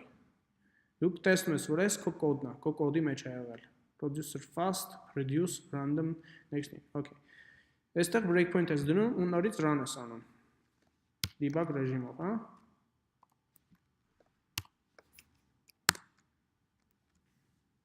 Okay, միանգամից կանգնեց։ Նախ, եթե չես ուզում կանգնի, կարաս ավելի խելոք բան անես, կարաս այս debug-ը condition դնես իր վրա, որ producer consumer equals null։ Okay, հիմա սա արդեն conditional breakpoint-ը։ Իսկ այս breakpoint-ի վրա քո VM-ը կկանգնի այն ժամանակ, երբ որ այդ condition-ը true է։ Լավ։ Հիմա նորից debug ենք անում, որտեղ լինում է, որ օրինակ դու loop-ի մեջ, այդ breakpoint-ի մեջ չես ուզում անընդհատ կանգնես, մենակ 140-րդ անգամ ինքը null էր ու նոր կանգնում ես, հա։ Okay, հիմա կանգնեցինք այստեղ, producer consumer-ին նայում ենք, ինքը null է։ Okay, մենք արդեն գիտենք, բռնել ենք քո application-ը end state-ում, երբ որ ինքը արդեն սխալ է, հա։ Մեզ պետք է ուսումնասիրել ինչի է ինքը null։ Հիմա տեսնենք այս field-ը որտեղից է գալիս։ Ինքը null է այս դրությամբ, որտեղից դու իրան set անում։ Ոչ մի տեղ։ Պարզավոր null պետք է լինի։ Չէ՞։ Պատկերացրիր, այստեղ իմաստը այն չի ճիշտ ես գրել կոդը թե չէ։ Ճիշտը կարևորը այստեղ այն է, թե դու ոնց ես մոտենում քո խնդրին, հա։ Եթե դու այս debugger-ով աշխատեր, դու միանգամից կգտներ այս null pointer-ը ու կդզեր։ Հա։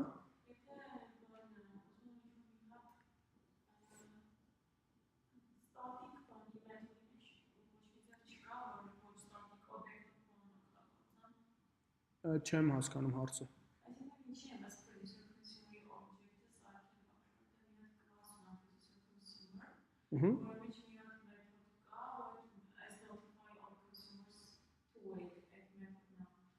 Լավ, բայց մենք անցել ենք wait notify-ը դու կարաս կանչես ցանկացած օբյեկտի վրա։ Եթե քո բոլոր consumer-ները wait անեն այդ նույն օբյեկտի վրա ու դու քո producer-ներից մեկը notify all անի այդ օբյեկտի վրա, ապա բոլոր consumer-ները կզարթնեն։ Նույն ձևի հակառակը։ Եթե քո բոլոր producer-ները wait են անում մի հատիկ producer-ների lock-ի վրա ու քո consumer-ներից մեկը տեսավ, որ queue-ն արդեն բավականին դատարկ է, որպեսզի բոլոր producer-ները զարթնեն, ապա ինքը կարող մի հատ notify կանչի այդ օբյեկտի վրա ու բոլոր producer-ները կզարթնեն։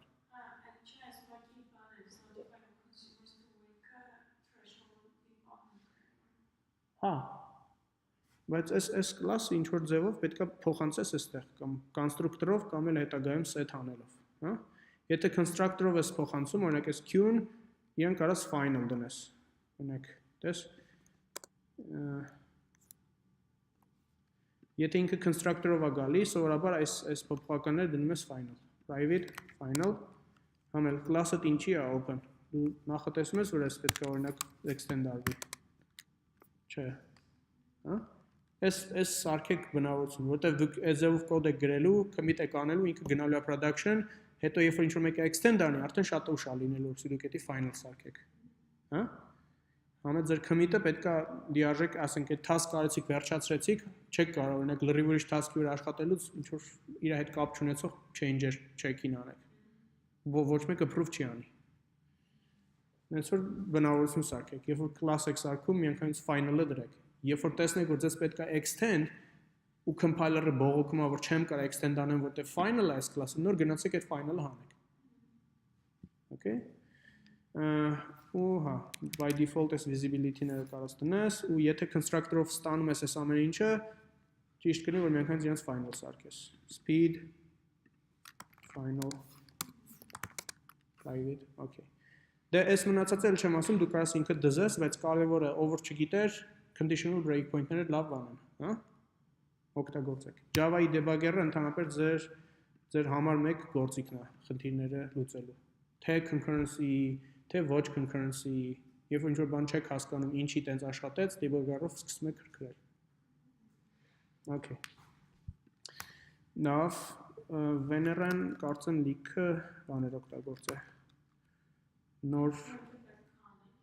չէ, պետք չի անես, բայց լավա որ ինքը անում է, ինքը արդեն օգտագործում է նենց բաներ, որ ես ինձ թվում է հաստատ կարող ինքը օգտագործի completable future-ներ, եթե իրան պետք լինի։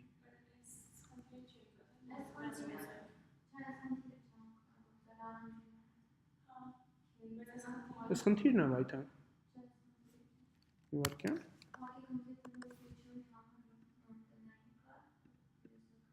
Հա, producer consumer-ի համար ես օգտագործել։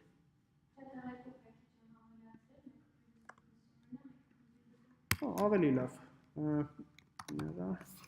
Lesson 9, չէ։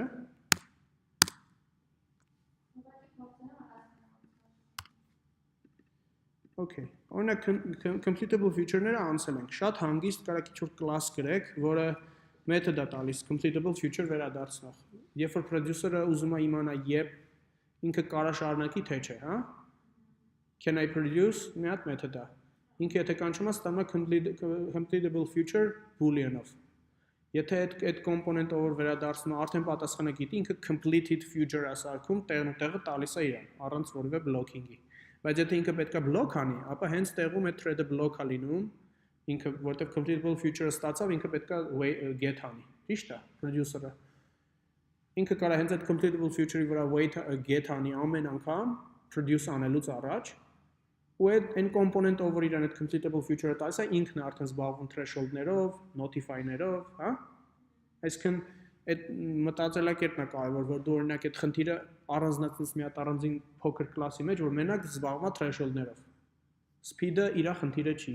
producer-ը ինչա produce անում իր խնդիրը չի, հա? Երբ որ ամբողջը լցնում ես միտեղ, այդ միշտ բարդացնում է քո գործը։ Ու բարդ է հասկանալ ծրագիրը ոնց աշխատում։ Okay, գտնենք Venera-ի արածը։ Ես չգիտեմ ինքը ճիշտ է գրեթե։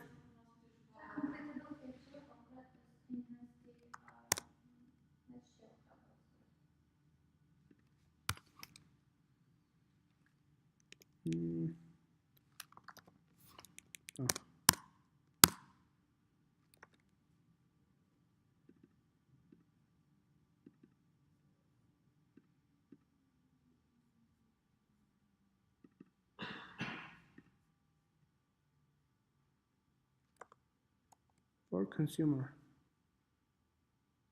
for producer. Ահա։ Հա, բայց իմաստը նույնն է։ Հա, այստեղ մենակ մի բան եմ ուզում ասել, որ եթե դու completable future օգտագործում ես, այստեղ դու ինչ ես արել, ընդհանրապես string ես վերադարձել, որ այս worker-ը վերջացրել է, հա։ Այս string-ը իրականում քեզ պետք չի, քեզ պետք է որ իմանաս, որ ինքը վերջացրել է։ Ճիշտ է։ Այսինքն այստեղ վերջում դու ընդհանրապես ինչ ես արել, վերցնում ես բոլորի result-ները, որոնց result-ները միշտ նույնն է, հա, ու իրենց join ես անում ու տպում ես։ Արդյունքում ստացվում է 10 հատ producer complete, 10 հատ consumer complete։ Բայց այստեղ նպատակը ոնց հասկանում եմ, այդ չի, այստեղ նպատակը որ սպասես մինչև 10-ն էլ վերջացնեն, նոր շարունակես։ Ճիշտ է։ Կարաս այստեղ ոչ մի բան չվերադարձնես ու այստեղ void տաս, void։ Հա, void-ի տալու ձևերից մեկը է դա, որ եթե քեզ պետք է լինի void, չես կարող գրես փոքրատար void,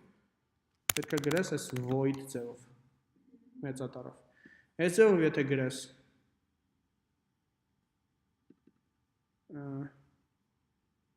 supply async run async, okay, այս դեպքում արդեն runnable է ստալի, ու ստանում ես completable future, ինքը ոչ մի բան չի վերադարձնում, բայց ինքը էլի ինֆորմացիա տալիս է քեզ, երբ այդ task-ը ավարտվեց, այս դեպքում կարաս արդեն այս void-երով աշխատես, void run async, ու այստեղ join ու վերջ,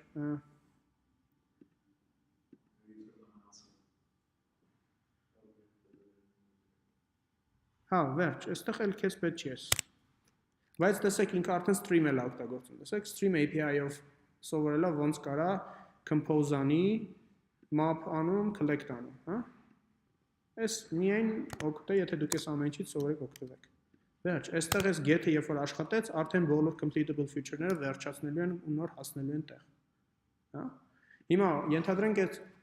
producer consumer-նի օրինակն ենք անում, հա, դուք կարաք հանգիստ ունենաք ձեր հին հասարակ producer consumer-ները մի տարբերությամբ, իրանց բոլոր reference-ները տալիս եք ինչ-որ shared component-ի, օրինակ, ինչ-որ մեկը գրել էր process manager, կարծեմ, հա, օրինակ, իրա մոտ element queue process manager, բայց այստեղ main-ում երբ որ տեսնում եք, տեսեք ինչ composable ձևի է գրված, process manager-ը, չնայած իր անունը այդքան էլ լավը չի, բայց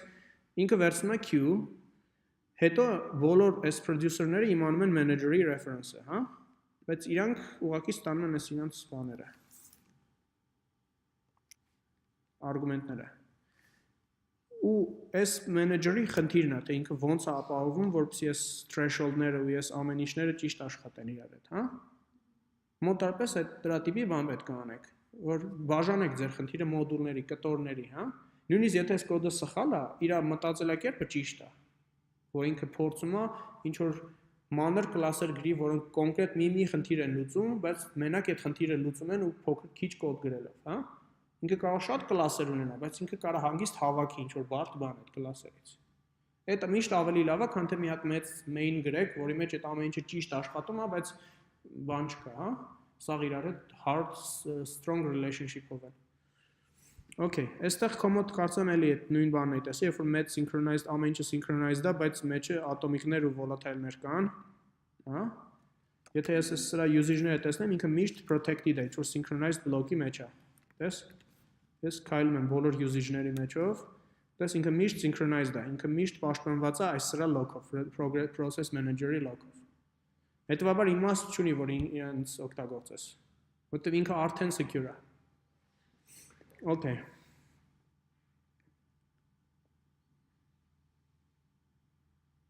Producers list, consumers list, տեսեք, այստեղ արդեն ինձ չի էլ հետաքրքրում ոնց ինքը implement կանի, այստեղ կարևորը երկու բան է, որ ինքը բաժանել է կտորների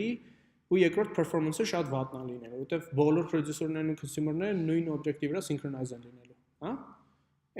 այդ վատ չի, սկզբում երբ որ խնդիրը ստանում եք, լուծեք, հա, կարող է ճիշտ լուծեք, կապ չունի performance-ը ոնց կլինի, հետո նոր երբ որ ճիշտ լուծել եք, կմտածենք ոնց կարանք օրինակ այդ մեծ synchronize-ի փոխարեն ավելի լավ բան օգտագործենք, հա, okay, էլի, տեսեք, ինքը ճիշտ դնում է, final ասարկում, visibility-ն դնում է default of private, ոնց որ հարկն է, էլ արդեն կարիք չկա այս նույն բանը ասելու, static-ները միշտ գալիս են սկզբում ամեն ինչից, ու կարաք այսպես մի հատիկ տող թողեք արանքում, որպեսզի պարզ լինի, որ առանձին է այդ ամեն ինչը, okay, class q, long other, count, հա, այստեղ ես քո q-ն հասարակ q է, բայց իր count-ը մենակ պաշտպանել ես log under-ով, long other օրինակ շատ չեք տեսնի, ես ուղղակի ձեզ ցույց տվեցի log under-ի usage-ը, բայց հիմնականում բոլորը օգտագործում են atomic long, իր usage-ը իրականում շատ սահմանափակ է, okay, current count, всё, բարի, Ամենահեշտ ձև էս խնդիրը լուծելու ձեր Q-ի հետ գործողությունն ու ձեր threshold-ների հետ կապված գործողությունները պետք է պաշտպանված լինեն մի հատիկ synchronized lock-ով։ Նույն lock-ը պետք է օգտագործեք, կապ չունի ով է մտնում դուրս գալիս, հա։ Ու հեշտ կարաք այդ խնդիրը լուծեք։ Այդ թե ոնց performance efficient ձևով է լուծեք, այդ արդեն ավելի բարդ խնդիր է, բայց producer consumer-ների խնդիրը դա շատ տարածված pattern է։ Համարյա այդպես application չկա, որտեղ լիքը producer-ներ չկան, որտեղ QA-եր չկան, ու որտեղ consumer-ներ չկան, հա։ Այս pattern-ը ամենտեղ կա։ Ու դրա ամենաբարդ տարբերակը այդպես multiple producer, multiple consumer case-ն է։ Ու ինչ որ բարդ լոգիկաներով, հա։ Okay, ես ես մնացած տնայինը ամբողջությամբ կնայեմ հետո, բայց հիմա ուզում եմ մնացածներն էլ նայեմ, ես լիքը merge request-ներ ունենք։ Այստեղ մի քանի հատ կարծեմ ես screenshot էի արել, որպեսզի արագ առանց գտնելու։ Հա, այստեղ չգիտեմ ում կոդն է, բայց օրինակ նույն նմանատիպ կոդ ունի մի հատիկ statement է for image, բայց դրել է բաները, scope-ը, բայց ես մի հատ հա Այդ բնավորություն սարքի։ Այս եթե օրինակ ինչ-որ մեկը տեսնի,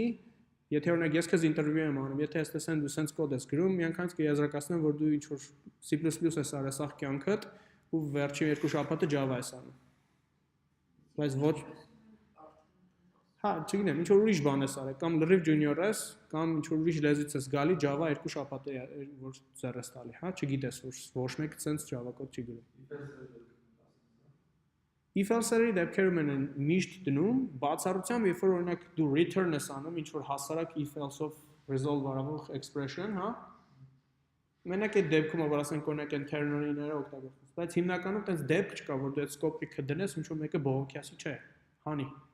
սարքի առանց scope, հա։ Բայց լիքը մարդ կլինի, որ կգա քեզ կասի, չէ, էսի մեր company-ում ընդունված code style չի, դիր։ Ու դու ստիպված նորից կգնաս commit կանես մի հատ անկապ message-ով ու էլ չես կարող մենդ անես, որտեղ պետք է արդեն push ես արել merge request-ը սարքվե, հա։ Այս ձեզ ուղղակիացնում որ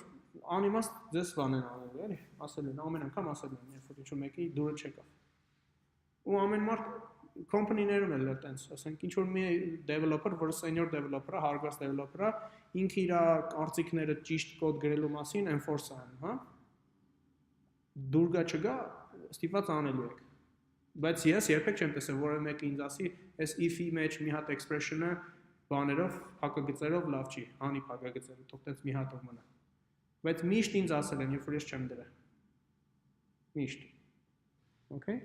Շատ հազվադեպ ալնում, երբ որ կոդը ընկալքի հասարակական հայտ է, որ այդ ձևով չեք դնում, okay է, հա։ Կամ այն իր short ձևով եք գրում, okay է։ Okay։ Հա, այս նույն բանն է, երբ որ synchronized block-ով ամեն ինչը safe արած, բայց այս մի field-ը ատոմիկներով արվում, հա։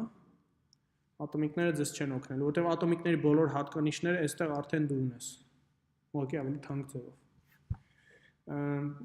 Բացառությամբ այն դեպքի, եթե օրինակ այս ատոմիկը access արվում մի հատ ուրիշ տեղից, որտեղ այս synchronized-ը չի իրան պաշտպանում, հա։ Այդ դեպքում հա, ձեզ պետք է այդ ատոմիկը։ Okay։ Լավ, ու ուրիշ ինչ-որ մեկինը կա, որ բավականին տարբերվում է նրանից, ինչ-որ մինչև հիմա տեսնենք։ Կա ինչ-որ տնային, որ ուզում եք նայենք։ Հա? Չէ, հոգնածի հարցը չի։ Եթե կոդ տնայինի մեջ մոտավորապես նույն ձևի ես կոդը գրե ինչ-որ տեսանք, ապա իմաստ չունի նույն ձևի նայել, բայց եթե ինչ-որ Որ մեկն է։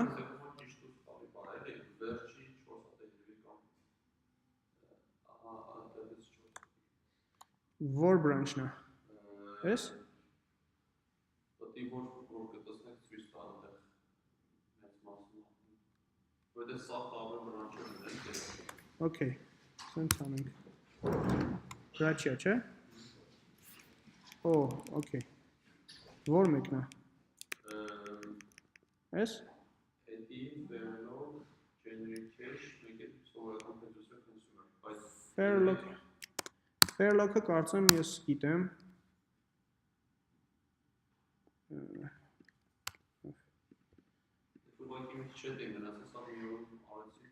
Սենց ասեմ, Fairlock-ում եմ տեսնում, որ շատ մարդիկ հրաչ Fairlock Okay.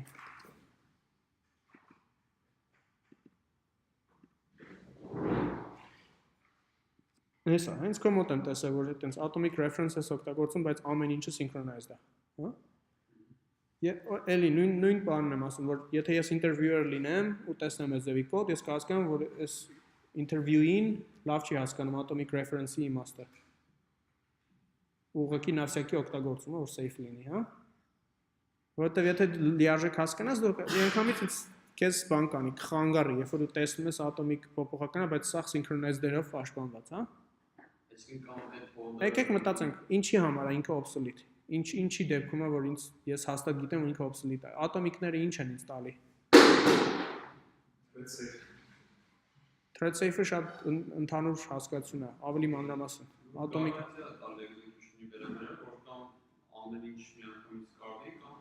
Ահա, synchronized-ը ինչ է անում։ Synchronized-ը նույնը, Ահա, բարի։ Atomic-ը ինչ է ուրիշը ապահովում, իր անունից ինչ է բխում։ Օպերացիան atomic-ը։ Synchronized-ն էլ է atomic, որովհետև մենակ մի thread-ը անում այդ նույն գործողությունը, հա։ Իսկ synchronized-ը այն ամեն ինչն է, ինչ որ atomic-ը հələ մի բան էլ ավել։ Լավ, հետեւաբար այն ինչ որ դուք այստեղ atomic reference-ի համար կարող պետք գար, պետք չի գա։ Ինձ բավական է այսպես դնել սրա վրա, մի հատ տեսնեմ բոլոր այն usage-ները, որ այստեղ օգտագործվել է, համոզվեմ, որ բոլոր մեթոդների մեջ այս synchronized-ը կա, ու վերջ, ես գիտեմ, որ դու սխալ ես արել։ Կամ այս synchronized-ները պիտի հանեի, կամ էլ Հա, եթե synchronized-ները հաներ, ես շատ ուշադիր պետք է կարդայի այս կոդը, որպեսզի հասկանայի thread safe այս կոդը թե չէ։ Statement առ statement պետք է կարդայի։ Այս դեպքում ես գիտեմ, որ այս կոդը լրիվ mono execution է։ Մենակ մի thread կար այս կոդերից որևէ մեկը execute անի միավոր ժամանակում։ Հետևաբար այստեղ շատ մտածելու բան չկա։ Ամեն ինչ որ այստեղ է safe է, հետևաբար այստեղ atomic-ի խնդիր չունես։ Ուղղակի այստեղ որ synchronized-ը հանեի, օրինակ այդ waiters ում որ կա, ես օրինակ կարա չէ խնդրի առաջանա։ Waiters queue linked list ընդամենը։ Հա, իհարկե կարա առաջանա։ Անլոքում են որը։ Հա, կա առաջանա։ Ու իրականում էսի բավականին բարդ խնդիր է, որսի դուք առանց synchronized-ի fair lock գրեք, հա։ Եթե դուք բացեք նայեք թե Java-ին ոնց են այդ գրե, բավականին բարդ է։ Ես հաստատ չեմ հանձնարարի, որ դուք սկսեք fair lock գրել առանց synchronize-ի։ Կարևորը այստեղ որ դուք խնդիրը լուծեիք, թե ոչ inefficient ձևով կլուծեիք, թե չէ, դա էական չի, հա։ Okay. Now, այս նայեցինք, անցանք առաջ, fair lock-ից մեկ էլ կար առաջ enhanced producer consumer որտեղ է ինքը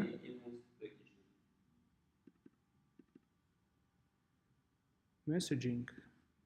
messaging. Okay. Channel. What is channel? Հա, մեկ էլ գիտեք ինչ էի տեսնում, որ դուք կոմենտներ եք գրում, բայց այսպես եք գրում։ Եթե multi-line comment հա, մի քանի տող է, ապա պետք է այս վերևի ձևով գրեք։ Հա? Եթե դուք գիտեք, որ մի քանի տողով բան եք ինչ որ բացատրում, այս ձևով գրում եք enter ու գնաց։ Կարաք ես ջնջեք, բայց այստեղ բացատրեք։ Իսկ եթե մեկ տողանոց ինչ որ բան է, ապա հա կարաք այդ ձևի կոմենտով գրեք։ Տարբերությունն այն է, որ S documentation-ը, իսկ S լրիվ ignored է, հա։ Եթե ես այստեղ այսպես նկարագրեմ այս class-ի ինչի մասին, ապա ուրիշ տեղ երբ որ դուք անեք այսպես documentation, չեք տեսնելու դա։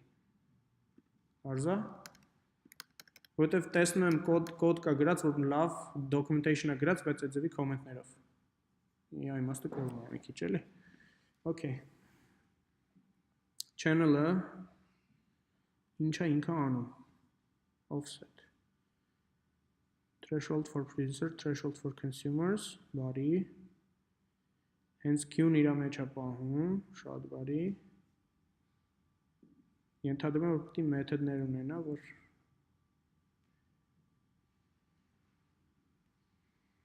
շատ լավ, հա։ Այսինքն command producer-ները կանչում են send message, հա։ Քո բոլոր consumer-ները կանչում են receive message, hence այս queue-ն որոշում է, բոլորը պետք է քնեն, թե բոլորը պետք է զարթնեն։ Ճիշտ եմ հասկանում։ Էլի, լավ մոտեցում է, վատը սրա ինչն է։ Չէ, performance-ի մասին ես դες կյանքում բան չեմ ասի։ Ամենայն դեպս ես կուրսերի շրջանակներում։ Performance-ից բացի, ուրիշ։ Վատը այնա, որ ինքը queue-ը 0-ից implement-ար է, offset, messages, ինքը կարա վերցնի ուղղակի ինչ-որ normal queue-ի պատրաստ implementation ու անցնի առաջ։ Ինքը ուղղակի պետք է այս wrapper class-ը գրեր, որի մեթոդները ես կանչում եմ producer-ներից ու consumer-ներից։ Այս հենց այնա, ինչ որ ես նկարագրեցի մի քիչ առաջ, որ դուք մի հատ առանձին կոմպոնենտ եք գրում, որը մենակ զբաղվում է այդ ձեր threshold-ներով։ Ու ինքը օգտագործում է queue-ին, որտեղ queue-ի արած գործողությունը դեռ ձեզ պետք է, բայց ինքը subset է ձեր խնդիրների, հա։ Ու այդտենց compose է կանում։ Հիմա եթե ես վաղը ձեզ ասեմ մի քիչ ավելի բարդ լոգիկա, դուք կարող եք մի հատ ուրիշ class գրեք, որը wrap անում է channel-ին, հա։ Բայց իրենք composable կլեն։ Ես կարող եմ իրանց просто sense unplug անեմ ու այն հինը ստանամ։ Ոչ թե ստիպված գնամ ու սկսեմ կոդը քրքրել, հա։ Ու այդ նաև ձեզ թույլ է տալի, որպեսզի դուք էլ ձեռ չտաք այն հին կոդին։ Եթե ես այստեղ օգտագործեի ինչ-որ պատրաստի queue, հա, այդ կնշանակի, որ այդ queue-ի մեջ ամեն ինչ ճիշտ է, որտեղ ես ոչ մի բան չեմ փոփոխել իր մեջ։ Իսկ երբ որ ես փոփոխում եմ այս ամբողջ class-ը, որտեղ ասես կարող խնդիր լինի, հա։ Մեկ էլ այս նամով message-ը այլանդրել, որովհետև իրականում բացի ուղարկելուց ու consume անելուց դրանից դուրս էլ է օգտագործվում։ Private, okay. Get number of messages, բայց ինքը used չի։ No usages։ Կապ չունի, բայց մեթոդը կա։ Այս դեպքում հա, հասկանալի է, ես չեմ կարող ասեմ քեզ, որ այս volatile-ը պետք չէր ստեղ, որտեվ Okay, բայց իմաստը հասկացաք, մոտեցումն է այստեղ կարևոր, հա։ Երբ որ ձեզ ռեալ հանձնարարություն տամ, ասեմ ու всё, պետք է ճիշտ գրեք, եթե մոտեցումը ճիշտ լինի, վերջում միևնույնն է ճիշտ կգրեք, հա։ Ճիշտ ձև այս խնդիրները լուծելու ինչն է։ Տեստեր եք գրում սկզբում, մի հատ նենց տեստեր եք գրում, որ ասես մի քանի thread-ով ձեր producer-ները սարքի, աշխատացնի, testable պետք է լինի ձեր կոդը, հա։ Այդ main-ի փոխարեն պատկերացրեք test պետք է գրեք։ Այդ test-ը գրելու եք ու նոր implement եք անում։ Implement անելուց արդեն տեսնում եք մոտավորապես ձեր API-ի ինչ պետք է լինի։ Դա համար շատ դեպքերում ես օրինակ գրում եմ,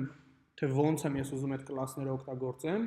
class-ներն ու մեթոդները դեռ գոյություն չունեն։ Սա compile չի լինում։ Հետո նոր on demand ստեղծում եմ այդ ամեն ինչը, հա։ Այստեղ արդեն անիմաստը չէ, որ այս ուղղակի սկզբում Հա, եթե այս մեթոդը ջնջես, առանձին producer-ի consumer-ի մեջ դներ, ամեն մեկին իր համար, բայց հետո այդ էլ արդեն Okay, մի վարքեն կարդանք ընդհանրապես հասկանանք ճիշտ է լուծվում թե չէ։ Offset equals messages length -1 or capacity threshold for producers. Try wait, okay. Եթե interrupt եմ անում քեզ, ապա դու ավելի ճիշտ կլինի, որ միանգամից դուրս գաս այստեղից։ Էլ մնացածը execute չանես։ Այս notify-ն էլ պետք չի էլ։ Որտեվ over այս notify-ին սպասում է, ինքը էլի wake ալնելու, interrupt ալնելու։ Նայ, երբ որ ես այստեղ interrupted եմ ստանում, հա։ JVM, please shut down։ Այս պահին դու գիտես, որ ես ուզում եմ, որ այս JVM-ը interrupt լինի ու վերջանա իր գործը, հա։ Հիմա քեզ պետք է հնարինս շուտ դուրս գաս այստեղից, հնարինս քիչ էֆեկտներ առաջացնելով, հա։ Քանի որ ես քո send message-ը ոչ մի բան չի վերադարձնում, շատ հանգիստ կարաս այստեղից ուղղակի return անես։ Ոչ թե այս մնացածը execute անես, այս մնացածը պարզ չի, ինչ էֆեկտ կունենա մնացած ծրագրի վրա, հա։ Կարաս այստեղից միանգամից դուրս գաս ու իմանաս, որ այս blocked thread-ը վերջացեց իր գործողությունը, իրան հնարավորություն ես տալի հնարավոր շուտ վերջացնի իր աշխատանքը։ Հասկանաս, interruption-ը նշանակում է վերջ, ես ուզում եմ ինչ որ անում ես կարևոր չի իմ համար։ Վերջացրու դու սարի։ Ուրիշ բան է, եթե դու ունենաս ինչ-որ cancellation method, որը graceful shutdown է նշանակում։ Օրինակ, եթե քո producer-ները ինչ-որ կարևոր գործ են անում, ինձ պետք է իրանք normal shutdown լինեն, իրենց արածը վերջացնեն, նոր վերջանա ծրագիրը, ես կկանչեմ քո cancel-ը քո producer-ի ու դու normal cancel կանես, հա, ինչ-որ volatile կունենաս, որը flag-ին հետևում է, հա, ու cancel կանես հետևից։ Լավ, իրականում դա շատ մանր բան է, որի երկար խոսանք դրա մասին, բայց սովորաբար այս interrupted-ը սենց ignore չեն անում։ Հատկապես այս loop-ում։ Լավ, այս եթե ignore ես անում, ենթադրենք, ինչ անելու։ Կարելի է նորից շարունակելու աշխատել, wait անելու։ Կարելի է հա wait interrupt լինի, wait interrupt։ Այսինքն լավ չի մտածած, հա? Այստեղ պետք է առնվազն break անես, եթե է տենց կամ return։ Հա, այսինքն էլի, իմաստը այստեղ այն չի թե break արի թե interrupt։ Այստեղ իմաստը այն է, որ ես տեսնեմ, որ դու բոլոր հնարավոր սցենարները չես տեսնում քո ծրագրի, հա? Դու այստեղ կոդը գրել ես ու կիսատ ես թողել։ Ինքը ունենալու է ինչ-որ դեպք, որ դու զարմանալու ես, ոնց քո ծրագիրը սենց արեց։ Հա? Այդ վատ է։ Okay։ Նույնը այստեղ։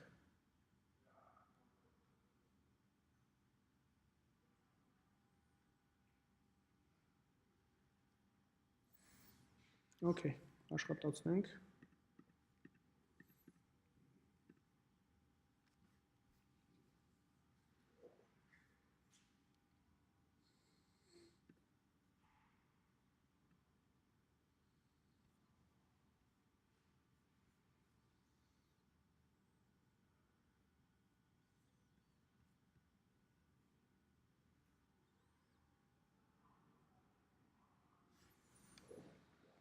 Okay.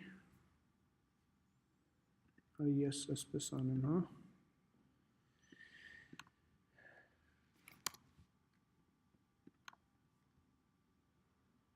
Իրանցից մեկը թող լինի debug, որպես ես տեսնեմ parse of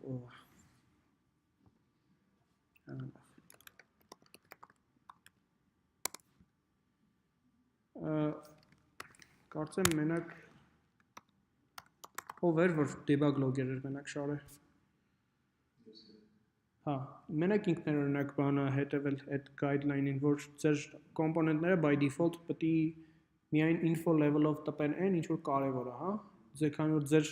task-երը կոնկրետ ոնց որ utility-ային ինչ որ բաներ են, իրենք իրականում բան համարը չպետք է տպեն։ Երբ որ ես debug enable անեմ, նոր պետք է այդ ամեն ինչը տեսնեմ։ Ինքը արել էր այդ ձևով։ Բայց ձեր main-ը կարա տպի, հա։ Օրինակ այս main-ի մեջ կարա ինչ որ info level-ով կամ ինչ որ higher level-ով բաներ լինի, բայց քո producer-ներն ու consumer-ները իրենք utility-ներ են, իրենք պետք է սուս ու փուս իրենց գործը անեն ոնց որ։ Okay, հիմա եթե ես run անեմ, ոնց ինչ որ ձևով կտարբերեմ իրենց։ Okay. Produce consume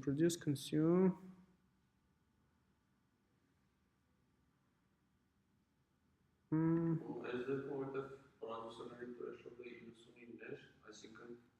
99 հատ ազատ պետք է լինի, որ նոր պրոդյուսերը դրանով մի հատիկ այլ է։ Okay, բայց ինչի է ծրագիրը ավարտվում տենց։ Այստեղ consumer consumed message 1, հա, այստեղ message 1 չկար։ 0 առաջին message-ը։ Չէ, սխալ աշխատում։ Նայ, ես ակնհայն հերթականությունը տենում 0 1 2 է արտադրել, հա, բայց քո consumer-ները արեցին 0 2։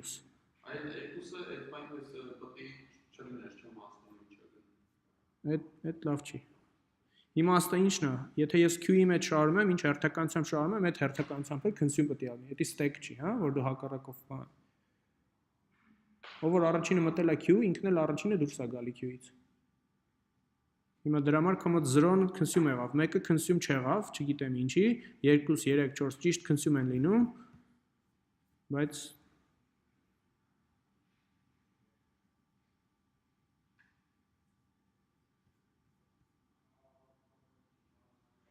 չէ, կնես, հակառակը։ Ուղղակի քո մոտ այդտեղ producer consumer-ները այն ձևի արագ են, որ ինչ մտնում, այդ էլ consume արվում։ Օրինակ, եթե քո producer-ները 10 հատ էլեմենտ անեն, քո consumer-ները պետք է սկսեն 0-ից։ 0 1 2 3 4, հա։ Հիմա քո դեպքում 0-ից սկսել ես, բայց քո մեկը չես consume արել, չգիտեմ ինչի։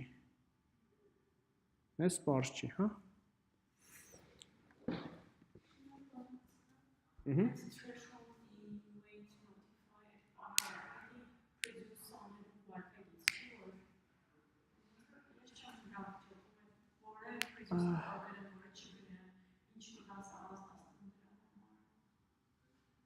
Իրականում ինքը մի քիչ աղավաղված է։ Դրա համար երկու տարբերակներն էլ ընդունելի է։ Որտեվ դու կարաս կամ producer գրես, որ այդ ամեն ինչի մասին տեղյակ է, կամ կարաս producer գրես, որը ուղղակի շատ սահմանափակ լոգիկա ունի, բայց մի հատ extra class գրես, ոնց որ այդ channel-ն է կամ manager-ն է, որը մենակ դրանով է զբաղվում, հա։ Ես միշտ նախընտրում եմ, որ այդ ամեն ինչը անջատած է իրարից։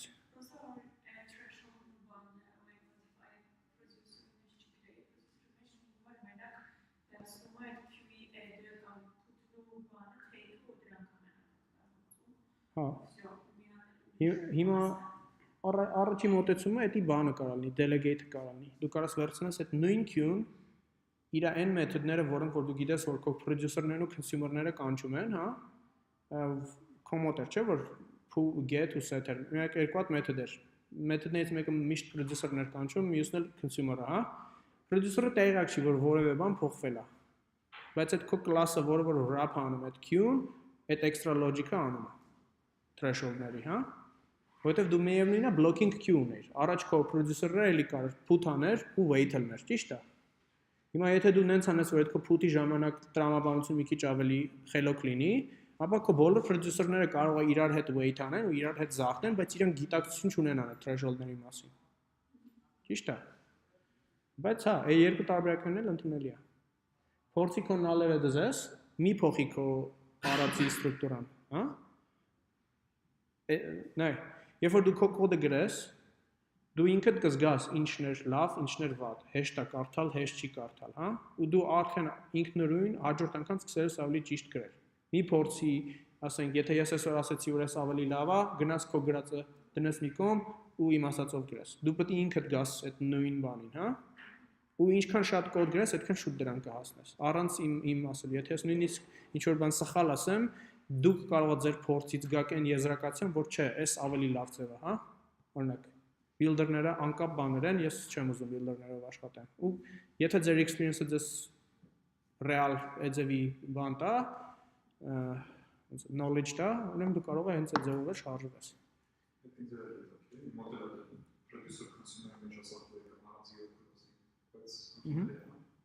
Ընդունելի է, հա։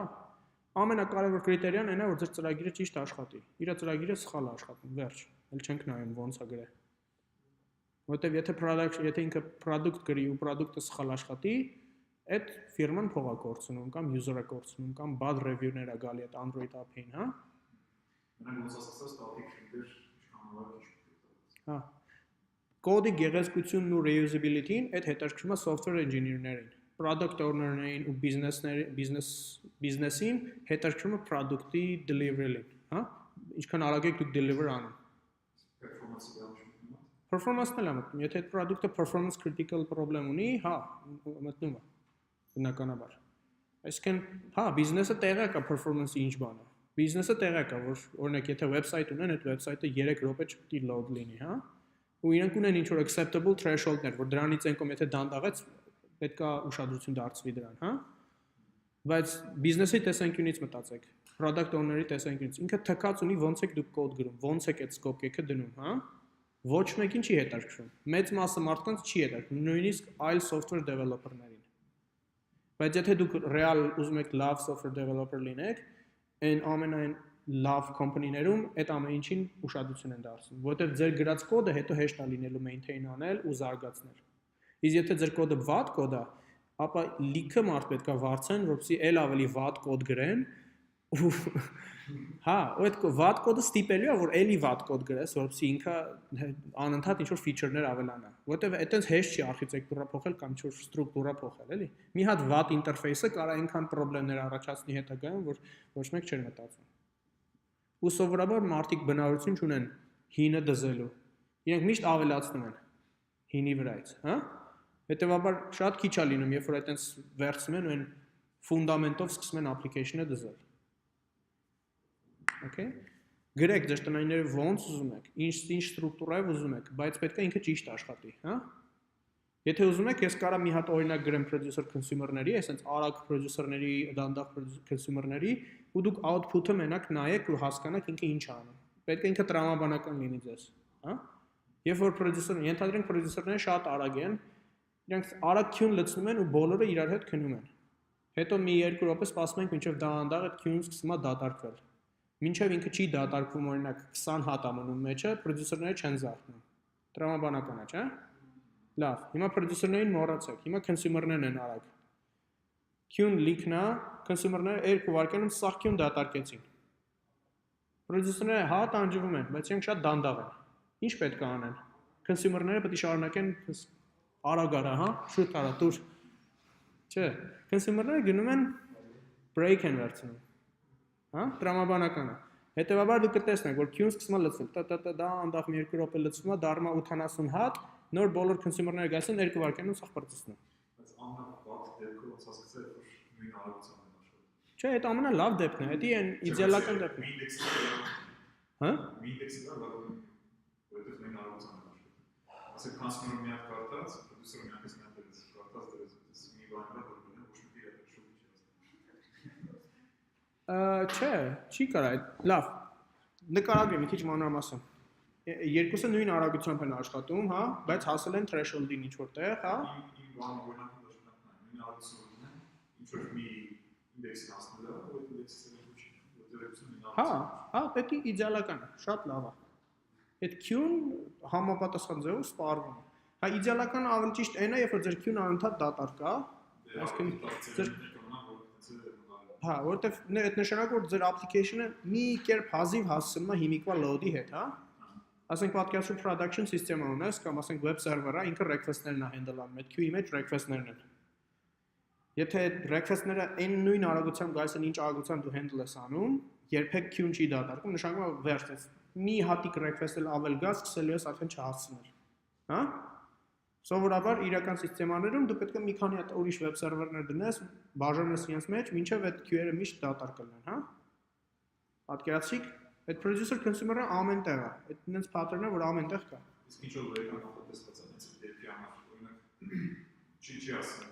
consumer-ը սա consumer-անի, դա սանատերն են անհասպասում։ Մի որոշ ժամանակ հետո ասեք time-out։ Օրինակ չես տեսել service unavailable response, երբ որ դու website-ը բացում ես։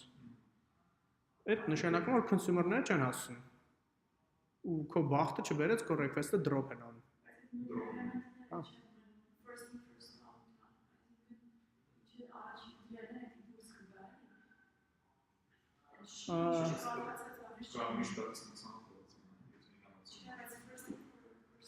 Հա, first in first out է, եթե ես առաջին եմ request ուղարկել, բայց հիմա պատկերացրու ես request ուղարկել եմ, իրենց մոտ արդեն Q-ն leak-ն է։ Իմ request ուղարկի drop են անում, այլ տեղ չկա դնելու իմ request-ը։ Այդ վաղ ես 405 եմ ստանում, թե 505 եմ ստանում, չեմ հիշում։ Հա, HTTP error, տեսած կլինեք։ Ասենք մեկ բանը, հայկական շատ website-ներ կա, որ անում։ Այդ կոչվում է back pressure, դրան ձևեր կա։ Օրինակ, պատկերացրու քո application-ը բազայի մեջ է գրում, հա, իր bottleneck-ը բազան է։ Եթե ես leak request-ներ եմ ուղարկում, ամեն request-ի համար դու query ես ուղարկում, ապա քո տակտիկան այդ back pressure-ի այնա, որ դու վերցնելու ես այդ request-ները հավաքես ու 20-20 query գրես։ Հա, գրել ես մի հատի query, որը 20 հատ update անում։ Այդ ավելի արագ է բազայի համար, քան թե 20 հատ query, որը մի update անում։ Այսինքն այդ տակտիկաները փոխվում են կախված է application-ից, բայց ամենավերջի տարբերակը, եթե դու արդեն չես կարողանում handle անես, նոր instance-ներ ես դնում ու load balancer ես դնում, որը բաժանում է իրենց մեջ գործը։ Հա, ու բաժանելու տակտիկա կա այնտեղ տարբեր, հա։ Մի խոսքով, պատկերացրիք։ Okay, ամենակարևորը ինչ է կանում։ Այն ինչ որ արեցինք է սերվերների հետ, հա, SSH, script-եր, ոնց եք տեղավորում, ոնց եք start-անում, stop-անում։ Այս ամեն ինչը անում եք տանը, սովորում եք սրան, որ ձեր տնայինները deploy կանելու real server-ի վրա, որովհետեւ ես կարող եմ run անեմ, տեսնեմ ոնց ենք աշխատում։ Ու ես չեմ մենակ, ասենք ինչ որ մեկին ուզում եք ցույց տաք ձեր application-ը, հա, կամ interview-ի եք համար ինչ որ խնդիր եք լուծում, 1000 անգամ ավելի լավ է, որ ասում ես, okay, կարաս այստեղ launch անես, կպնես, միանգամից տեսնես ոնց է ծրագիրը աշխատում, ոչ թե կոդը տալիս ես, ու հետո մարդը պետք է մտածի ոնց run անի քո application-ը։ Հա? Շատ ավելի լավ է։ Interviewer-ը հաստատ կգնա, եթե այդ ձևով տակ application-ը։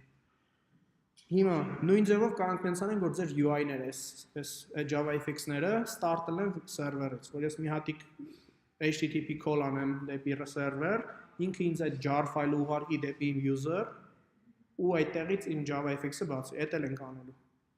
եթե ժամանակ ունի լավ։ Այդ ուրիշ տեխնոլոգիա Java-ի, բայց իմաստը դրա է, որ մի հատ jar file-ը դրվում է սերվերում, ու մի հատիկ ոնց որ HTTP սերվեր անում, որը ուղղակի serve անում այդ jar file-ը։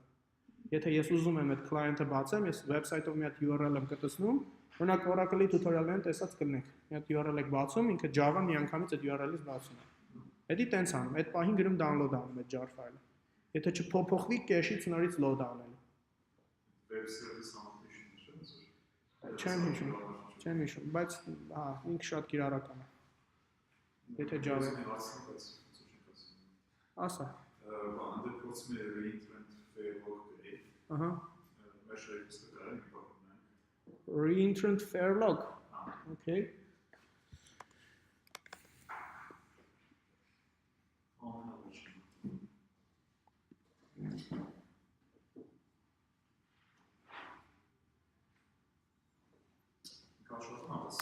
Սինխրոնացիա մետոդը։ Միշտ լոգերներ կարելի։ Մեկ-մեկ խաղող բաներ։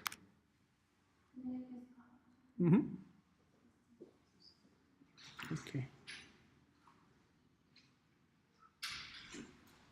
Լավ։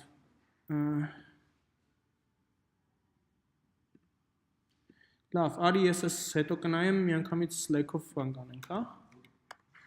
Որտեվ ինձ թվում է ինքը մոտարապես նույն բանն է, ինչ որ նույն բաներն ես օգտագործում, ինչ որ մնացած տեղերում, հա։